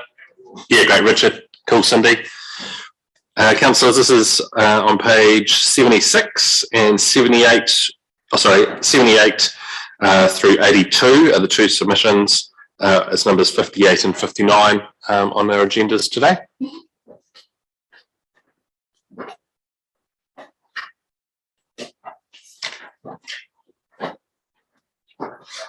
So Richard, Craig and Cindy, thanks for taking the time to come down. Your submission has been circulated and read by councillors, and today's a chance you can highlight anything that's in there or anything new that you'd like to add into your submission as well. And there may be some questions, as you just heard before, from the people that present, and that may be true at the end of this as well. So I'll hand the floor over to you. Because there were two submissions there, it would normally be 10 minutes each. So if we need to use the 20 minutes for this joint up discussion, really happy to do that today. I'll hand the floor to you. Thank you.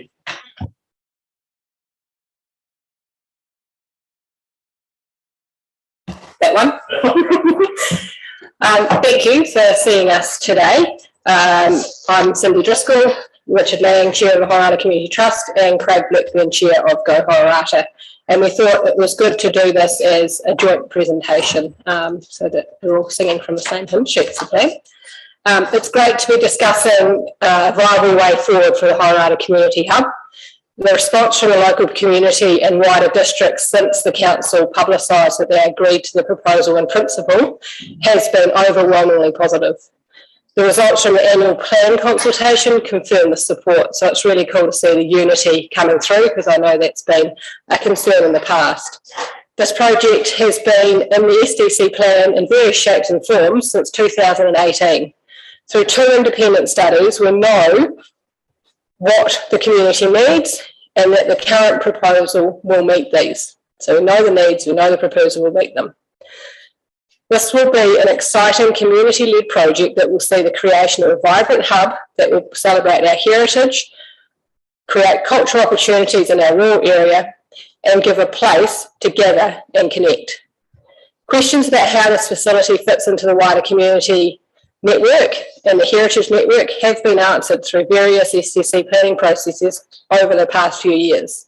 So it's great now to be in a position where all that is left to do is work out how we formalise this agreement and the details. So basically we've come here today to answer questions. We've got a good chunk of time and we know there's questions, and let's see if we can actually have a discussion about this and put it all on the table. So do you want to add? No, that's Yeah, so we're basically here for questions. That's what we want to use most of the time for. Go. Richard, did you have anything else you wanted to add? No, I think Cindy's covered it. Obviously, the Horirata Community Trust working closely with Go Horirata with this on this project, so we it's appropriate to present it as one joint presentation. Craig, you're happy? No. Deborah, any questions? Well, thanks for your submission. My question is around the trust owning the facility for the benefit of the community. What would you say, or have you discussed what the trustee needs to cover so it is for the benefit of the community long term with regards to maintenance, ownership, and if necessary, if it needs to be sold, does it go back to the community? Does it go back to a representative of the trust? It's just how the terms of the trust deed need to be sorted out to clarify all of those ownership. Have you discussed that with council staff? It's probably me. Look, the intention is that if the proposal proceeds, that the hall and the associated land would be transferred to the Horirata Community Trust. The trust is a registered charity, and it's an incorporated trust under the Charitable Trusts Act 1957. So I think it is the right sort of vehicle for this. The objects of the trust already provide that the trust is there to both repair and maintain existing buildings and create new buildings and facilities for the Horirata community and to benefit the Horirata community generally. And being a charitable trust, the trustees can't, there's sort of no profit provisions in there. It's the assets of the trust can't be used to benefit individuals. It must be used to benefit charitable objects, with the Horirata and surrounding community being at the forefront of that. So I actually think the objects of the trust are already built for this sort of situation. They make it clear that any asset the trust has or administers must be used for the benefit of the community. Okay, just with regards to the underlying land ownership, who actually owns the land that the hall's on, and are there any offer back requirements through previous trustees that need to be offered back to any donators? At the moment, the land's owned by the Southern District Council. There are memorials on the title because the hall's held as a war memorial and it has reserve status, but the council's already had advice from the property group on what's required to undo that to enable it to be transferred to something like the Horirata Community Trust. I don't think there are any requirements to offer the land back through any existing trust arrangements, to my knowledge. No, it was raised at one point by Kate Foster when the land was looking like it was being sold, whether that had to go back to the descendants of Sir John Hall. But she is in agreement with this proposal and wants to see it remain within the community. So there are no issues there. Okay, thank you. The hall was originally, it might be relevant, the hall was originally, before council ownership, was owned by another trust, which actually had similar objects. So this is a long time ago, though this is sort of pre-World War II, but again, had similar objects. So yeah, you're very much preserving the land in a similar ownership structure than it's had before. Thank you. Kia ora, and thank you for your submissions and your support for this project. Just want to touch base on the maintenance costs. You've identified what council's currently budgeted for it, and so you can cover it. We've had other submissions this morning describe that council's maintenance in the last decade's been poor. And so I'm just sort of touching base to say that, yeah, if it's proven that council's budget was inadequate, and you might need a significantly larger maintenance budget and an operations budget, you're able to sustain that. It's just, to me, it's a question of equity. We have other privately owned halls in the district we do not support. And I just want to make sure that we're not changing the rules across the district. So if the maintenance budget was higher than is currently provided by council, you're still able to sustain that without coming back to council. Yeah, so we're taking this on with our eyes wide open, and obviously we feel that we are, as a community, paying a part of the district-wide rate scheme. So any rebate back to our community that could be used towards that hall would be greatly appreciated. But if that is not going to happen, we're prepared to take it on all in all and make it happen through other means. Yeah, thank you. The other privately owned halls don't get any funding. You may pay insurance for them from the community, the district-wide rating, because the district-wide rating viewed that it supports a network of facilities that ratepayers have a choice to use. So I think the advice would be don't pin your hats on getting a rebate. Yeah, we don't expect to be treated any different. Great, thank you very much. That answers my questions. Thank you. Grant. Thanks, team. I've spoken to you personally, Cindy, as well, about this. I guess I should state that the conversation I had with Cindy was pretty open, and we discussed a wide range of issues. But the question I want to raise in public again, I suppose, is this really your preferred option, where you've just been worn down by the council's intransigence and lack of ability to get what you wanted delivered, and you've ended up with any port in the storm taking what's on offer? Because that's what it really feels like to me, because having seen my own experience in our own community, we went through this process and had a similar type hall where there was a groundswell of let's redo it. But, and Craig, you talk about going in with your eyes wide open.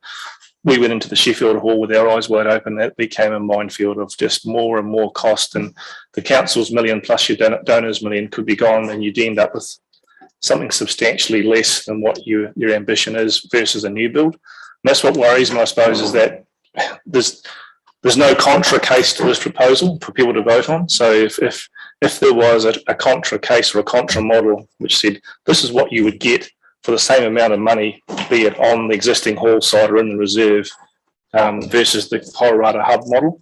And that's what probably worries me, is that people are voting in the absence of any other information.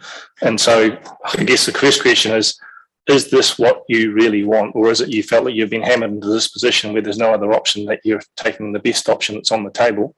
Because that would be unfortunate, I suppose. And you obviously say you're going in with your eyes wide open, but what happens, is part of your trust deed or your charitable trust deed that no debt can be registered against the title? Because if you have to get bank funding or something like that and ends up with a mortgage on it, and then worst case scenario, it does go poorly, where does that leave the community then? So just that sort of question. But I guess the main one is the real one I want answered. So one thing we want to make clear is we're here now. We don't want to go backwards. Was it the preferred option? The report we had done clearly stated that what we needed was this, and the preferred site was in the reserve. That is now not what we're sitting here for a number of reasons, but we don't want to go backwards of why we are there. And you'll be aware of why we are now here. So we're taking point here today and we're thinking, okay, this is something that's affordable.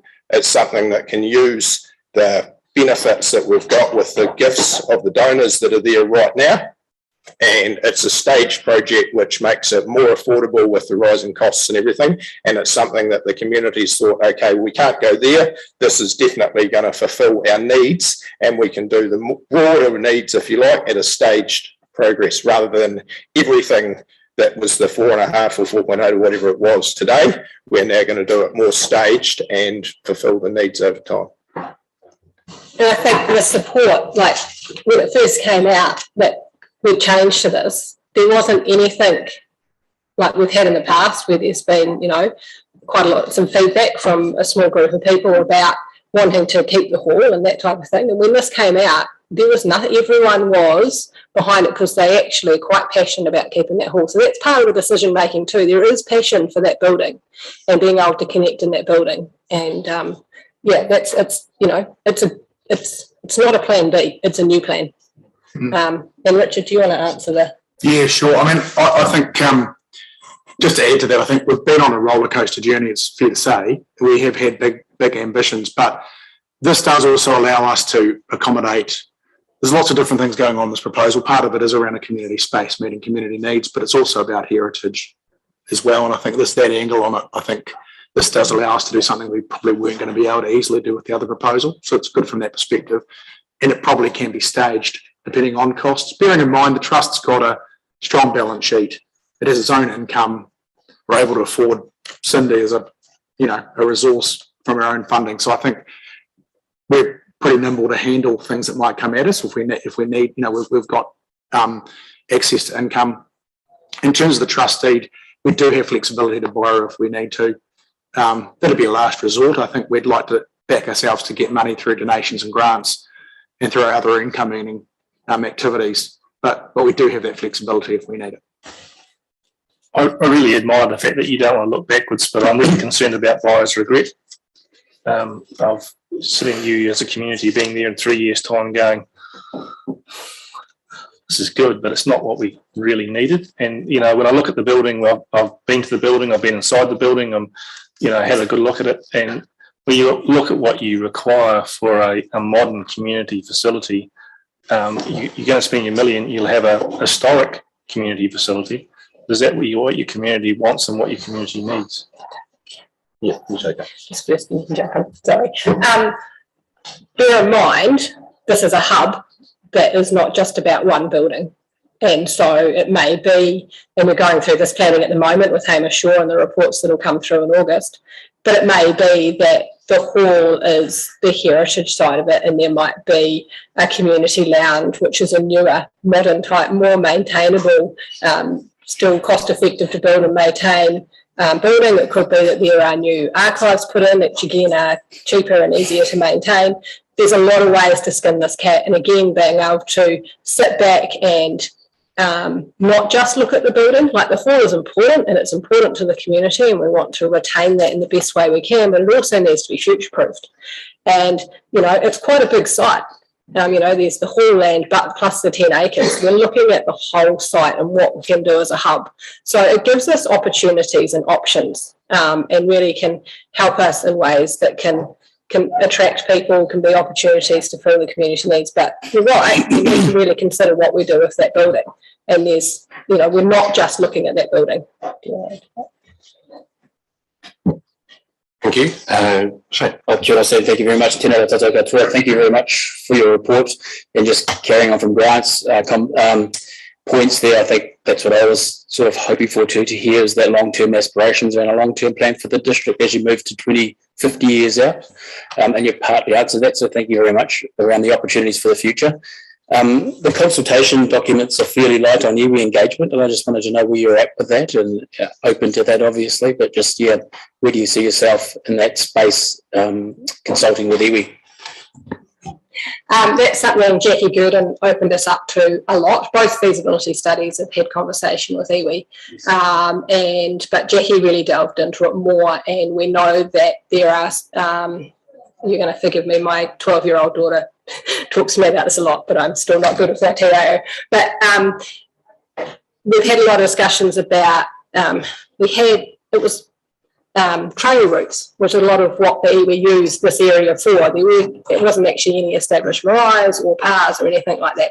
There was a site at the bottom of the bluff where there was some interesting things happen there. And so I know that the local iwi are looking at these stories, and we want to incorporate them into the historical elements of this project. And so we identified 4 key narratives of our stories, and one is pre-European, with how the iwi settlers came through and how they used the land and the water, because water is huge up there in terms of the story right from early times.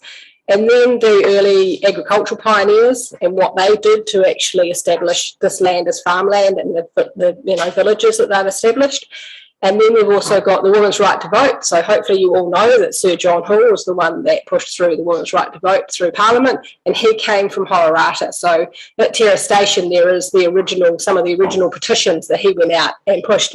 We don't tell that story enough, and we should be so proud of it. Every female in New Zealand should be coming to Horirata to sign a petition to say that they still support that. That's the sort of thing we should be doing, because it's cool.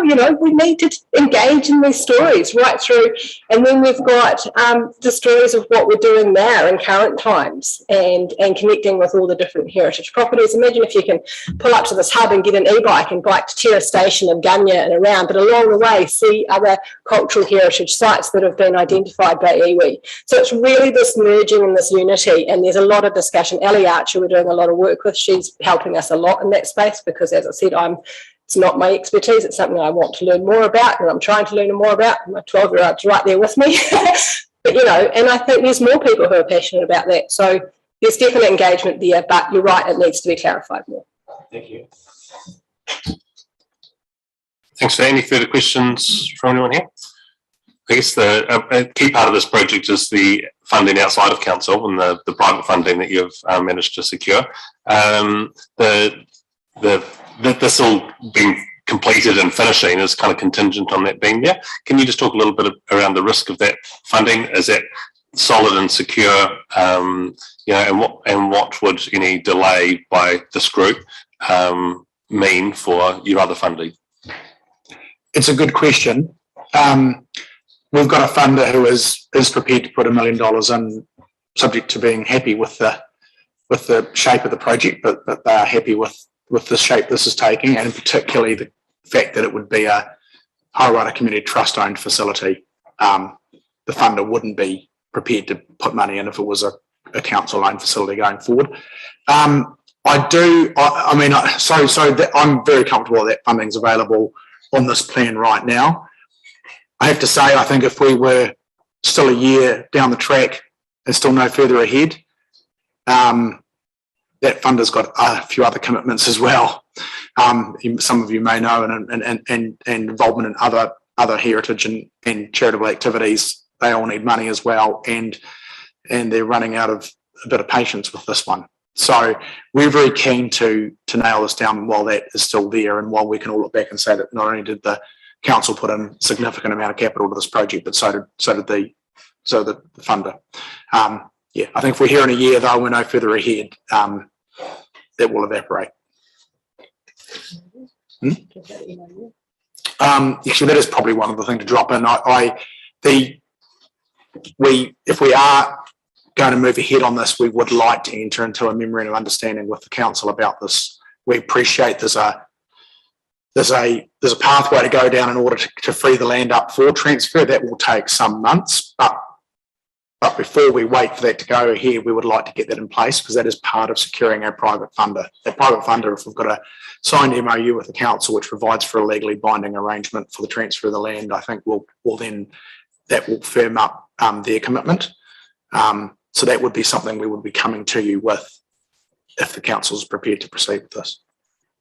Cool. And without thinking about what our deliberations will look like next week, if this was successful, then we would want that as well. A clear understanding around agreement and where we go is helpful for both parties and for our community to understand what's been delivered. So, yeah, thank you. Yeah. Cindy? So I just wanted to add, because it's great to sit here and talk about the tangibles, the money and how we do it and all that type of thing. I get quite passionate because I can see a vision in my mind and I find that quite hard to share sometimes. But I also wanted to say, don't forget at the heart of this project of people. And I think that it's easy to look at the tangibles and forget that there is a group of people who are investing their time, heart and soul into trying to make something happen for the Horirata community and the Selwyn district. This isn't about control or egos. This is about doing something great. This is about some of this process being dragged out and the yeses and then jump through another hoop and all that sort of stuff and the bureaucratic red tape and all that sort of thing, which we all love. It's actually having a negative impact on some people's well-being in our community. And I really feel that and I see it and I see people getting worn down. They feel like they have to fight and they shouldn't have to fight. They should be able to, I believe in putting in the hard work and getting results. And it feels like we're putting in a lot of hard work and not getting the results. So, yeah, you're right, Grant, there's some frustration there, but it's not clouding our judgment. The Horirata area may not contribute to rates as much as the urban areas and have the same needs that you need to consider for these new growth areas. But we have some of the biggest individual rate payers on farms. They're paying huge sums individually and they are not seeing returns on those rates in their opinion. They're seeing increases but not seeing the return. These are people who are on their family farms who go back 5 generations. Some of their forebearers, not descendants, forebearers, were part of establishing the domain in the hall. They are connected to the land in these places. And so, one person of a similar age said to me the other day, what do we have to do to get the council to hear us?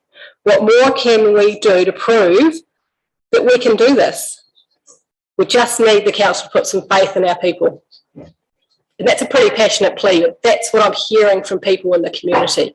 We want to make something great. We know we can do it. We know we've got the structure. We just need to do it. And, we've talked about working differently with community. So hopefully we can move forward on this one. Sorry, Grant.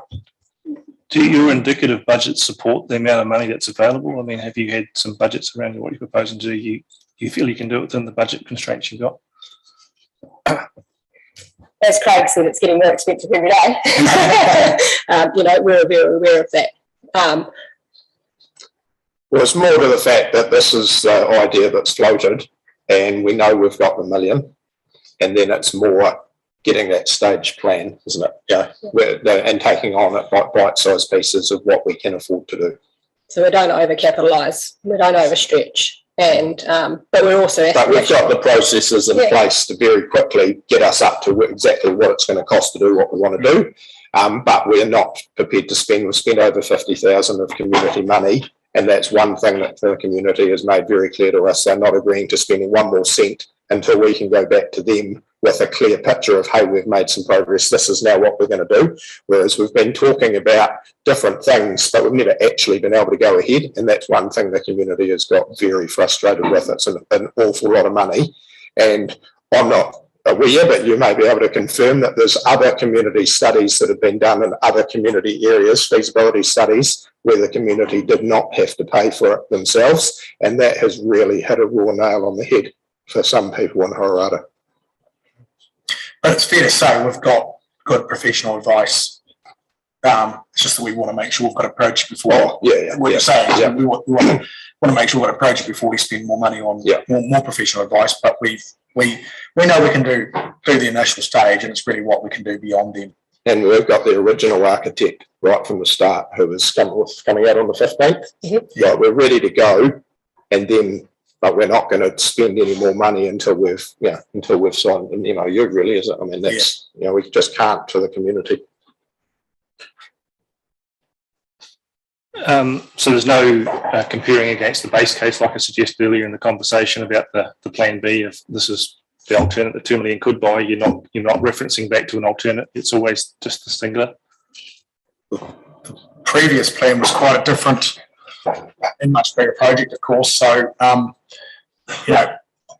obviously phase one with the Horirata Hall is not going to be at that level.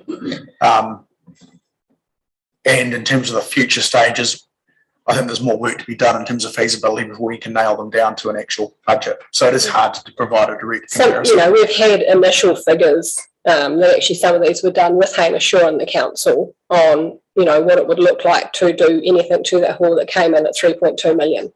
So that's probably our baseline, is what you're asking. And if we've already got 2 million of that, you go to lotteries with a third plan, plus what the trust has got ability to fundraise, plus lots of other things that we've got in the boiler. We know the initial stage is looking at that 3.2 at the moment, with building costs as they are there, but we're well aware that, that'll grow, and we've got contingencies in place for that. So some of that is going to be answered in the cost analysis that Hamish Shaw's doing at the moment.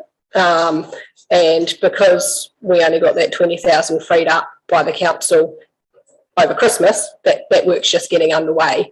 So it's August is the deadline when that's going to happen. That'll help us answer some of those really nitty-gritty questions, but we do have a baseline of some figures that have been put out there. We're not going into this blindly. Thank you, Cindy and Craig and Richard, for coming in and presenting that today and answering the questions that we've been put to you. Next week we will have a hearing, and middle of June there'll be final decision on the adoption of the annual plan for next year. So we'll be in communication with you beyond next week, knowing where the draft is heading. So thank you.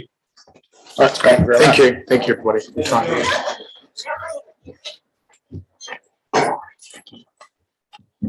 Councillors, we now have Laurie Squires is here. It's page 90, submission number 69 in today's agenda.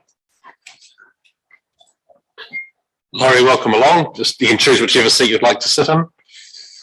Thank you, Sam. The microphone that's in front of you, you just need to press the right hand button. You can pick which either microphone will work. The right hand button will turn it on, and we will now be able to hear you. I just want to say thank you for your written submission. It's really great to have, and today's the chance for you to be able to say anything else that you would like, or remind us of anything particular that you'd like to say from that submission.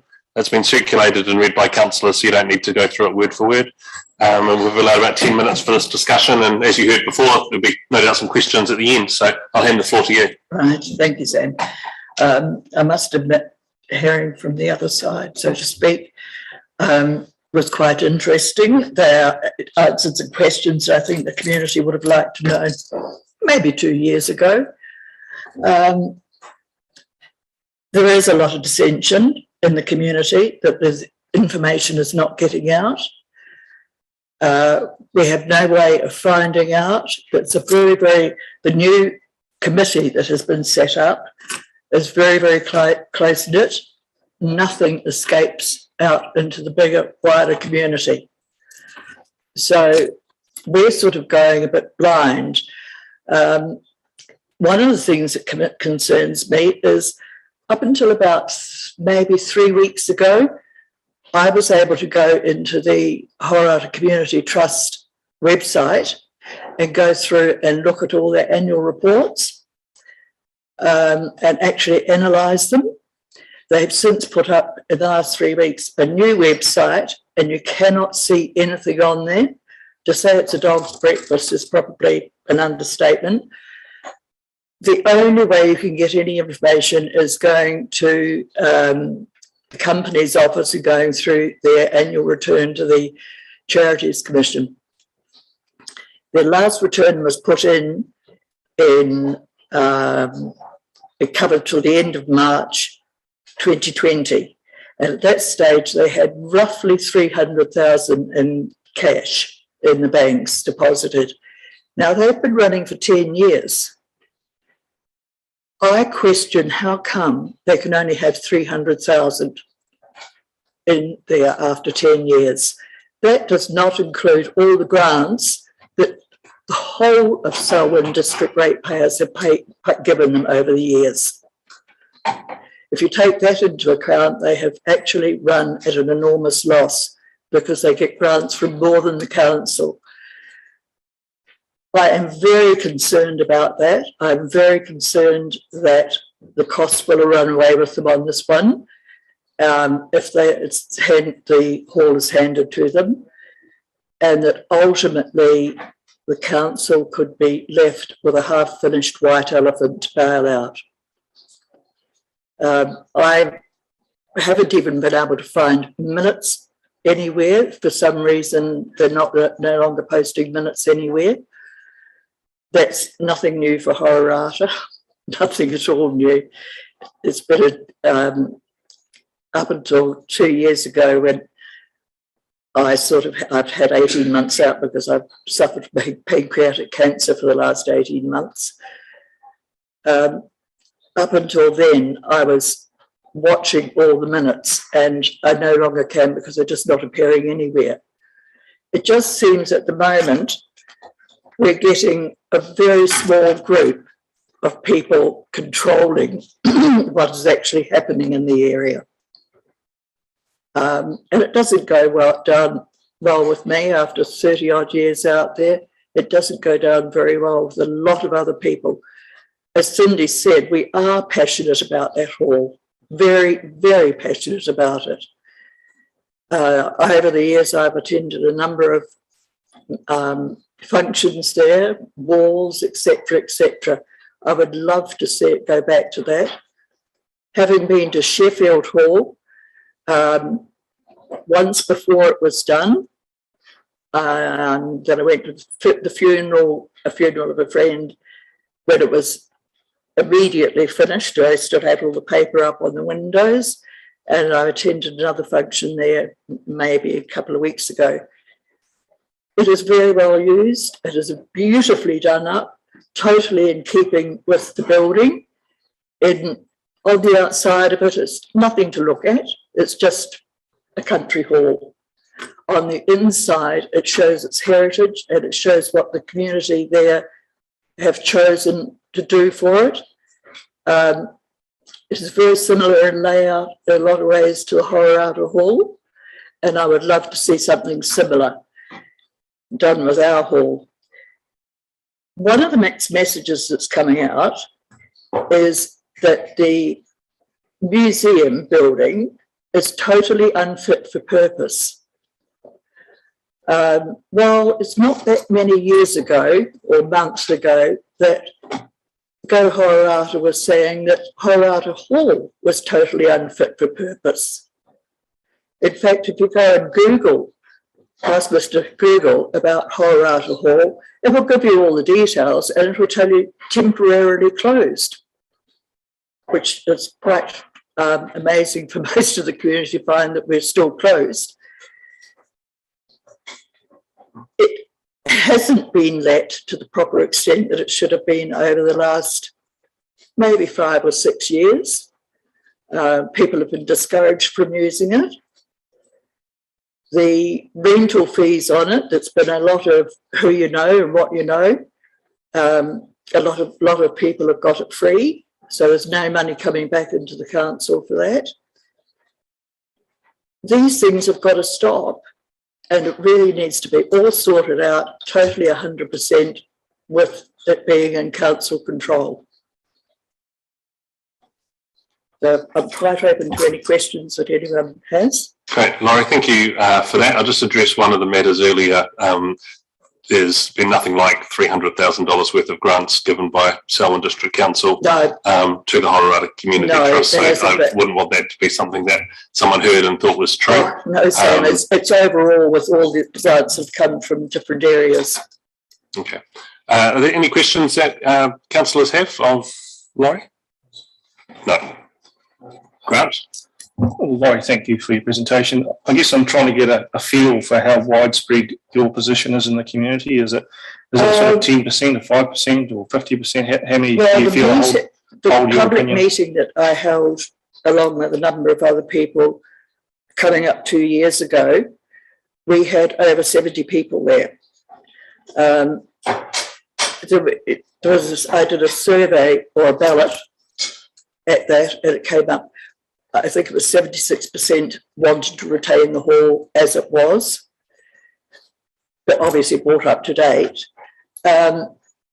You've got to remember that in rural communities, there are different stratas of social groups.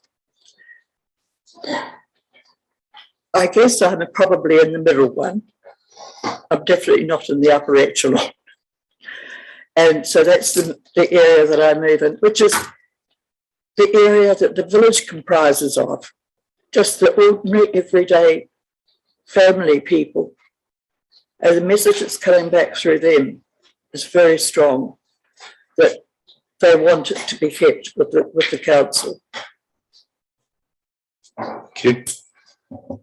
Thanks, Laurie, for coming down today and presenting your view to us. Council will be considering this next week and making a final decision in June. So we appreciate the time that you've taken to present verbally today. Thank you, Sam, and thank you, councillors. Vanessa Moore is our next presenter. Vanessa, thanks for being here. It's on pages 126 through 128, submission number 89.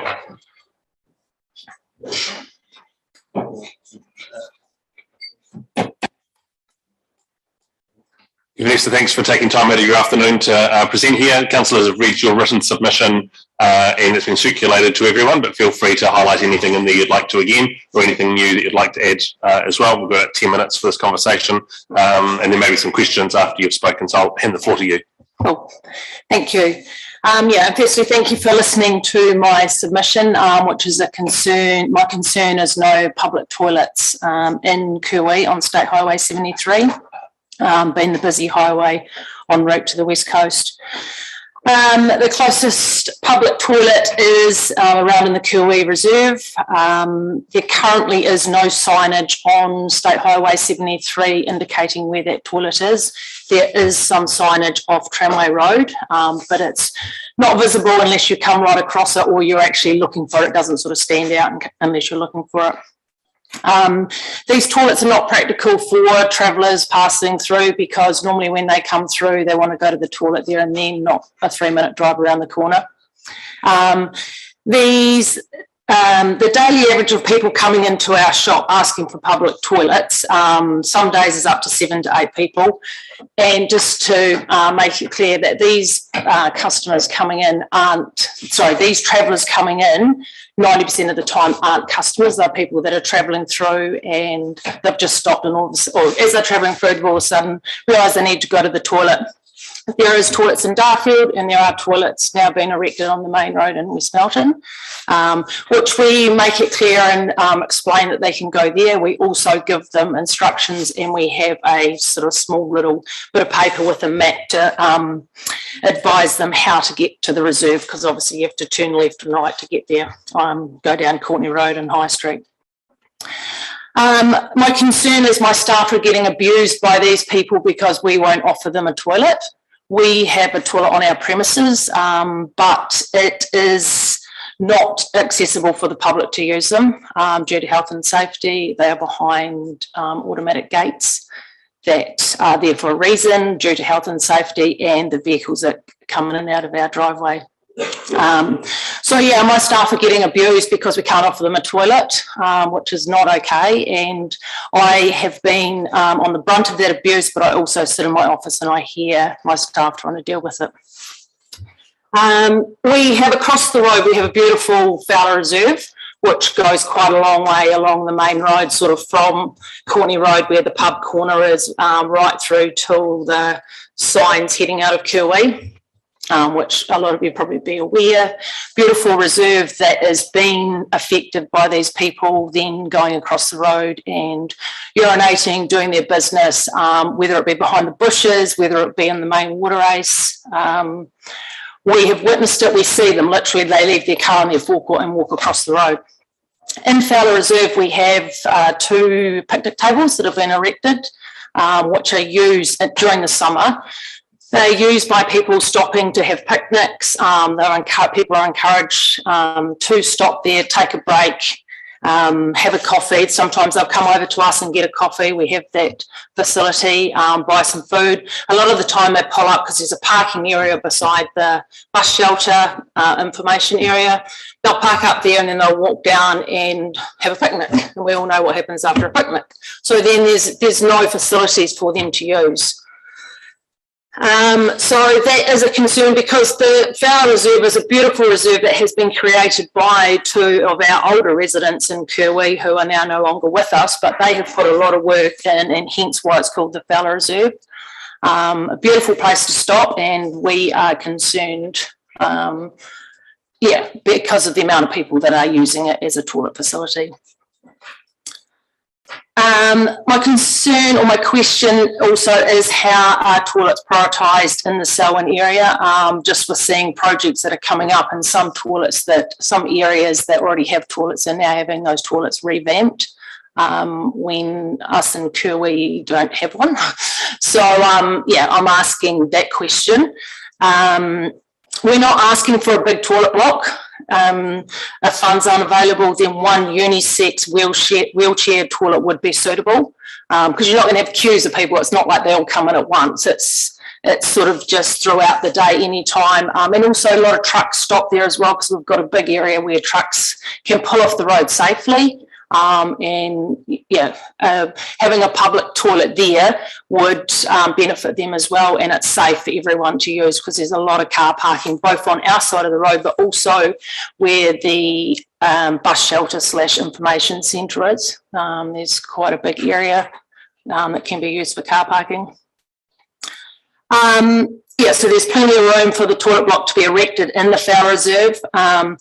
The wastewater pipe, I understand, has been installed alongside the highway in the next few months, which could be perfect timing. The sewage system would already be there, straight into the pipe, less cost. Perfect place for Kiwi to get a public toilet with no extra cost for sewage, as the pipe would be right there. There is parking already available either side of the bus shelter and it's all tar sealed and it's off the road, so it's not like people would be stopping and having to get out of their cars, which could be a hazard with the main highway, but there is a lot of area for them to pull off safely. There's rubbish bins already installed there and there's picnic tables in nearby, encouraging people to take a break from driving and having a toilet stop at the same time. So if there was one that could be put there, then it's a prime place for everything to stop and have a break, safety of driving, but also stop and be off the road safely. So I guess the main point here to take into consideration is the sewage wastewater system, which has currently been constructed in the Kirwee area. This pipeline runs straight along the area where a public toilet could be placed. Without any extra cost, this pipe would already be there. I understand the work on this pipeline starts in June, and I believe this would reduce the cost in a public toilet that can be connected to the wastewater pipe. Thank you for... Thank you very much for your submission. There's others who have also submitted on public toilets, so it's obviously something that's of concern to our community around their placement and upgrade. Are there questions from councillors on the submission? It's clear, Vanessa, it was presented last year to us as well, so that we understand what the request is. Thank you for coming down today. Okay. Next week we'll be making decisions based on the submissions that we've received, and they'll be confirmed in the middle of June. So that's our timing. Thank you. All right. Thank you.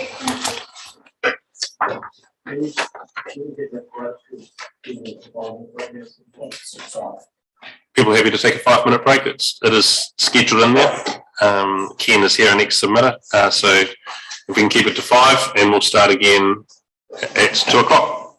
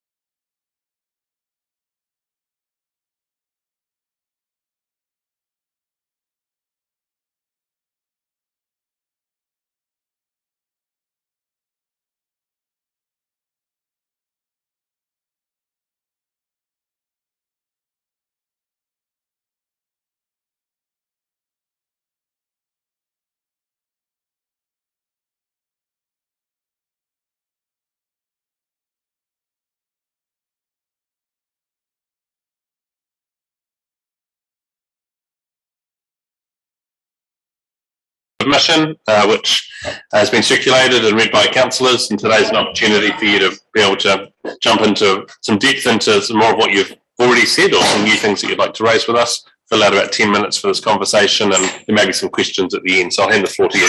Thank you, Mr. Mayor. First of all, in the documentation submission form, we got the Horirata case. Is a well put case, in my opinion. Certainly they deserve, like all rural communities, deserve to be supported and given the opportunities to develop resources within the community.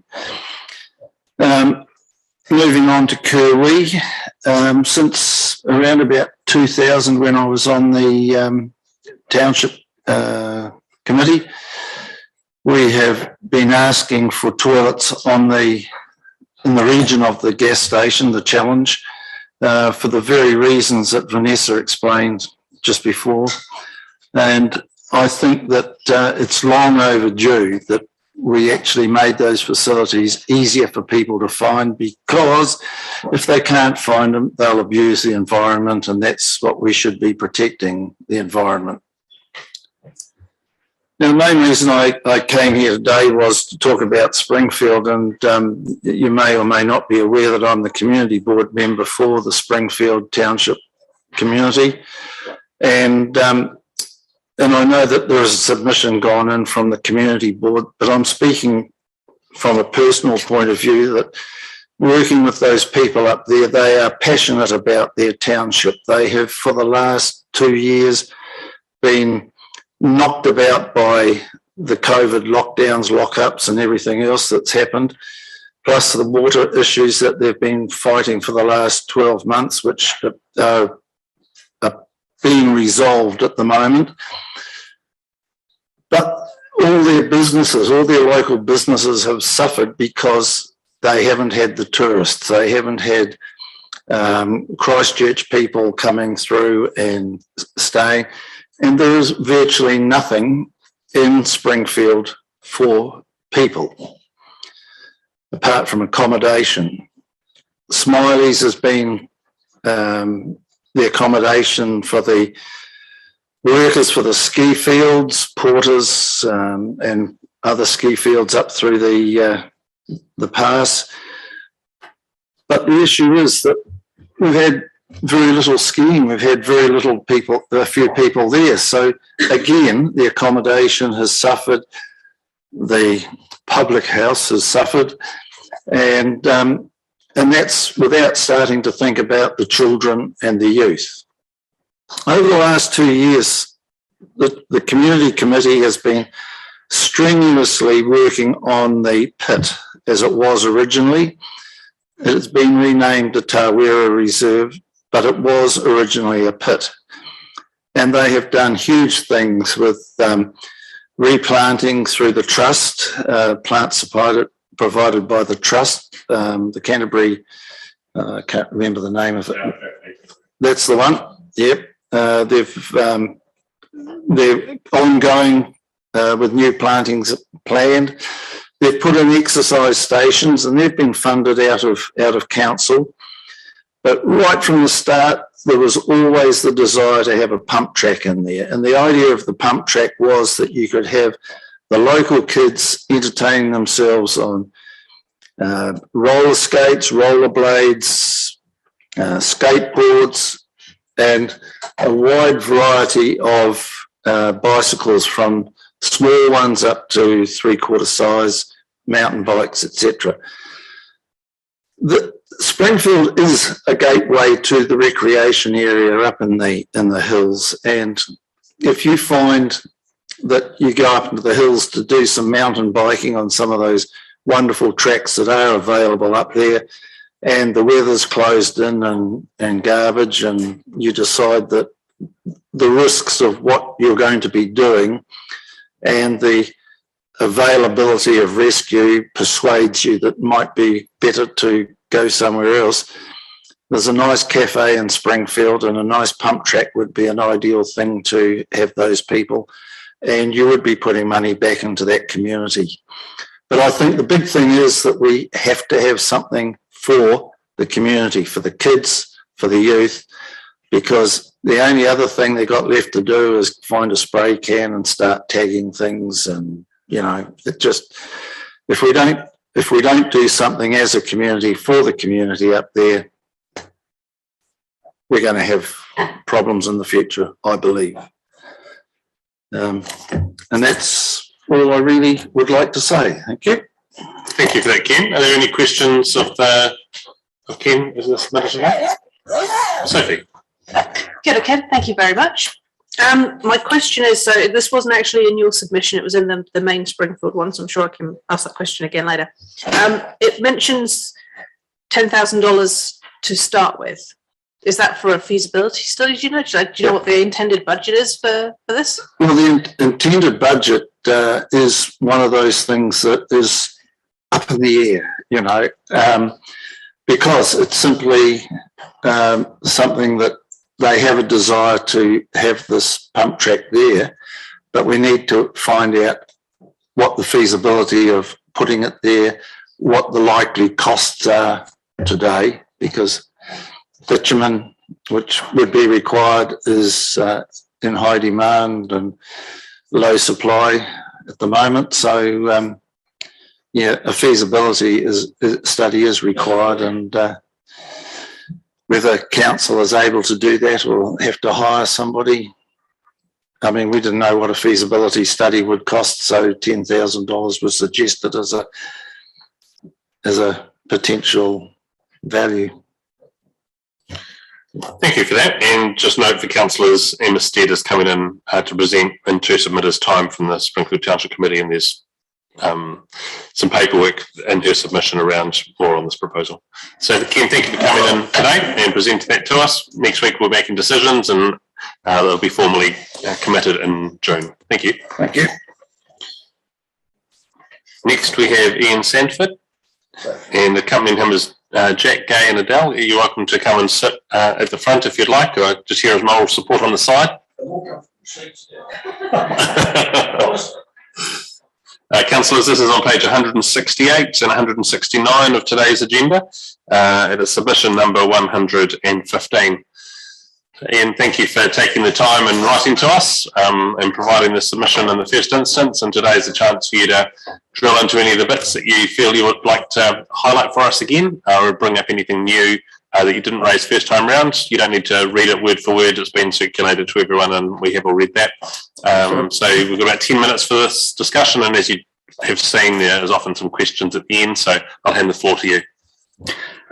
Okay, I've got a folder here with photographs and location map.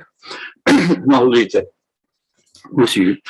Now, thank you very much for having us here. And may I introduce Jack and Gay Mackey and Adele King, who are local householders at Sandy Knolls. The background of this proposal is following on from the Greendale earthquake. An informal local group was set up called the Sandy Knolls Network, and this was basically to be a self-help group in the event of more earthquakes or other untoward events. Some of those got together to tidy up around the railway crossing. This was with the agreement of the railway leaseholder. Following on from a recent visit by the Melbourne U3A Club, it was suggested that a replica station shelter might be constructed on the cleared area to the east of the crossing. Also, the original Sandy Knolls station sign still exists and is available, and the people who have it have indicated they'd be quite keen to renovate it and make it available. Suitable signage illustrating the area, why the area is called Sandy Knolls, and history of the area could well be installed inside this station structure. Also, there's a little bit of a mystery. Sandy Knolls seem to have got lost. Road signs. There are road signs that indicate the direction Sandy Knolls on SH 73 and also Hoskins Road intersection, but you've no idea where you are when you got there. Currently, an informal group of local households keep the area free of weeds and keep it mowed. The purpose of this presentation is to inquire about what support STC may be able to offer. In the long run, we hope the site will become an area where local residents might hold regular community picnics or barbecues. So thank you very much. Thanks for coming down, and it's good to hear a suggestion this is something new. For us here, sometimes we're looking for feedback on things that have previously been raised, and here's something that you're raising to us today, so thank you for doing that. I've got a question from Councillor Alexander. Thank you for coming in, Ian. A couple of questions. Do you think it would be a good idea for council to continue recording I can't remember the technical term for it, the audio history of the area, and interviewing residents about their memories of the area, because before you shuffle off? Yes, I definitely think so. I'm also a member of the West Melton Probus, and recently one of the elders of the district was interviewed as a mini speaker, and there must be many other people in the area who have vivid memories of the area and who are very much at risk of moving on. Yes, I think that would be a really good idea, and perhaps such a verbal memory could be triggered should this structure be put together, much like there's verbal memories at Springfield. If the outcome of your submission and our deliberations next week was that we ask staff to work with you to find a suitable location and work out a budget for this installation, would that be the sort of outcome you're seeking? We would be only too happy for any sort of support. Yes, that would be a really good start. Thank you. Thank you. Councillor Lemon. Yeah, thanks, Ian, and thanks for presenting. Thanks for presenting today. Mark's largely asked my question. It's just around the level of support that you're seeking. So, yeah, thank you. That's clarified. Thank you for taking the time to come down today. We'll get back to you next week after we've made some decisions, and they'll be confirmed in the middle of June. So thank you, and thanks for the support team coming along as well. The next presenter is Emma Stead, who is not here yet, but Grant Clausen is. So Grant, if you're happy to go now, that would be great. Would you like to wait? I can't do 2:30. Yeah, 2:30. So we can wait. We've got a few. We can receive some written submissions and just wait. Yeah. David, I'll hand to you to run us through some written submissions. Thank you, Mr. Mayor. So I've got a few to finish from where we got to last time, but can I initially ask councillors to go to page 125? And this is the submission.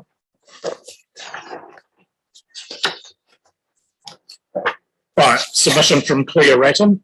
Claire was down to speak at 4:20, but is withdrawn. And she asked the question, how do we get to protect heritage trees on private property? Now I ask you to go to page 201. Submitter is Mike Chafee. Mike's just sent us an email through saying thanks for your email. Unfortunately, I'm unable to attend the hearing at that time. His submission is around dance time. It's a fine for Ken. Yeah. What was it? What was the question, Ken?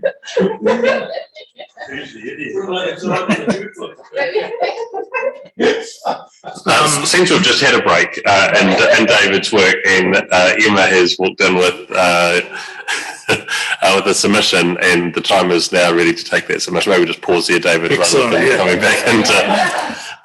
So we now have the Springfield Township Committee submission. If the two of you would like to take the front chairs at the front of the room, that'd be great. Jock, you going to join in? Yeah.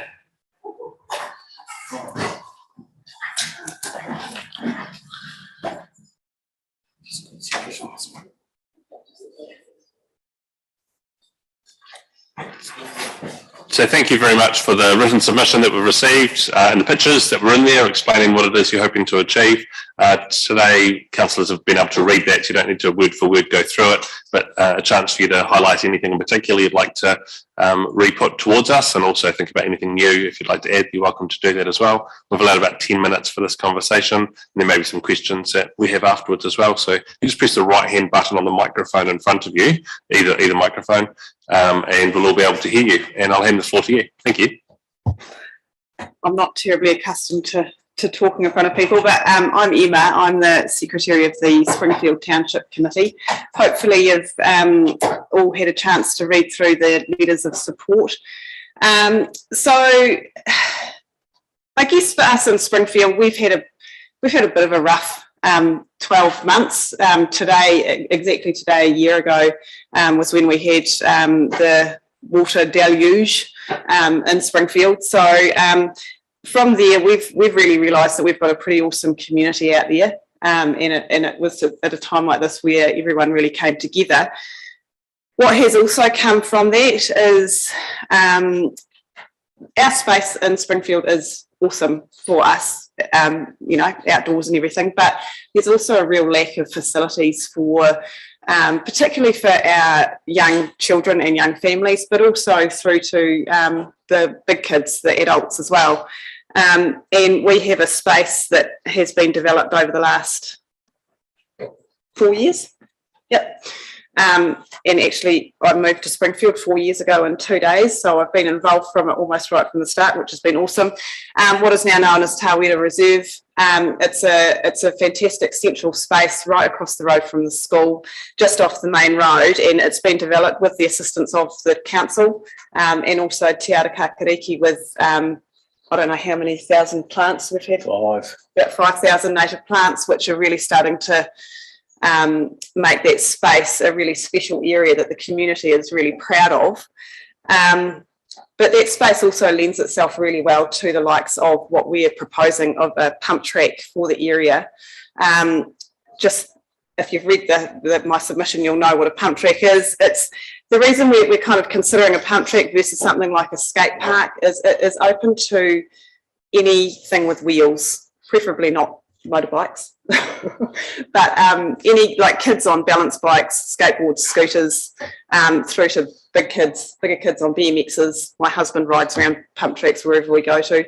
And it's a place where our community can kind of come together. And this, we would hope, is just the start of the development of the space, because there's a lot of other options that can go in there, the likes of basketball hoops, slack lines, another skate park area if need be, so and a picnic area as well. We'd hope it to be kind of a meeting spot for us. At the moment, we have a donut park. You can only take the kids so often to a donut park, and it gets pretty pretty boring after a while. And our domain has been closed since July last year, was it?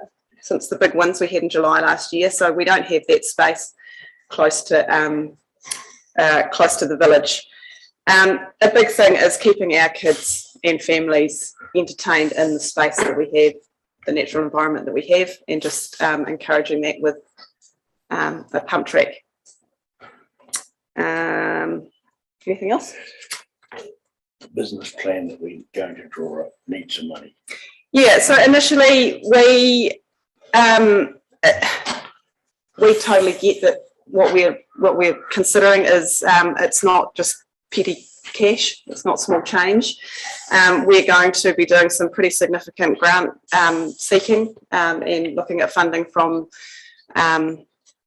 wherever we can find it. If the council is able to assist with that, that would be fantastic. But initially, in the initial stages, what we are looking for is assistance with looking into that grant and seeking. We may need to pay someone to actually do some of that for us, and a bit of the scope of works and the viability of it through the scope of work. So we're looking at an initial $10,000 to assist us with that, and to get the ball rolling, really.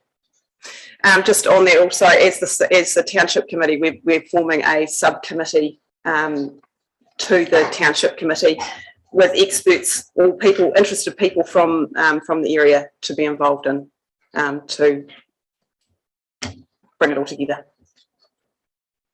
Cool, thank you very much for that submission. It was in Springfield yesterday, and daughter enjoys playing on the park that's there, but pump track would be awesome too. You sort of touched on it at the end there, but the way that you see this forming up in your request to us is really to support a local community group to run a project. You're not requesting us to run a project. No, I don't think that's... As long as the Township Committee remains.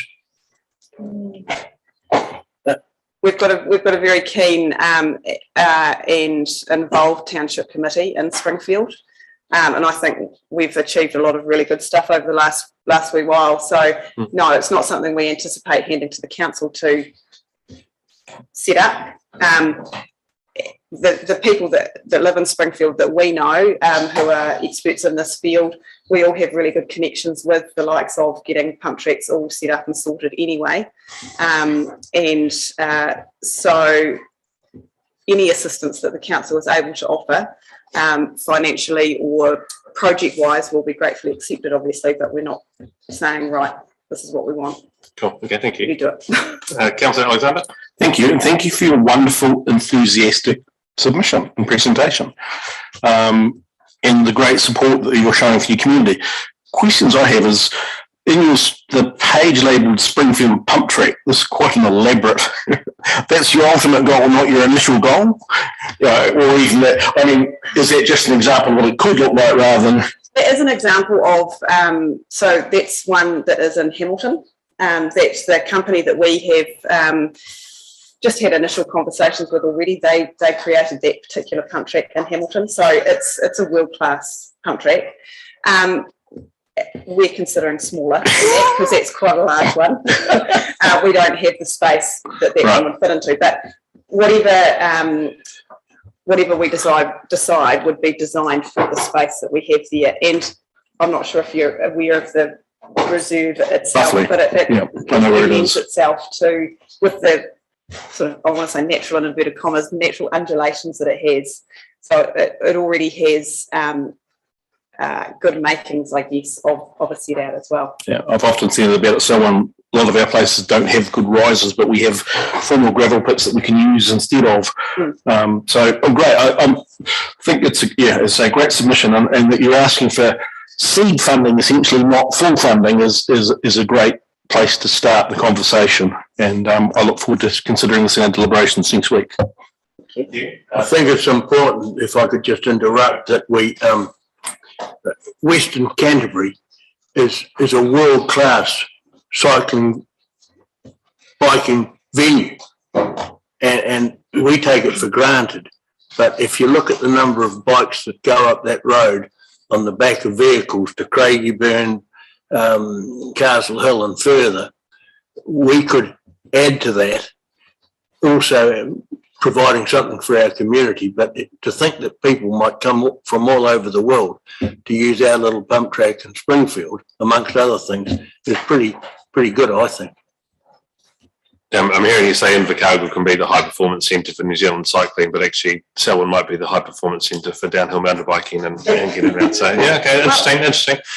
Cycling is it's one of New Zealand's largest growing sports, and we want to capture that. And like Graham says, I'm a cyclist, and in the summer we're up in the hills at Craigieburn, and we've had conversations with people who have said that they would bring a different bike with them, as well as the bike they're going to ride at Craigieburn, to stop off in Springfield on the way home.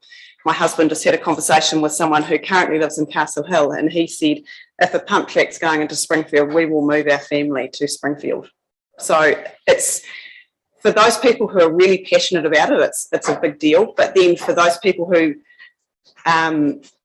not as passionate, but need something to do, I think you'll be surprised at the how big a deal it will make it for the community and people passing through. Well, thank you. Councillor McInnes. Yeah, kia ora, thank you very much for your presentation. Well done on the reserve so far.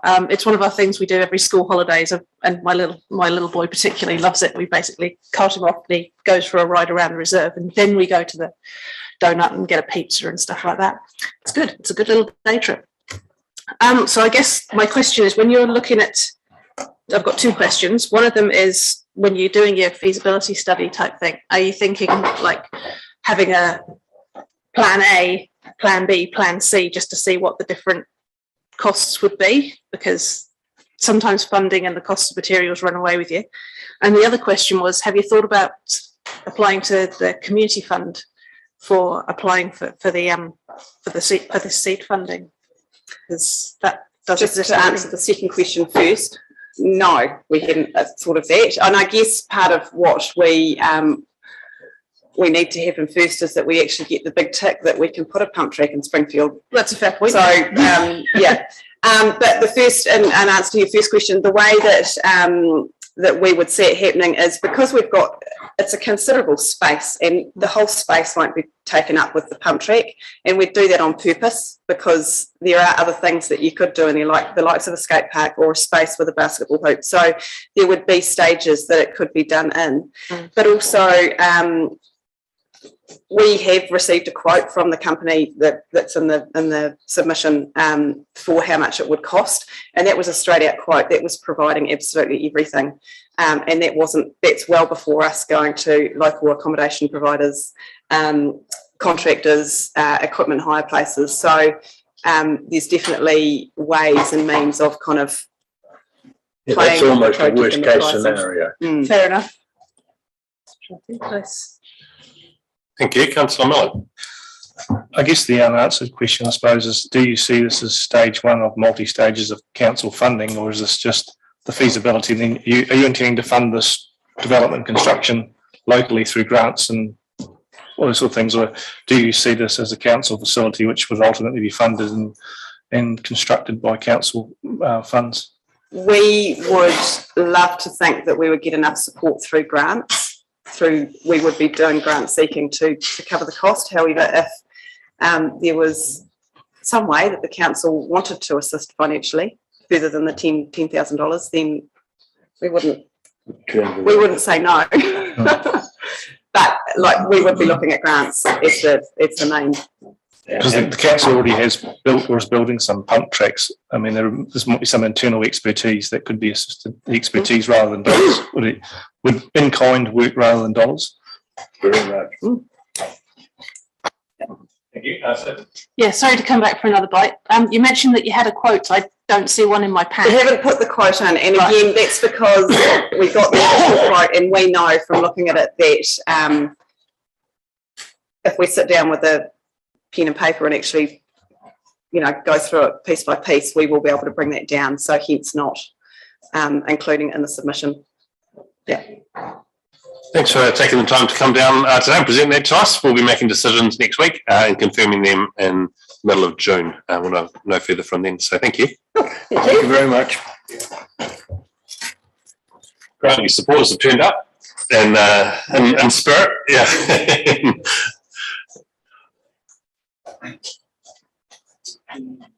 Councillors, this is the Selwyn Heritage and Historical Network submission number 119 on page 186.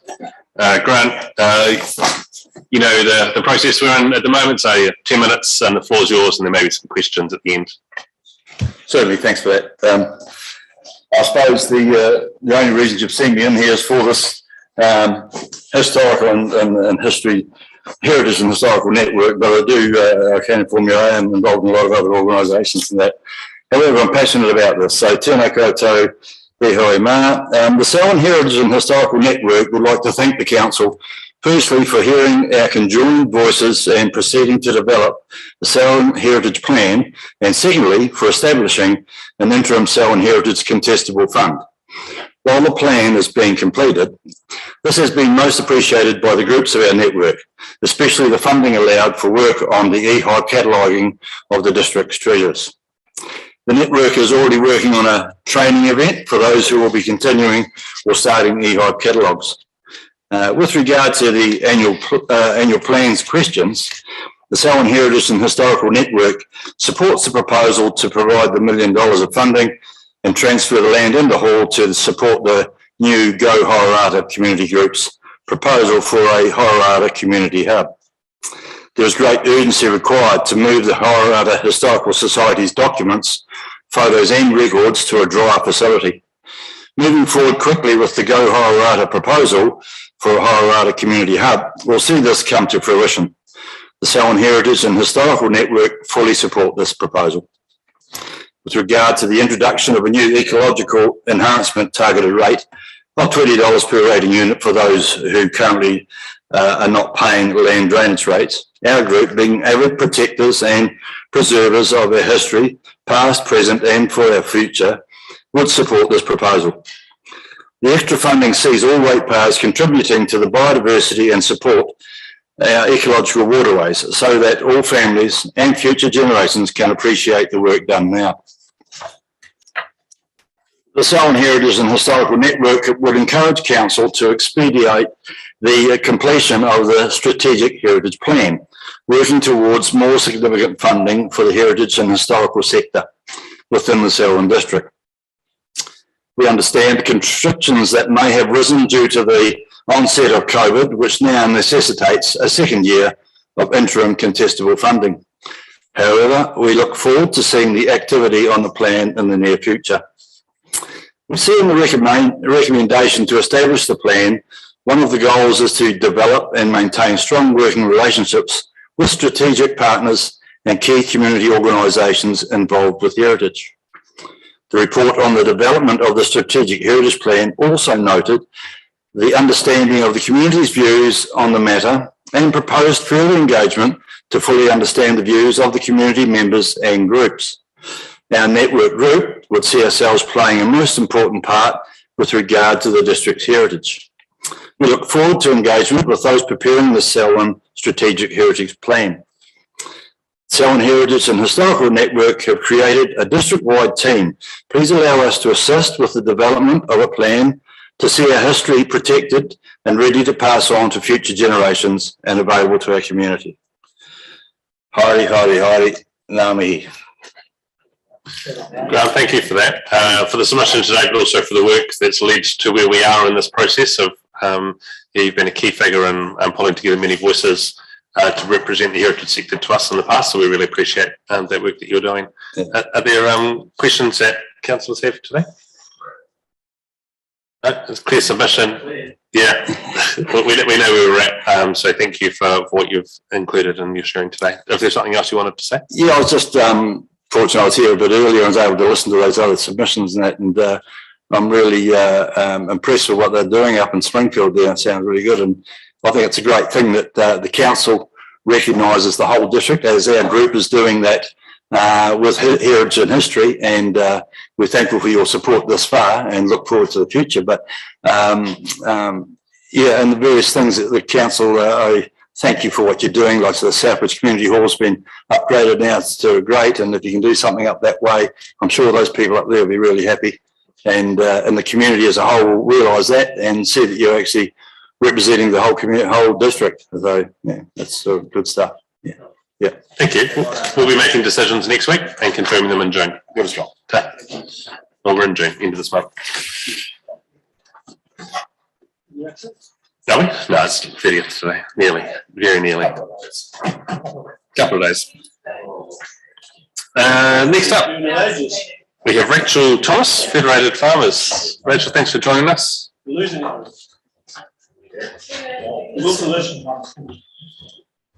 Councillors, this is submission number 187, page 187 through to 194. It's submission number 120. So Rachel, thanks for taking the time to write the submission in the first place. It has been circulated and read by a councillor, so you don't need to read through it word for word today, but this is an opportunity for you to highlight anything that you've previously said or anything new you'd like to add to that discussion.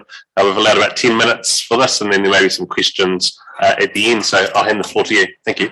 Thank you. Good afternoon, councillors and Mayor Broughton. My name is Rachel Thomas and I'm the Senior Policy Advisor for the North Canterbury Province of Federated Farmers. Thank you for the opportunity to present our submission today. On the whole, we are largely supportive of the Council's general direction with this annual plan. We do have some specific comments though that we'd like to make.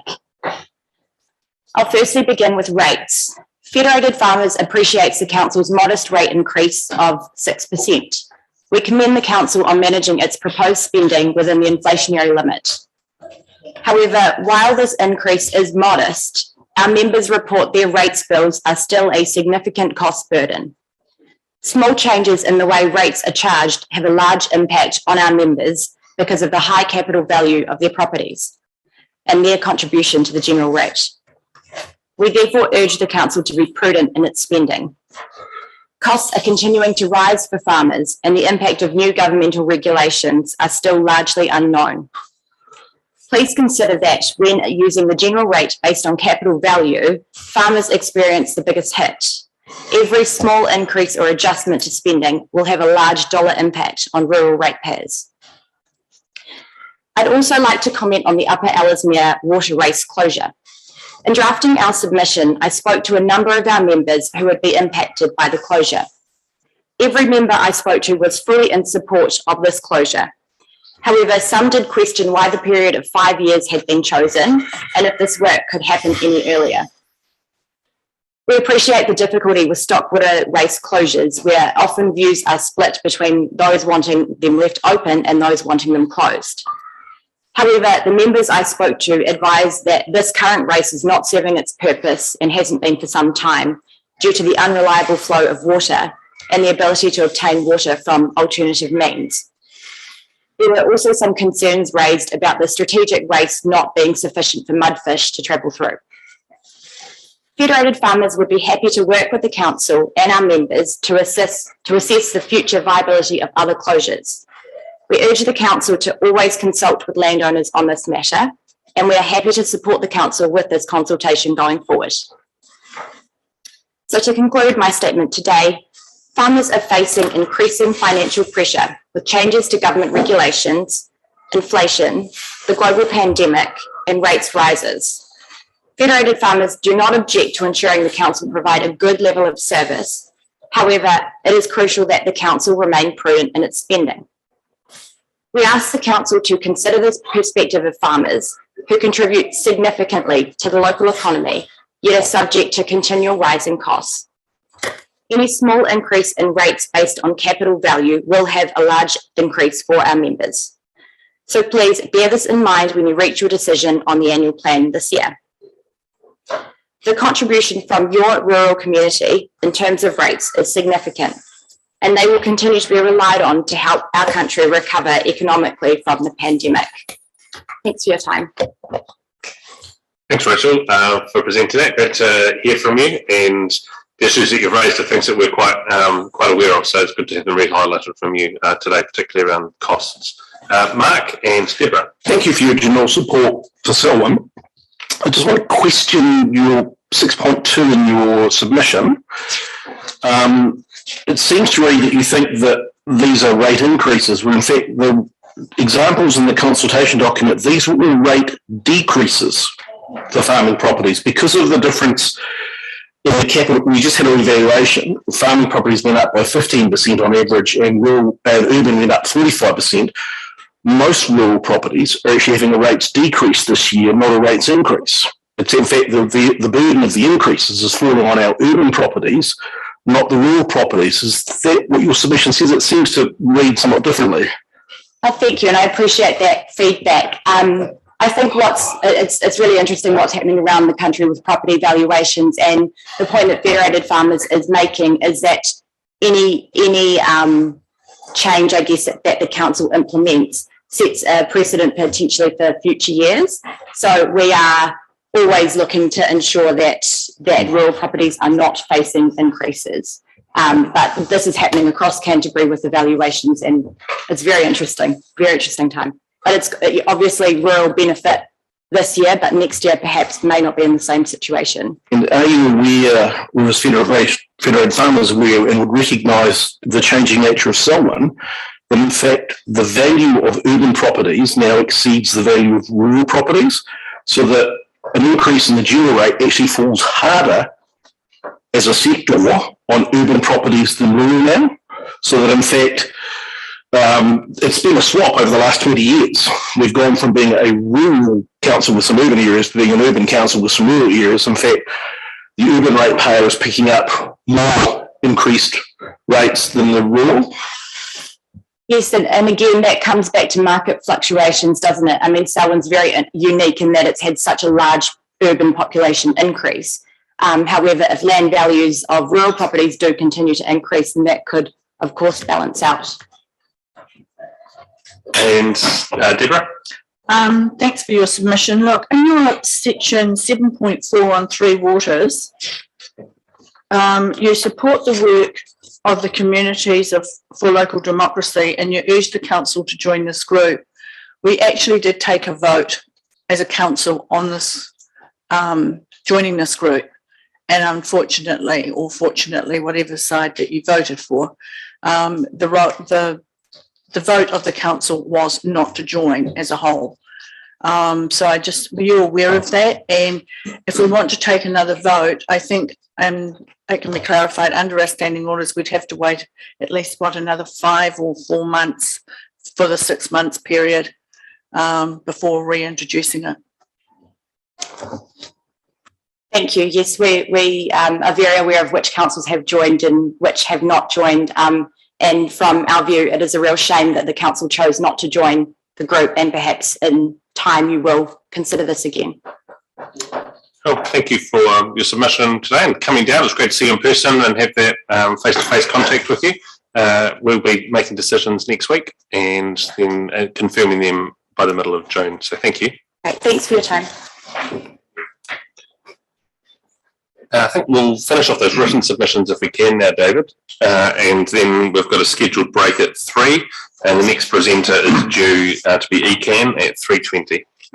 Thank you, Mr. Mayor. So, councillors, if you go to page 201, the submitter is Mike Chafee. Mike was down to present at 3:30. He's withdrawn this afternoon. His question was around the ecological rate in his submission. In his note this afternoon, he said, how can we speed up the process for races on Rakaya Terrace Road on the 3 to 5 year plan? So that's a question, obviously, that we will deliberate next week. Now ask you to turn to page 209, submission number 130, Adriana de Groot, and comments on page 210. Firstly, support the proposal for a Horirata community hub.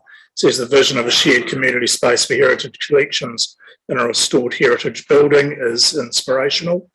She supports the historic Liffey Weir in Lincoln and the Lincoln Rotary project to highlight the history and stories on the site. Lincoln Township History Panels makes comment on Plan Change 69 and just acknowledges the rates increase of 6%. Next submission is number 132, Karen Mears on page 214, and comments are on page 216 in respect to the Horirata proposal and the consultation document is supported, and comment under number 9 that council continue working on the cycle and walking strategy, continue the Glen Tunnel to Whitecliff cycle and walking track. Submission number 133 is Mike Mears, and go to comments on page 220, support for the Horirata Hall. So it's been outgrown by the Horirata community, and I can't quite pick up the rest of the writing, but it's certainly in support of comments. Next submission is 134, Pauline Pearce. On Horirata Community Hub, she said the hub is needed for ongoing growth of the community and district, and it has a building that currently is not fit for purpose, and there's an opportunity to move the museum into the community hub. Number 135, the Vintage Village Trust, Abbeyfield, Ellesmere. Comments are on page 228. Abbeyfield, Ellesmere wish to support the Friends of Ellesmere Hospital annual plan to fund a feasibility study on the provision of community health facilities in Leaston. Comments that we feel the great need in the community for long-term health service to ensure community receives local health solutions within our local health system for the next 50 years. Submission number 137 from John Austin is on page 232. It's a lengthy submission in support of the Horirata Hub and makes comments towards the bottom of page 232 to attract new folks into our midst by promoting the attractiveness of our current major community asset, the community hall and associated but significantly degraded preschool facility is stretching most folks' credulity. Council could honour its earlier commitment as set out in the LTP. Submission 138 is going to be presented fairly shortly. Submission 139 is from Jason and Rebecca Royal, and they are opposed to the Upper Ellesmere Water Race. And finally, Mr Mayor, submission 140 from the Glen Tunnel Community Committee. 3 requests. First one, complete the laying of the underground power cables through the whole village. Second one, stormwater pipes need to be enlarged to cope with the increased flow of weather events and also kept clean. And thirdly, connect the villages of Colgate, Glen Tunnel, White Cliffs and Horirata with the Walkway cycleway. So those, Mr Mayor, with the exception of 6 more to be verbally presented, are the submissions to this year's draft annual plan. Thank you. We also have a summary of submissions document to support what we're hearing and decision making, and there's also a Facebook comments page that has been tabled on everyone's desk today, so we'll receive those as part of our formal decision making around the end of the hearings process when that stage occurs. Mark? The Facebook comments seems to be somewhat sparse. I've seen a lot more Facebook comments on our annual plan than is presented to us today. And I'm just wondering, I'd be reluctant personally to accept this as a representation of our Facebook comments because there are many more posts on many more groups than is in that document. They could be presented as a sample, but they're not a comprehensive capture of what was commented on Facebook. For clarity, Mr Mayor, those are the Facebook comments on posts on the council Facebook page. We have not collated comments from those posts on other non-council pages, which could have been clarified on the document. So noted, thank you. I might have received that already. My apologies, Sam, Mr Mayor, I'm not too sure where, and I might have been out of the room, so forgive me if I have, the submission from Te Taumatu Runanga. Has that been received? Okay, thank you. Yep. Cool. Let's adjourn the meeting. We'll begin again at 3:20 with ECAN's submission. Thank you.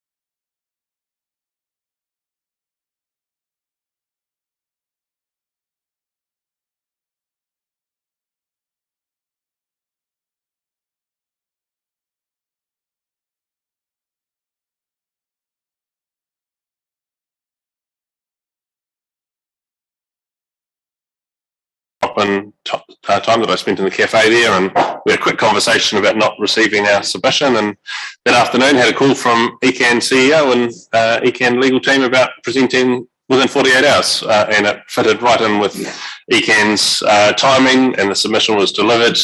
And I just want to say thank you to the both of you for the way that you enabled that to happen, and then continue to advocate for our community, because the things that were in our submission were both picked up by the two of you, and you're really keen to see the outcome of those. So I know that this is you coming to talk to us, but if you want to highlight any of the things that have gone on over the last 10 days as well, we'd be happy to hear that, two councils working together on behalf of Selwyn residents. So I'll hand the floor to you. We've got 10 minutes for this conversation, and yeah, thank you.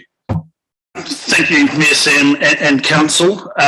Yes, I do apologise that we seem to lose your submission to us, one of the 2,700 and something. But I really did appreciate the submission that you did make on behalf of Selwyn District, the strength and passion that you brought. And I guess then if I do lightly touch on a number of those matters, the decision that we have come to at this point on public transport was our hybrid model of our option 2. So a $1 fare within the city with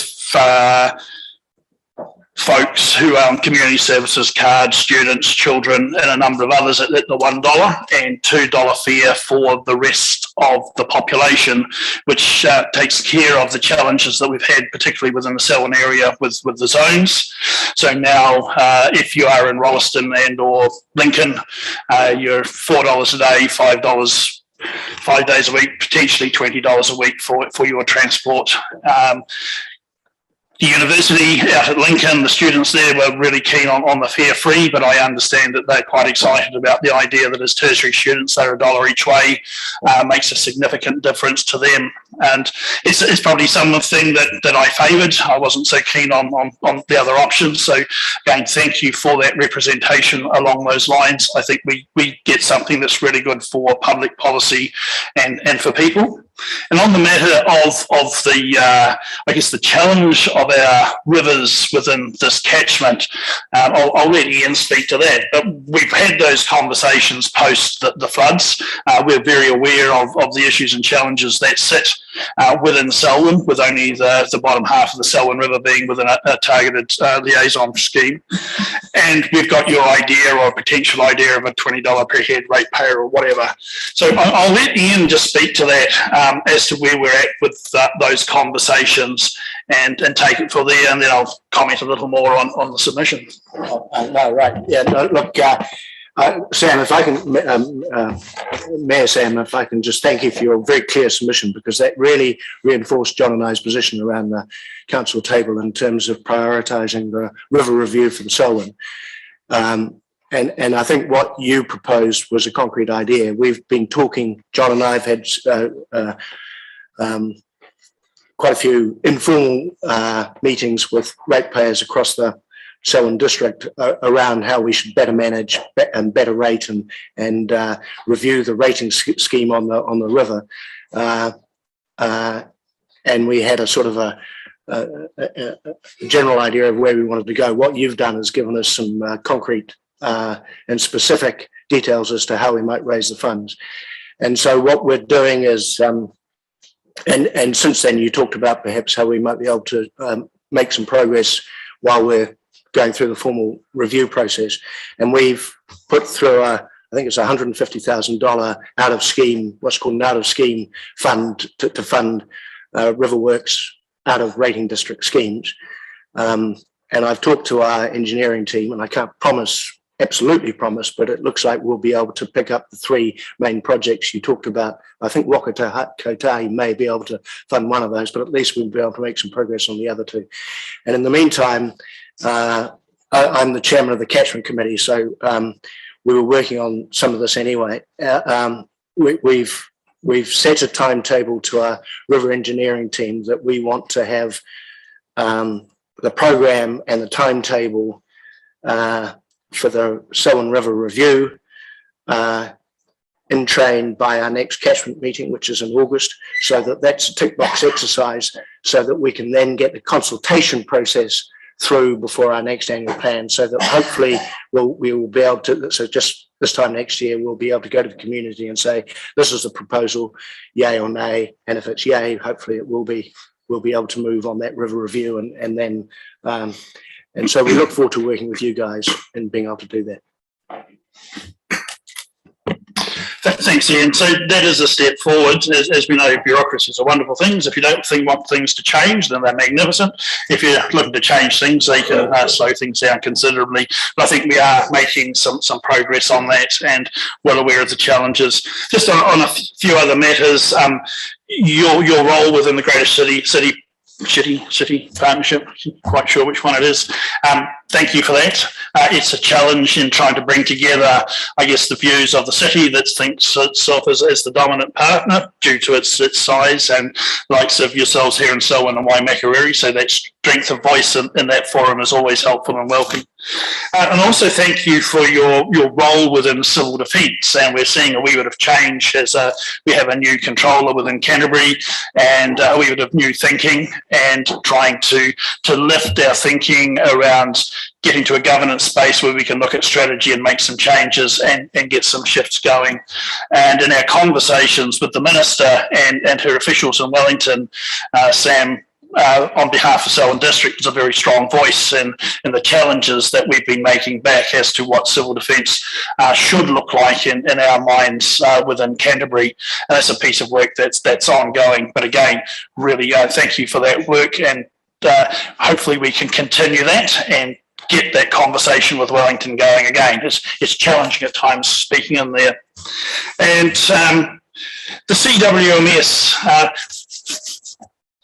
with the changes that we're seeing within, I guess, the national instruments that are put upon us, the change the NPS to Mana ROI, all the things that are happening, we have a challenge in that we really do now have this Kia ora kutai from the mountains to the sea, a whole catchment space, and an increasing regulatory framework within which we have to operate, and a rewriting of our plans. So in my mind, the CWMS is really, really important in a collaborative space, but I think we are challenged by, I guess, almost the fear to mandate our central government for the things that have to happen, and I think we become a little more as a regulator than a collaborator at times. So I hope that you can continue those strong challenges and conversations as a council with us to maintain our relationships, because I think increasingly it will be difficult with those national prerogatives being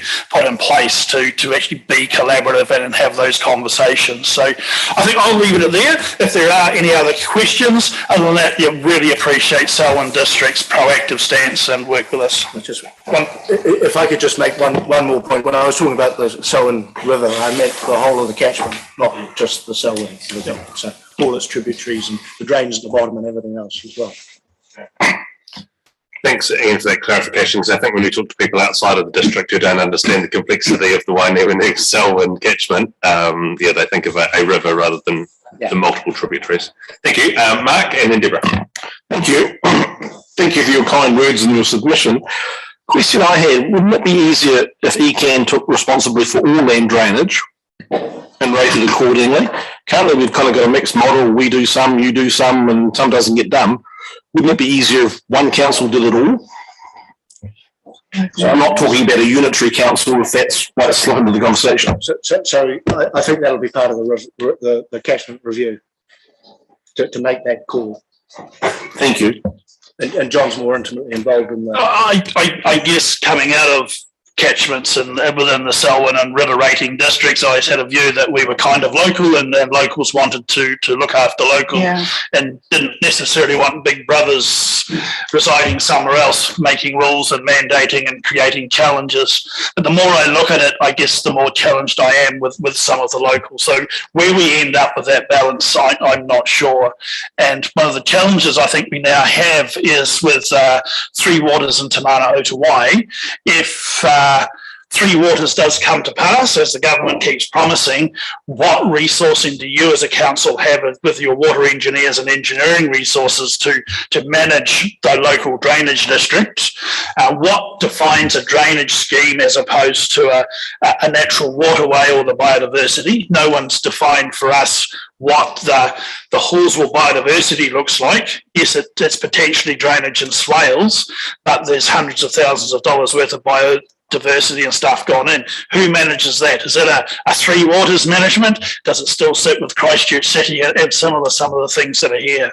So I think it's a wider conversation that will get increasingly complex, and possibly it does end up with someone like Environment Canterbury, but we just have to be critically aware of the locals so that we're not seen to be taking the locals' say and assets. And the other complication will be implementing the MPS for fresh water. And so our plan, which will be out in the end of 2023, will have to reflect on what is the freshwater management unit around the Greater Selwyn. And our head of planning was encouraging us to think about a freshwater management unit as being a larger scale rather than a smaller scale. And so that'll have implications. If the drains are part of the greater catchment, then they may want to be considered part of that in terms of maintenance and administration and various other things as well. So we're open to what the locals say about this. Thank you. Deborah. Two issues. One with regards to the concept of land drainage. We have a structure in our council which is very locally and community based, as opposed to an annual meeting of invited guests to come and listen to a river rating review, an annual river rating review at a hall.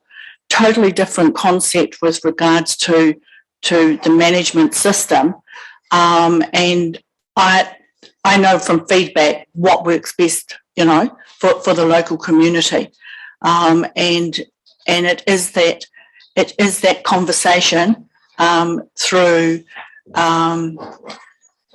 community groups, local farmers, those that are affected, get to have a say or inform somebody, so it goes up through the right channels and that doesn't get lost. So I just want to highlight that for a communication. The other issue is that you mentioned about your civil defence. A lot of people that work in the area of community, I guess, would be totally unaware that ECAN has a civil defence role to play. They know that the local councils have a civil defence role to play, and that's tied very closely to neighbourhood support groups that work alongside those organisations. But when it comes to ECAN, I just wonder, have you got a plan or some way of actually communicating your role to the local community? Very, very briefly, yeah. Our role one is the administrator. I guess we're vested by Parliament to be the administrator. And so we provide resourcing, both administration, science, river engineers, but we don't specifically have a role within the community. That does sit with the territorial authorities. The territorial authorities do the stuff that sits within, and so on the street corners and the preparedness. We fund and coordinate the joint committee, but again, the joint committee is a collection of the territorial authorities, and I sit on that committee. But our role is really the administrating and providing advice, not running civil defence, as it says. And if I can just answer the question about liaison committees. Look, I was chairman. I set up the first liaison committee, Drainage District Liaison Committee to ECAN 30 odd years ago. Was chairman of that for quite a long time. I understand, we understand absolutely the benefit of having that local input. And as part of the review, we'll be looking at how we can retain as much local input, and it may be people from different parts of the catchment, so that we retain that local input, because you're right, that's really valuable. Okay. Thanks. I wonder with the conversation that we're having, it'd be good for us to think outside of the senior plan process. We've often waited for full governance meetings, but actually just meeting with the two of you at a workshop, and we can just talk with each other around the issues that are facing our district and how we both advocate for the answers that we want to see might be a way forward. So we'll ask our staff to think about how we set up something in our diaries, maybe for August, to do the grant. That leads nicely, Sam, probably to what I want to discuss. What I've seen over my period in the council is perhaps a blurring of the lines between roles of Environment Canterbury and Selwyn District Council. And increasingly, I see our council starting to move into territory which I would regard as almost exclusively Environment Canterbury. And I know you may be seeing the reverse where you're seeing yourself in Selwyn District Council roles. I think it probably somewhere in this next 12-month period, there's an opportunity for our executive to get together and actually clearly define who does what, because as you both know, the ratepayers, we both share the same ratepayer. In an annual plan process, what we're seeing is the same groups sometimes coming to us to advocate for funding, which in actual fact, the same poor ratepayer, if we agree to it and you agree to it, is getting rated twice for the same service. So I would like to see a pause and some effort put in between our executive to actually say, who does what here? And let's just stay out of your pie and you stay out of ours, because I certainly believe that we are increasingly starting to get into your work stream. And where decisions cross over with each other, and that might be in planning space, we work closely together as well, so we don't have those. Well, nothing wrong with being collaborative. I'm all for that, but I just don't want us doing work that you guys should be doing, you don't want to be doing, and paying staff to do stuff that we should be doing. And that's, at the moment, there's a real blurry place. Thanks for that. Thank you for coming in and sharing that submission with us. And we look forward to continued partnership to get great outcomes. So really appreciate it. Thank you, John and Ian. Thank you for the opportunity. Thanks, team. Well, John, next submission from you is around St John's. It's on page 90. It's submission number 67 for councillors. And so, John, I'll hand the floor back to you. Thank you again, Sam and Council, for this opportunity. I was approached by the Friends of Ellesmere Hospital to see if I would, or St John, in fact, would speak in support of a request that Selwyn District, I guess, facilitate a conversation as to what the future health needs of a geriatric community might look like in the future, particularly in regard to the possible closing of Ellesmere Hospital and Melbourne Hospital in itself. And I think we sit in a world where quite a bit of flux. We don't know whether they will be reopened, where they sit and what their futures look like. So St John, the area committee is mandated by St John to take a holistic view of health across the whole district. So not just emergency ambulances, our youth programs, we've got Friends of the Emergency Department and therapy pets, a whole bunch of things. So it does sit within our remit to look at the wider needs of the community and health. And I congratulate you on the facility that you have across the road, which is an absolute boon to this community with the new maternity facilities, radiology and the other things that go into it. And also aware that within Rolleston we will have some rest homes and elder care and the likes that will in all probability have some hospital care, and similarly Lincoln and Prebbleton. But I'm also aware that when we live in our communities that are slightly outside of, I guess, the more urban populations of Selwyn, we do face those challenges of how we look after our elderly in those situations. And it's simple to say it's 20 minutes from Leaston to Rolleston to whatever.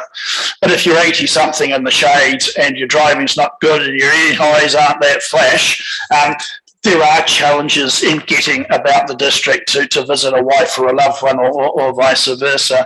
And if we push out further into the areas like the Rikaya Huts, North Rikaya Road, Tiparita, up into the Horirata and further up, there are significant distances and challenges in getting into somewhere that is more central. So the idea of this council facilitating a further conversation, looking at the potential of replacement of some of those community hospitals, 7-10 beds and the like, I think is critical when we think about local and what it means to the people in our local communities for those sort of reasons I articulated. I did a job up to Methven just the other day, chap, post-stroke, home, couldn't be cared for in the home. It was too much. I won't talk about the challenges of the health system and the large circuitous route that was going to be had to literally get him round the corner into the care of the unit in Methven. But at least there was a unit in Methven that after that circuitous route, that person could be in there close to family, close to his elderly wife, and you still have those connections.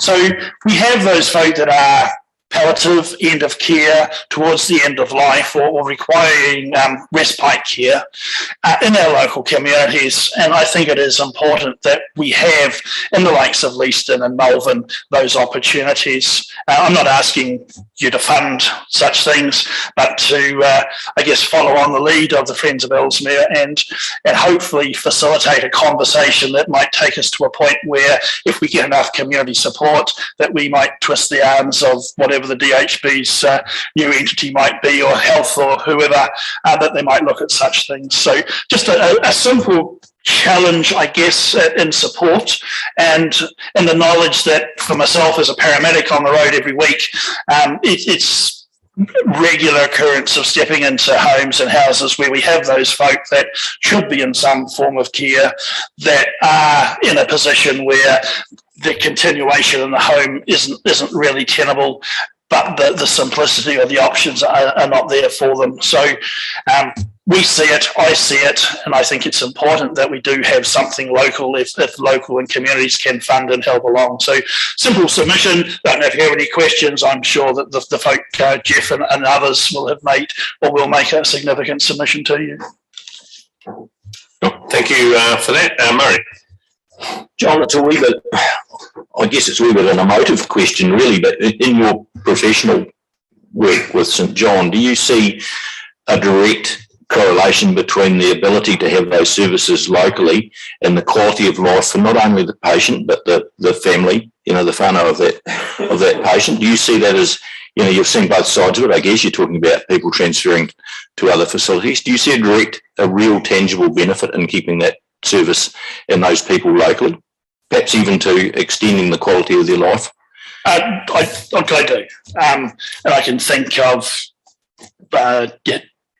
chap in Leaston called to us, bit of a tip over. We were comfortable with leaving at home, but he was literally a kilometre down the road to his wife, and he would go down and literally feed her and help her out and maintain life. So they had that connection of not just the emotional connection of 50 or 60 years, but a physical connection as opposed to needs. And we're seeing increasingly the challenges within that sector of not enough time, not enough people, not enough opportunity. So you get the basics, but you don't get, I guess, the quality of life at times that those folk possibly, well, they do deserve, but are just not there. So yes, we do see the challenges that sit both emotionally and physically for folk that are removed from communities, and we hear and see those stories of the support that family, whether it's partners or immediate family, give in those situations that are over and above what I guess sit within the care that's given, particularly in COVID times. Colin, thank you for that, and your thoughts on direction and including that into a annual plan submission makes a big difference for us to be able to talk to you face to face. So I appreciate your time this afternoon. Thank you. Thank you, Sam. Thank you, Council. The next submission is Russell Dalzell, and Nigel's here as well. Nigel, if you're joining, feel free to head to the front. Councillors, it's on page 89. It's submission number 66. On today's agenda.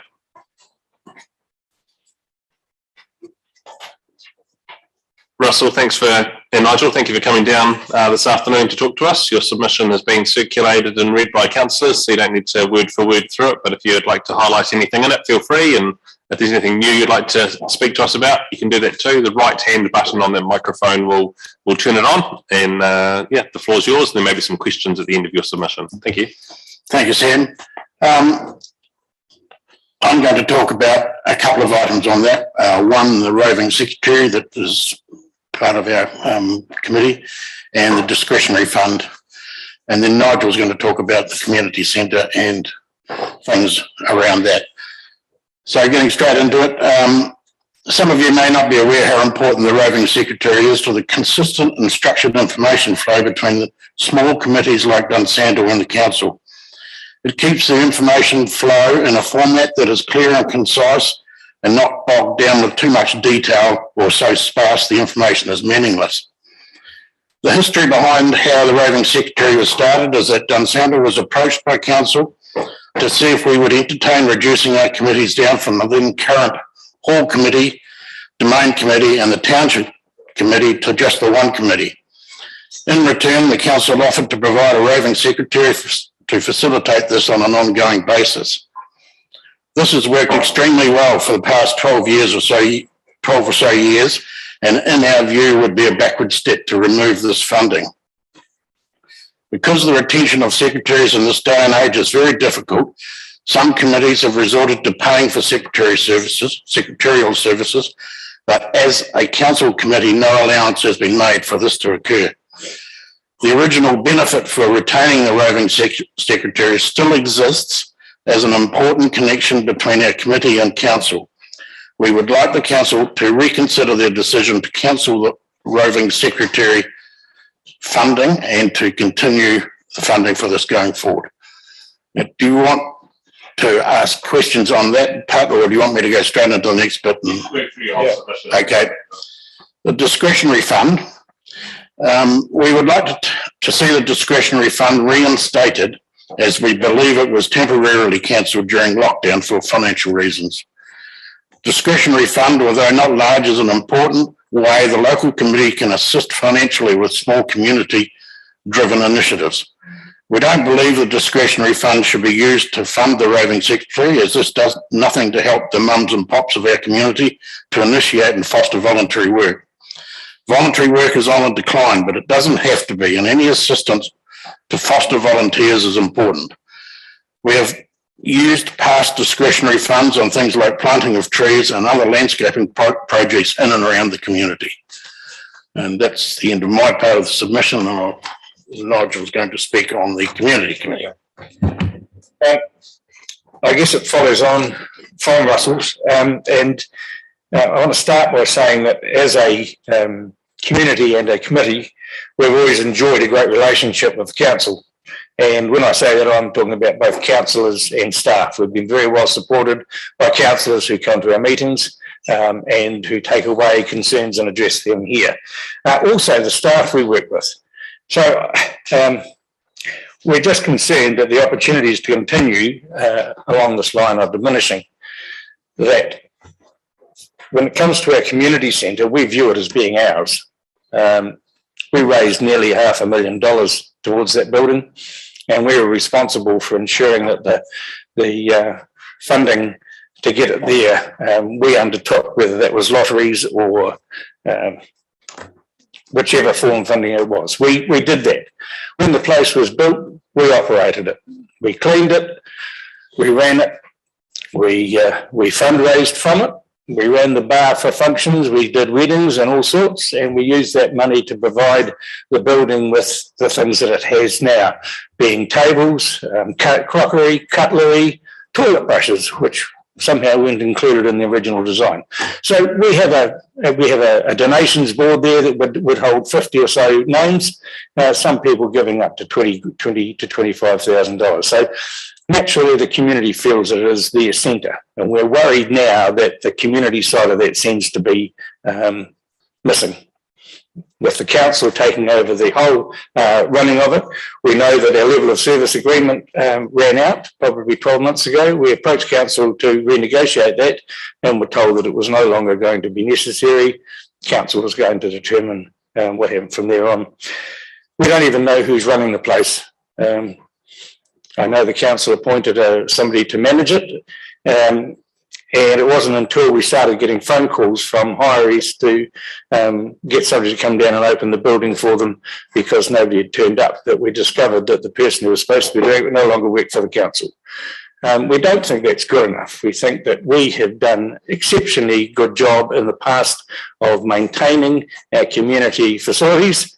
And we feel particularly hard done by that we've now been cut off at the knees and have nothing actually to do with the ongoing, whether that's at a governance level or management. It doesn't matter. We just feel like we've been excluded. And worse than that, there are groups within our community who now don't want to hire the place because they find the cost of it excessive. And we think, well, that was the whole point of us going down this path of getting the thing built. And it's very, very disappointing to have community groups now coming back with that sort of thing.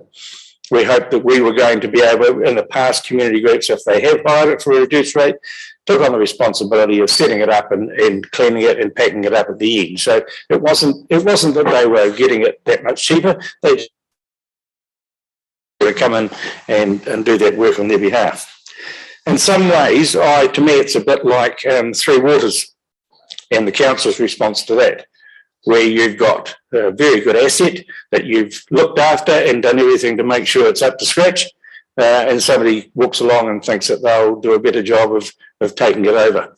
And I guess we're pretty much in that sort of situation when it comes to both the operation of community committees and the community centres. We've worked well with council in the past, and council have worked well with us. And quite frankly, we think that there is a reason why people who work for the council, and that is that they actually get a bit of a buzz out of working with people in the community. And in the past, we have done that on a very fine basis. And from our perspective and theirs, we think it's something that should continue. And so we would ask you to rethink the path that you're going down in relation to community committees and the operation of these community centres. Oh, and we are also, we are very, very supportive of Friends of Ellesmere in their submission. We like what the council has done with this hub over the road, and we want to make sure that you are leading the charge and making sure that we can retain what we have out in the more remote areas. So, thank you for those parts, and we've got a few questions here. Murray and Jenny. Thanks, Nigel Russell. Nigel, you're amazingly comfortable up the front there. You should never have left. I bet you're disappointed you only got a day of this. I'm very transparent for a large man, aren't I?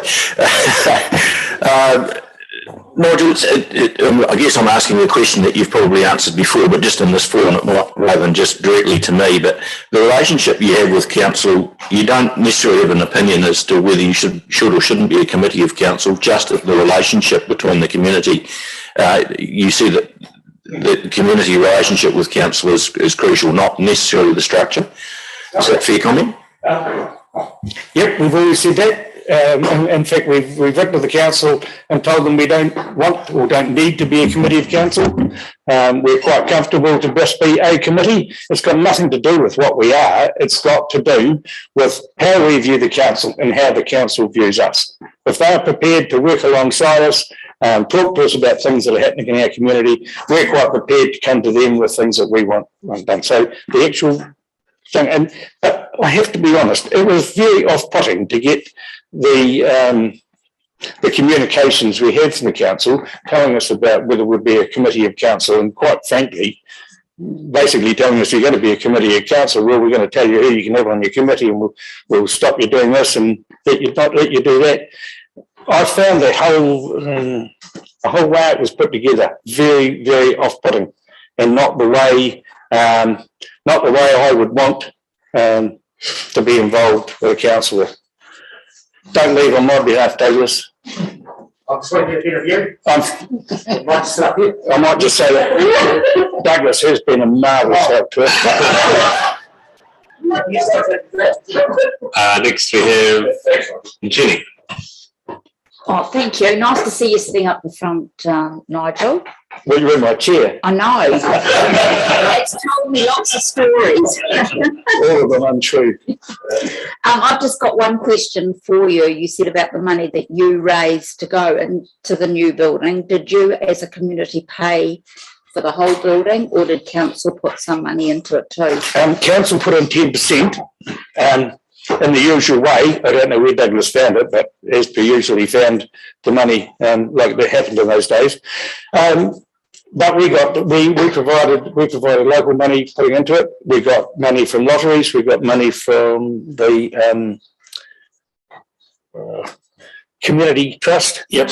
And it would be fair to say that about the same time, there was the push to get funding for Taitapu and West Melton.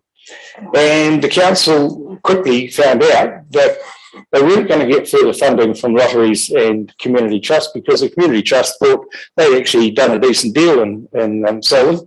So they found the 10% wasn't going to work, and I stand corrected, but I think perhaps Taitapu might have received somewhere close to 30-odd% in West Melton, a similar amount.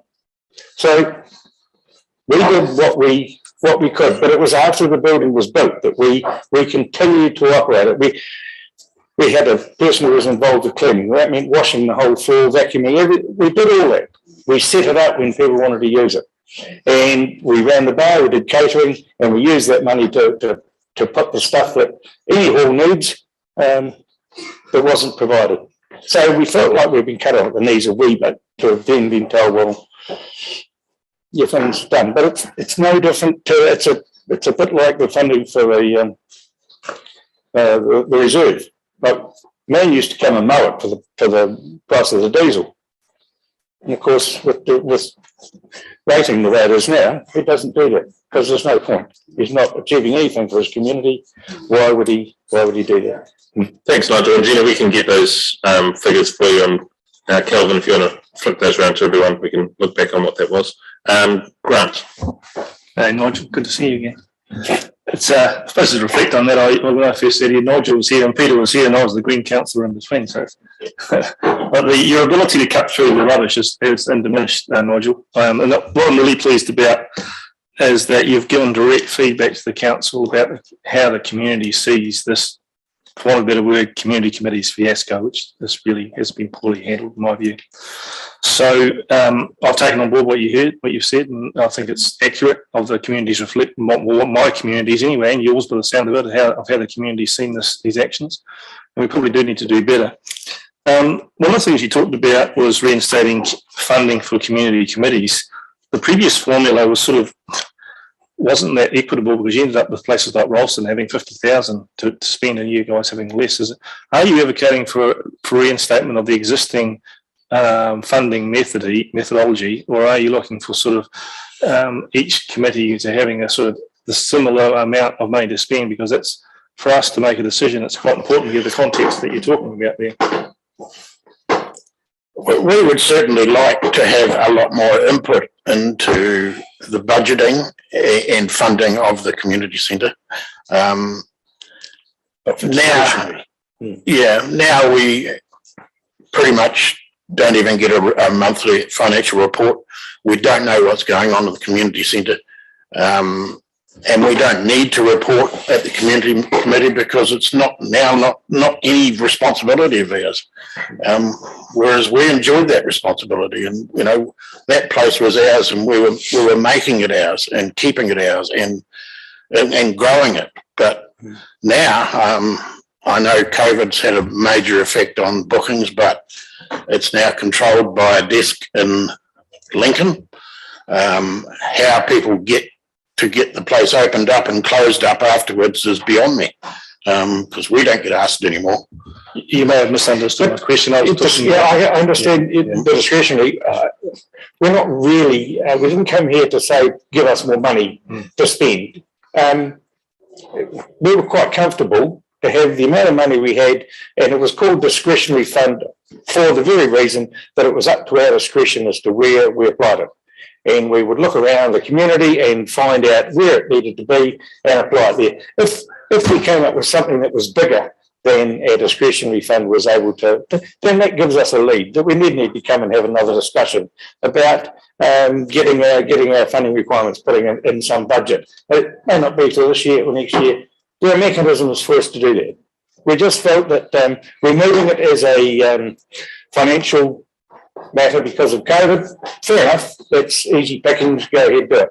And that time we think is probably past. And we think it would send a very strong message to communities for the council to say, Right, we're past that now, and we intend to reapply your discretionary funding for future years. So you can then start programming in where you might want it to be spent.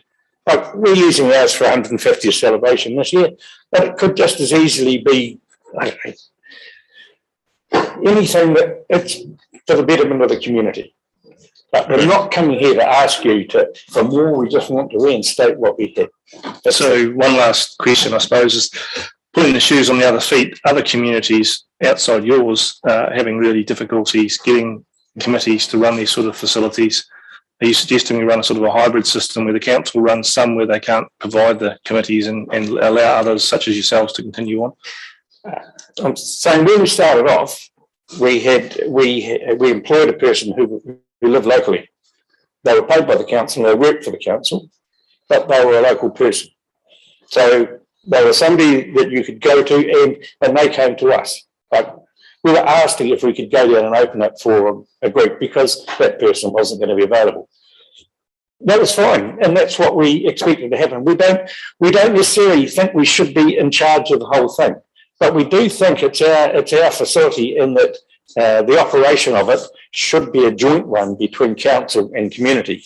But how that happens, I don't know. But at the moment, there is no input from the community, and we feel like the whole building is just moving further and further away from us. Thank you for presenting that to us today, and you made some very clear points for us to consider in our deliberations next week. And by the end of June, we will have made proper recommendations as to budgets for the following year. So appreciate your time this afternoon and coming down to present that to us. Thank you for having us. Thanks, Russell. Thanks, Nigel. Yeah. Jeff, we're ahead of time. Are you waiting for people that are going to join you for your submission, or would you be happy to do it before your scheduled time? But if you would jump in now, would be great. Get a chair for you.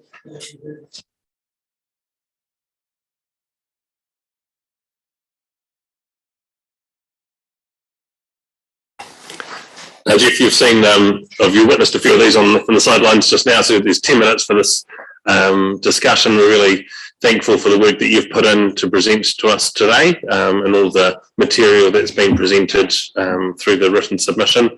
And thank you for the job that you're doing around the hospital. At the moment, we're all aware of the issue with it being closed and looking at working towards it getting open again, and the CDHB call that's been postponed this week to next week.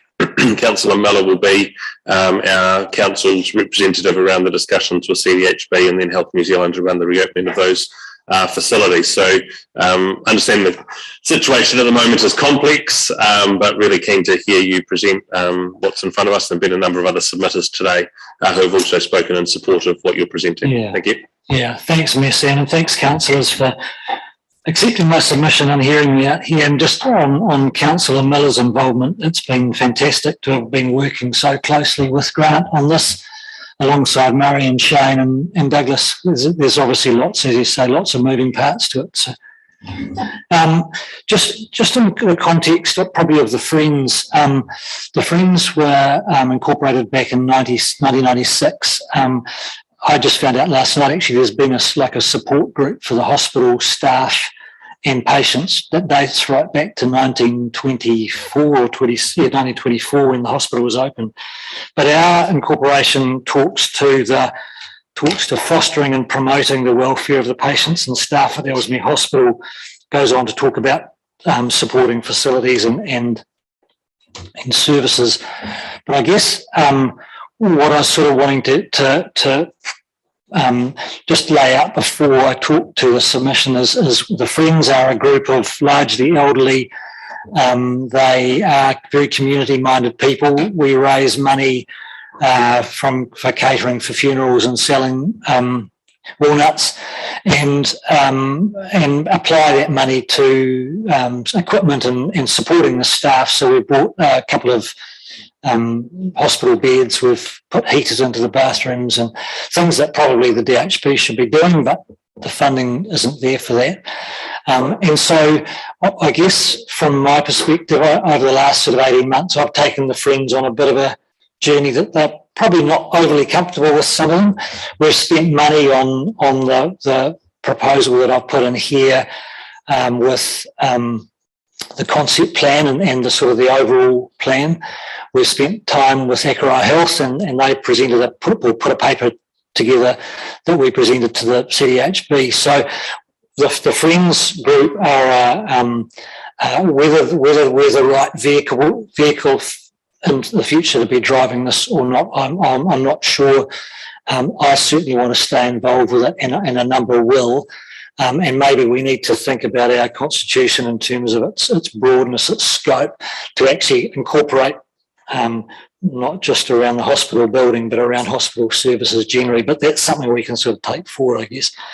In terms of the submission, the urgency for bringing this to the table now, Grant and I have been working on a sort of a long-term view with this. We've talked a number of times to the CDHB exec around what the future looks like, both in terms of the building and in terms of service delivery. The hospital closure has brought this much more to a head now, the uncertainty around what the future looks like. We're still being told that the building will reopen. We are, I guess, a little bit sceptical in terms of the process they're going through. We were originally told it was going to be 6 weeks after Omicron peak. That's now probably well past, and the rhetoric now, the conversation now seems to be turned more towards the future rather than actually getting our elderly back into that building and at least buying some time effectively while we work out what the future is going to look like. So community consultation has really only begun as a result of the submission, as a result of the closure. And I've talked to, and I've listed a number of the groups, and as you say, Sam, thanks, a number of today talked about supporting it. We overwhelmingly, the support has been very, very much behind keeping health services local. And I think once we open up the community forum wider, which we're sort of starting to do on Wednesday, this coming Wednesday at our AGM, I think we're going to find a huge wave of support around what we are trying to achieve with the local health delivery. The purpose of the submission really is to open a can of worms. It's putting out there that we have got a situation that's not currently tenable, that won't be tenable long term. The building is not fit for purpose as a long-term health solution. Through council and the discussions we've had with them, we've identified this opportunity, which we see as potentially being quite visionary, where we've got a community hub of community centre, library, health facilities, be they medical centre, ancillary services, which might be rooms for hire for a whole range of different need.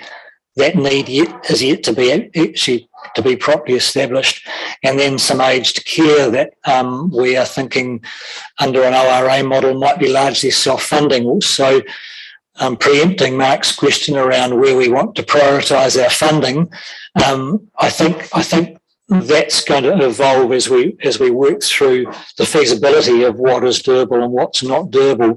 I understand the community centre and the library are already earmarked. The medical centre in Leaston is clearly in need of a fairly significant spend, and whether that's a refurb an upgrade or whether that's a rebuild, I think is yet to be established. But I think, and then in terms of the health, the aged care part of this, quite what that ends up looking like, I hope we find out as we work through this process. So we aren't asking you to pick the ball up and take this and do it on your own. Myself and the friends and the community really want to be part of this partnership that we help flavour and I guess work through what the needs are and what the future might look like in conjunction with council, in conjunction with the CDHB, in conjunction with our local iwi, and they have been very supportive in the discussions we've had with Taumutu around how they want this to flavour as well. So we see this also as being a great opportunity to template something that might be repeatable, not in its detail, but in its concept, be it with Melbourne or be it around other rural hospitals, either within Canterbury or wider. We aren't the only rural hospital in New Zealand that's facing exactly the issue we've got, which is a 100-year-old building that's in dire need of repair, that is rapidly approaching the end of its useful life, is not fit for purpose. And we see this as an opportunity to partner with yourselves and the community and the government funder to develop something that's pretty unique, pretty special. Look, just in terms of what the future looks like, the CDHB obviously ceases to exist in a month's time. A lot of the personnel, I imagine, will just transfer to Health New Zealand and Maori Health Authority. The consultation on the locality planning will start at some point. I've spoken to Tracy Maisie several times about this, and she's genuinely excited about what we're talking about in Ellesmere, because this is how they want to flavour their conversations with community, not just within Canterbury, but nationwide as individual districts work out what their health needs are and how they're going to be provided. So they are very much on board with this. Their budget is unknown. It was great to see Grant Robertson talk to a whole lot more funding available under the budget last week, but quite how that's going to be delivered and what those outcomes look like, I guess we need to wait and see. We need to work with them on that. So, so I guess in terms of the feasibility of whether this is doable or not doable, I look at the building over the road here, as John mentioned before, and go, wow, it's a pretty special legacy that you people are going to leave for a community here. We want to leverage your expertise and your staff time to say, well, can we do the same thing at least? And that provides for Ellesmere for the next generations, 20, 30, 50 years. So I thank you for listening to me. And Mark, sorry for preempting your question. Thank you, Jeff, for that. And like you said, it's pretty complex and what we're dealing with. So there'll be a number of questions, I'm sure. And Mark is first up. Yeah, well, for the benefit of those who, Jeff and I had a conversation over afternoon tea. I asked him what of the list that was provided to us in submissions and the accompanying documentation were must-haves versus nice-to-haves. And I guess reflecting on our building across the road, that's been funded as a commercial building with commercial rentals that will subsidise the ratepayer rather than the other way around. What on this list of facilities for the Eastern and Ellesmere and Greater Solomon community do you see as being commercial opportunities that will be funded by the leases and not requiring ongoing ratepayer subsidy? So I guess, again, just coming back to my comment before, I guess the process, that understanding will become more evident as we work through the process. But if you take the aged care, for instance, that appears to me, and I'm not an expert in aged care and aged care funding, but it appears to me to be there appears to be an opportunity to have that largely self-funding with a recycling of capital as you develop and build and sell an ORA and receive those funds back. And so I think, I would see that as being largely a commercial opportunity, and obviously on council land there would be either ownership and council owning the development process or having an operator do that. In terms of the medical centre, so I understand again you've got quite a substantial spend is required on a medical centre in Leeston, and whether that's a rebuild or a refurb, I don't know. But I would see that overspecking a medical centre to provide rooms for hire for physio, for instance, or for oral health, or for mental health, for nursing, for dentistry, or whatever it might be, provides an opportunity for return. The question, I guess, the big question we've got is what involvement are CHB or the health funders going to have in terms of providing some form of rental? And I can't answer that, Mark. So, I guess that's the discussion we're going to be having with them over time. You hear all sorts of different stories from the Rymans and the Somersets and the big players around the minimum size for rest home. The fact that what we've proposed in terms of the aged care part is a higher spec, bigger version of independent units, so they're not in need of day-to-day servicing. Again, I'm not an expert in this, but I would imagine that a person or a body servicing those units that provides daily oversight. I don't know, it might provide garden maintenance or external repair and maintenance to buildings. Could be done quite specifically by a small group. It wouldn't be an expensive thing to do. So hard to say which are the must-haves and which are the nice-to-haves, because we haven't worked through that process yet. But I would say at a commercial level, and of course that's not even talking about what the community might provide to be able to have their elderly stay local. We haven't even explored that yet. The grant funding, for instance, haven't explored that. But I think there's a lot of opportunity in there.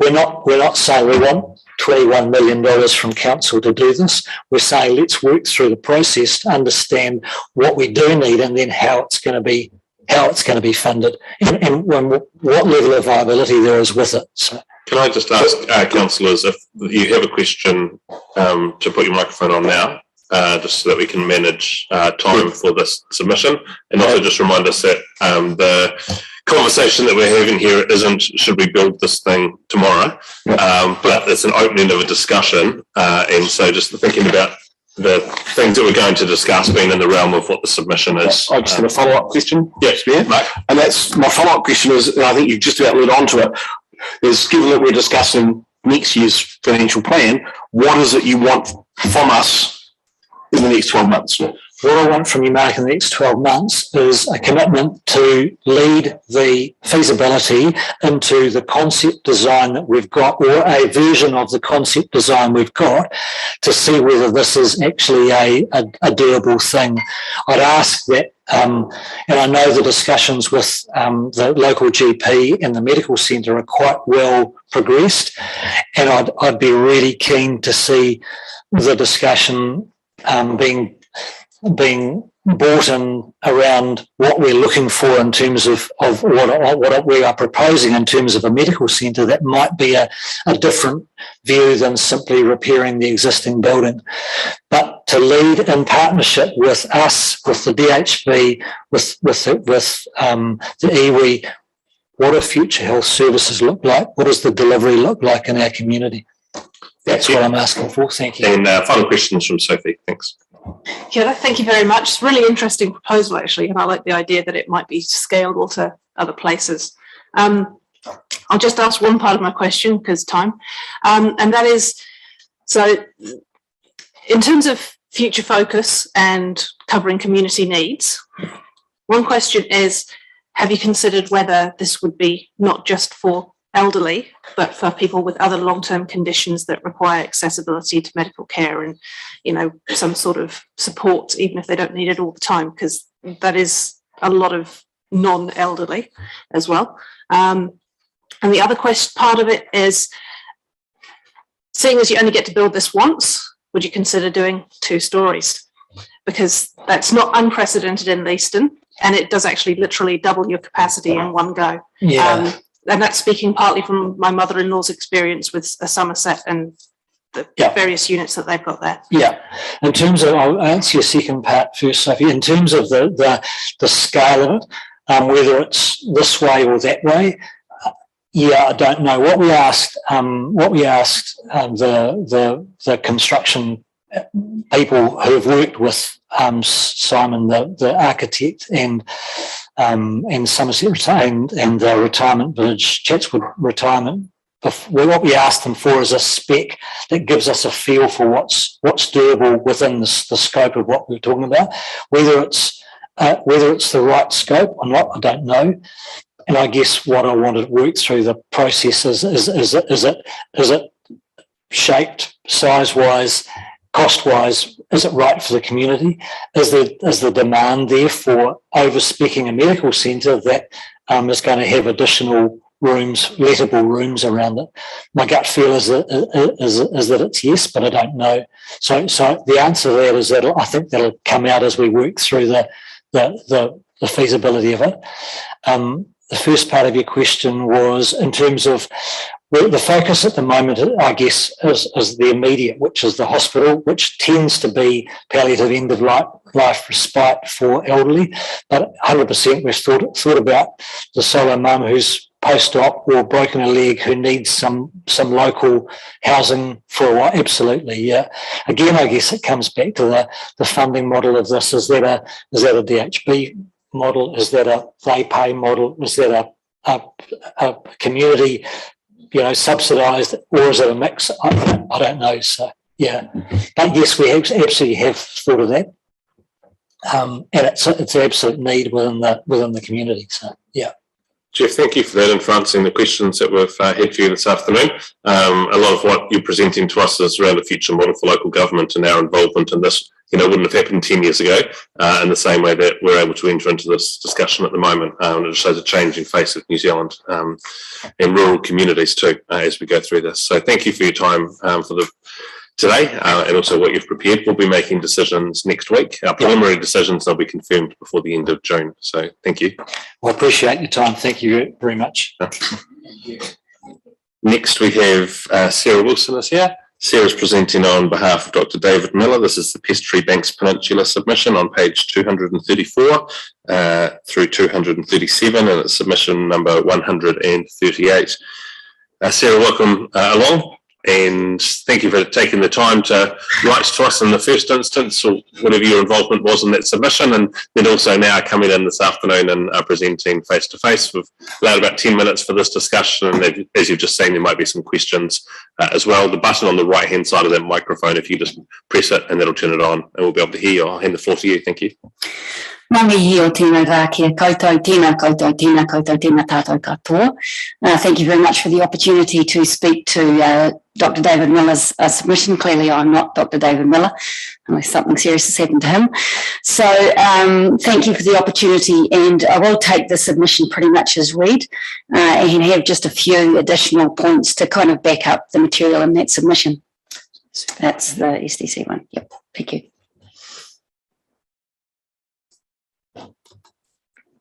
So just while we're speaking to that, I gather that, well, you're on the final run now, or in the tail end, so hang on in there with me. I gather you've heard from Marie Gray too today from Summit Road Society and Predator Free Port Hills, and very much back up their submission as well. We much work together with those submissions to ensure you get a consistent and a message that is aligned across the different agencies and contributors. So I think we're nearly there. Thank you.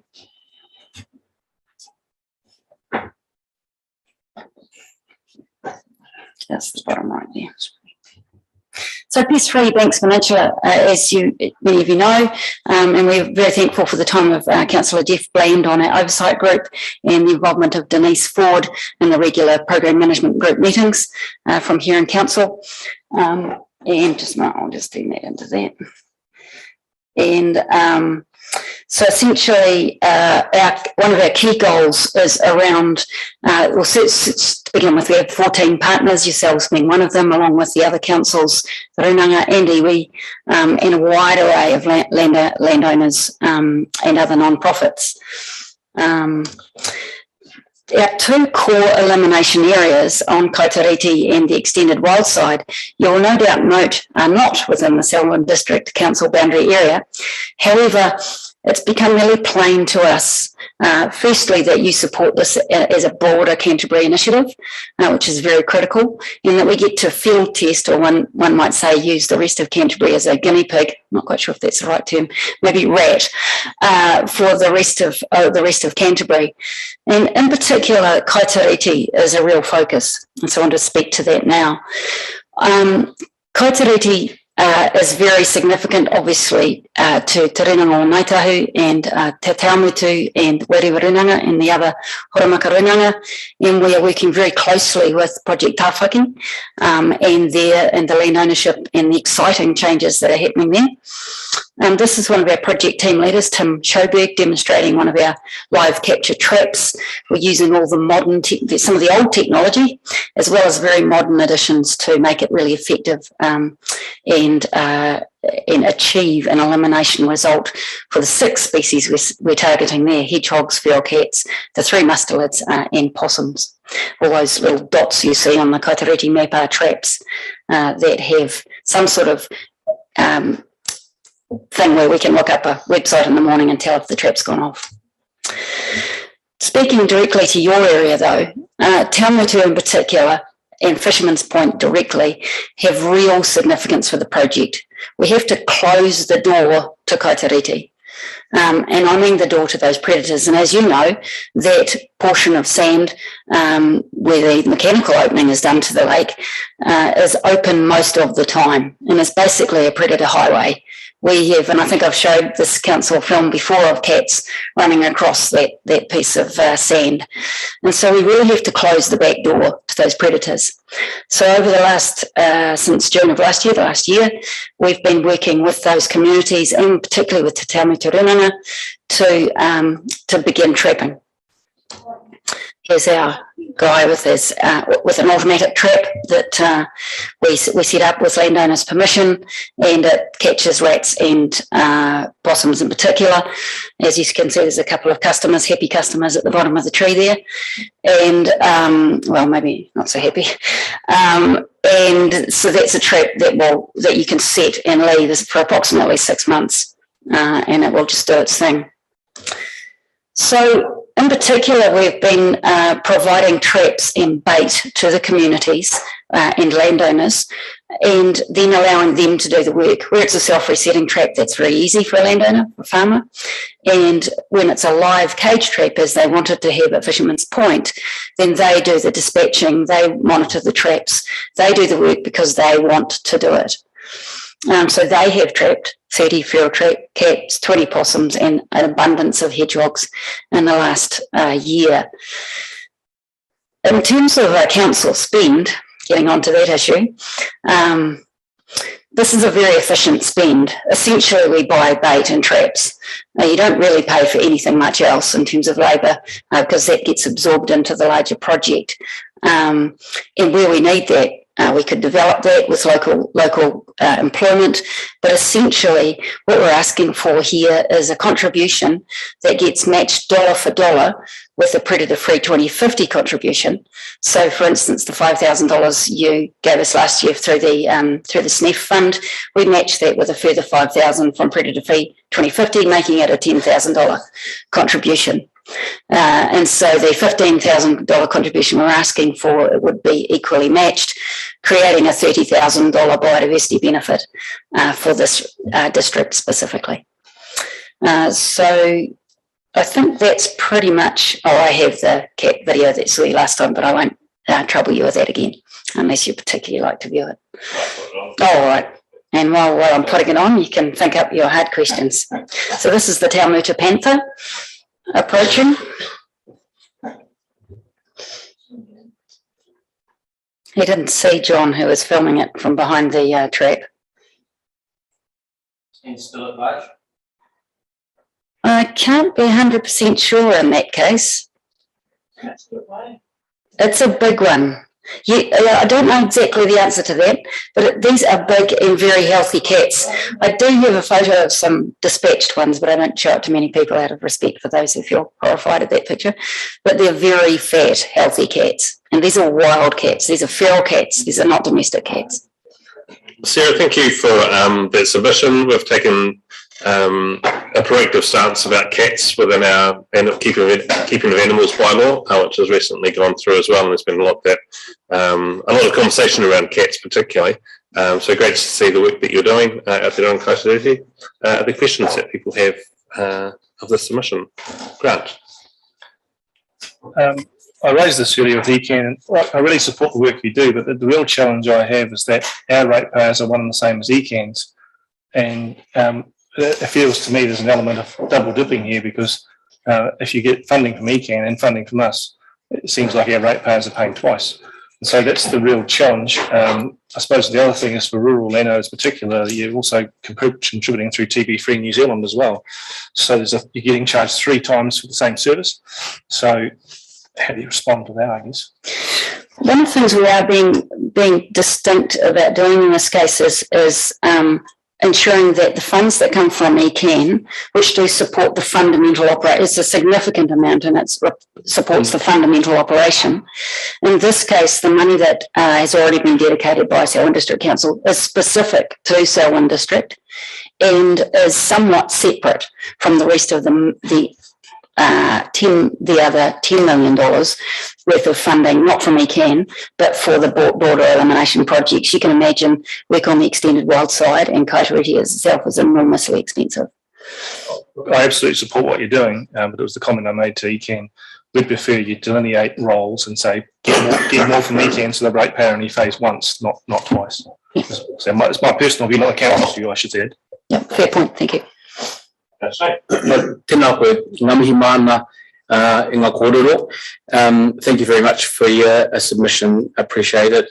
The submission directly applies for more funding of $15,000. How many of the 14 other members are financial, and how many of those members are matched with the predator-free funding? And just around the Tāwhaki project and the commercial leaseholders there, are they also members of the partnership as well? I'm going to answer your second question first. Sure. So in terms of Project Tāwhaki, the key owners being government as Department of Conservation and also Te Tamutu and Wairewa are actively involved in the project already, and we would happily sign up Tāwhaki as a further partner if they requested that, or we'll certainly approach them and ask them that. So not a problem there. In terms of, remind me your first question. The 14 other partners members that are financial. Yes. Are all of them financial, and the government is roughly would you consider that you match dollar to dollar with their free? So every dollar we have gets matched. Every real dollar, not just our volunteer dollars, but essentially many of those partners are financial partners. So we have a large proportion from Environment Canterbury, a proportion from Department of Conservation through Jobs for Nature directly, a proportion through City Council, both in kind in terms of their staff, as well as a cash contribution. We have also money from the Rod Donald Trust, and various other sponsors such as the Cacophony Project and actually Merrill, who are a clothing sponsor. So we have an array of them. Not all of the 14 are financial partners. That's my question. The reason for my question behind that is we see a timeline. Oh, sorry. We'd see a timeline where the predators become less and therefore would need less funding. In a sense, yes. So it will get to a point where we can maintain we need to maintain an elimination status, mainly by pushing that boundary out. Yes. Further, because we're not building physical fences, and so the bill for that other elimination is going to still be there. But yes, the amount should be put it this way, we should be able to put the money in dedicated that as border ratepayers, if you will, of Canterbury, and then have a much smaller amount, which is the maintenance of that. Thank you. Thanks. Sophie. Kiara, thank you very much. Kind of a follow-on question from Marie's presentation earlier. She mentioned around browsing animals like, you know, the pigs, goats, yes, deer and that. Is that a problem on Kaitorete as well? Or around Taumatu or Moruai? Or is it mostly the rats and the possums and the cats? It is the number of ungulates on Kaitorete is probably relatively small. I'm just thinking out loud here. And as you move over into Taumatu, I suspect that you may get more opportunity for that. But some of the key areas are obviously in the Port Hills and in the larger Banks Peninsula area. What we are doing, as you may have mentioned it with pigs in particular, is we're targeting learning a methodology in Kaituna Valley, which for trapping pigs, which could be used anywhere and which is enormously effective. Great, thank you for coming in this afternoon and presenting that submission to us. We'll be considering all of our submissions next week and confirming before the end of June. So really appreciate your time. Thank you very much. Councillors, Jack Piercy has given us a written submission which we'll just receive, David, before we finish with the hearings for the day. It was submission number 110 on page 157. And so when I was going through the verbals this morning, I referred to Jack, and something in the back of my mind tells me that I actually knew Jack wasn't coming today. So on page, sorry if I missed something. Where was I? It's no. It's an absolute true story. Page 158. So is a submission on three parts really. First one was, he said, is it possible to set aside 2% of the budget to cover issues that arrive after the draft is set? Second one, he asks about Christchurch Sports Centre. Has the City Council asked for assistance to cover off some of the costs of the building or running of the new arena? Third one is with respect to road maintenance. And sorry, there was a fourth one with respect to Three Waters, asking why we haven't opposed this change. And those are the issues that Jack was going to raise. Thank you. So the process from here will be, there'll be some staff comments based on the submissions that we've received, and also working with Kylie on a spreadsheet that will itemise each of the issues that have been raised with a starting point for where we might want to have discussion next Tuesday, it'll be. And we'll probably run that deliberations piece like we have and just round the table with a different person starting each topic. So everyone gets a chance to talk on each of them. If there's issues that you believe were raised that aren't on the summary that we put together, I will just add those to them. Sometimes we might skip over or miss something, so happy to include that, and we'll try and have that to you as soon as possible. I know the staff have been working away on the submissions, on the written submissions, but there were things that may have been raised today that we didn't want to send those before we'd actually heard what people had to share. David, is there anything else around the process you want to? Not about the process, you've summed that up well, but I do want to go back to where we started the day and just acknowledge the work of staff who are behind, firstly, receiving, compiling, distributing, and doing all the logistics for today. So sincere thanks to everybody that was involved in that process, and also behind the scenes have been working diligently to prepare the information for next week, Mr. Mayor. Well, thank you. Are there any questions that people have about where we're going? Nope, did you have something to say? Just if there's any follow-up questions, if you can get that to us by Wednesday, then we can provide some sort of reasonable response prior to our deliberations. Cool. Also, I'll close the meeting, declare the hearings complete, and thank you very much.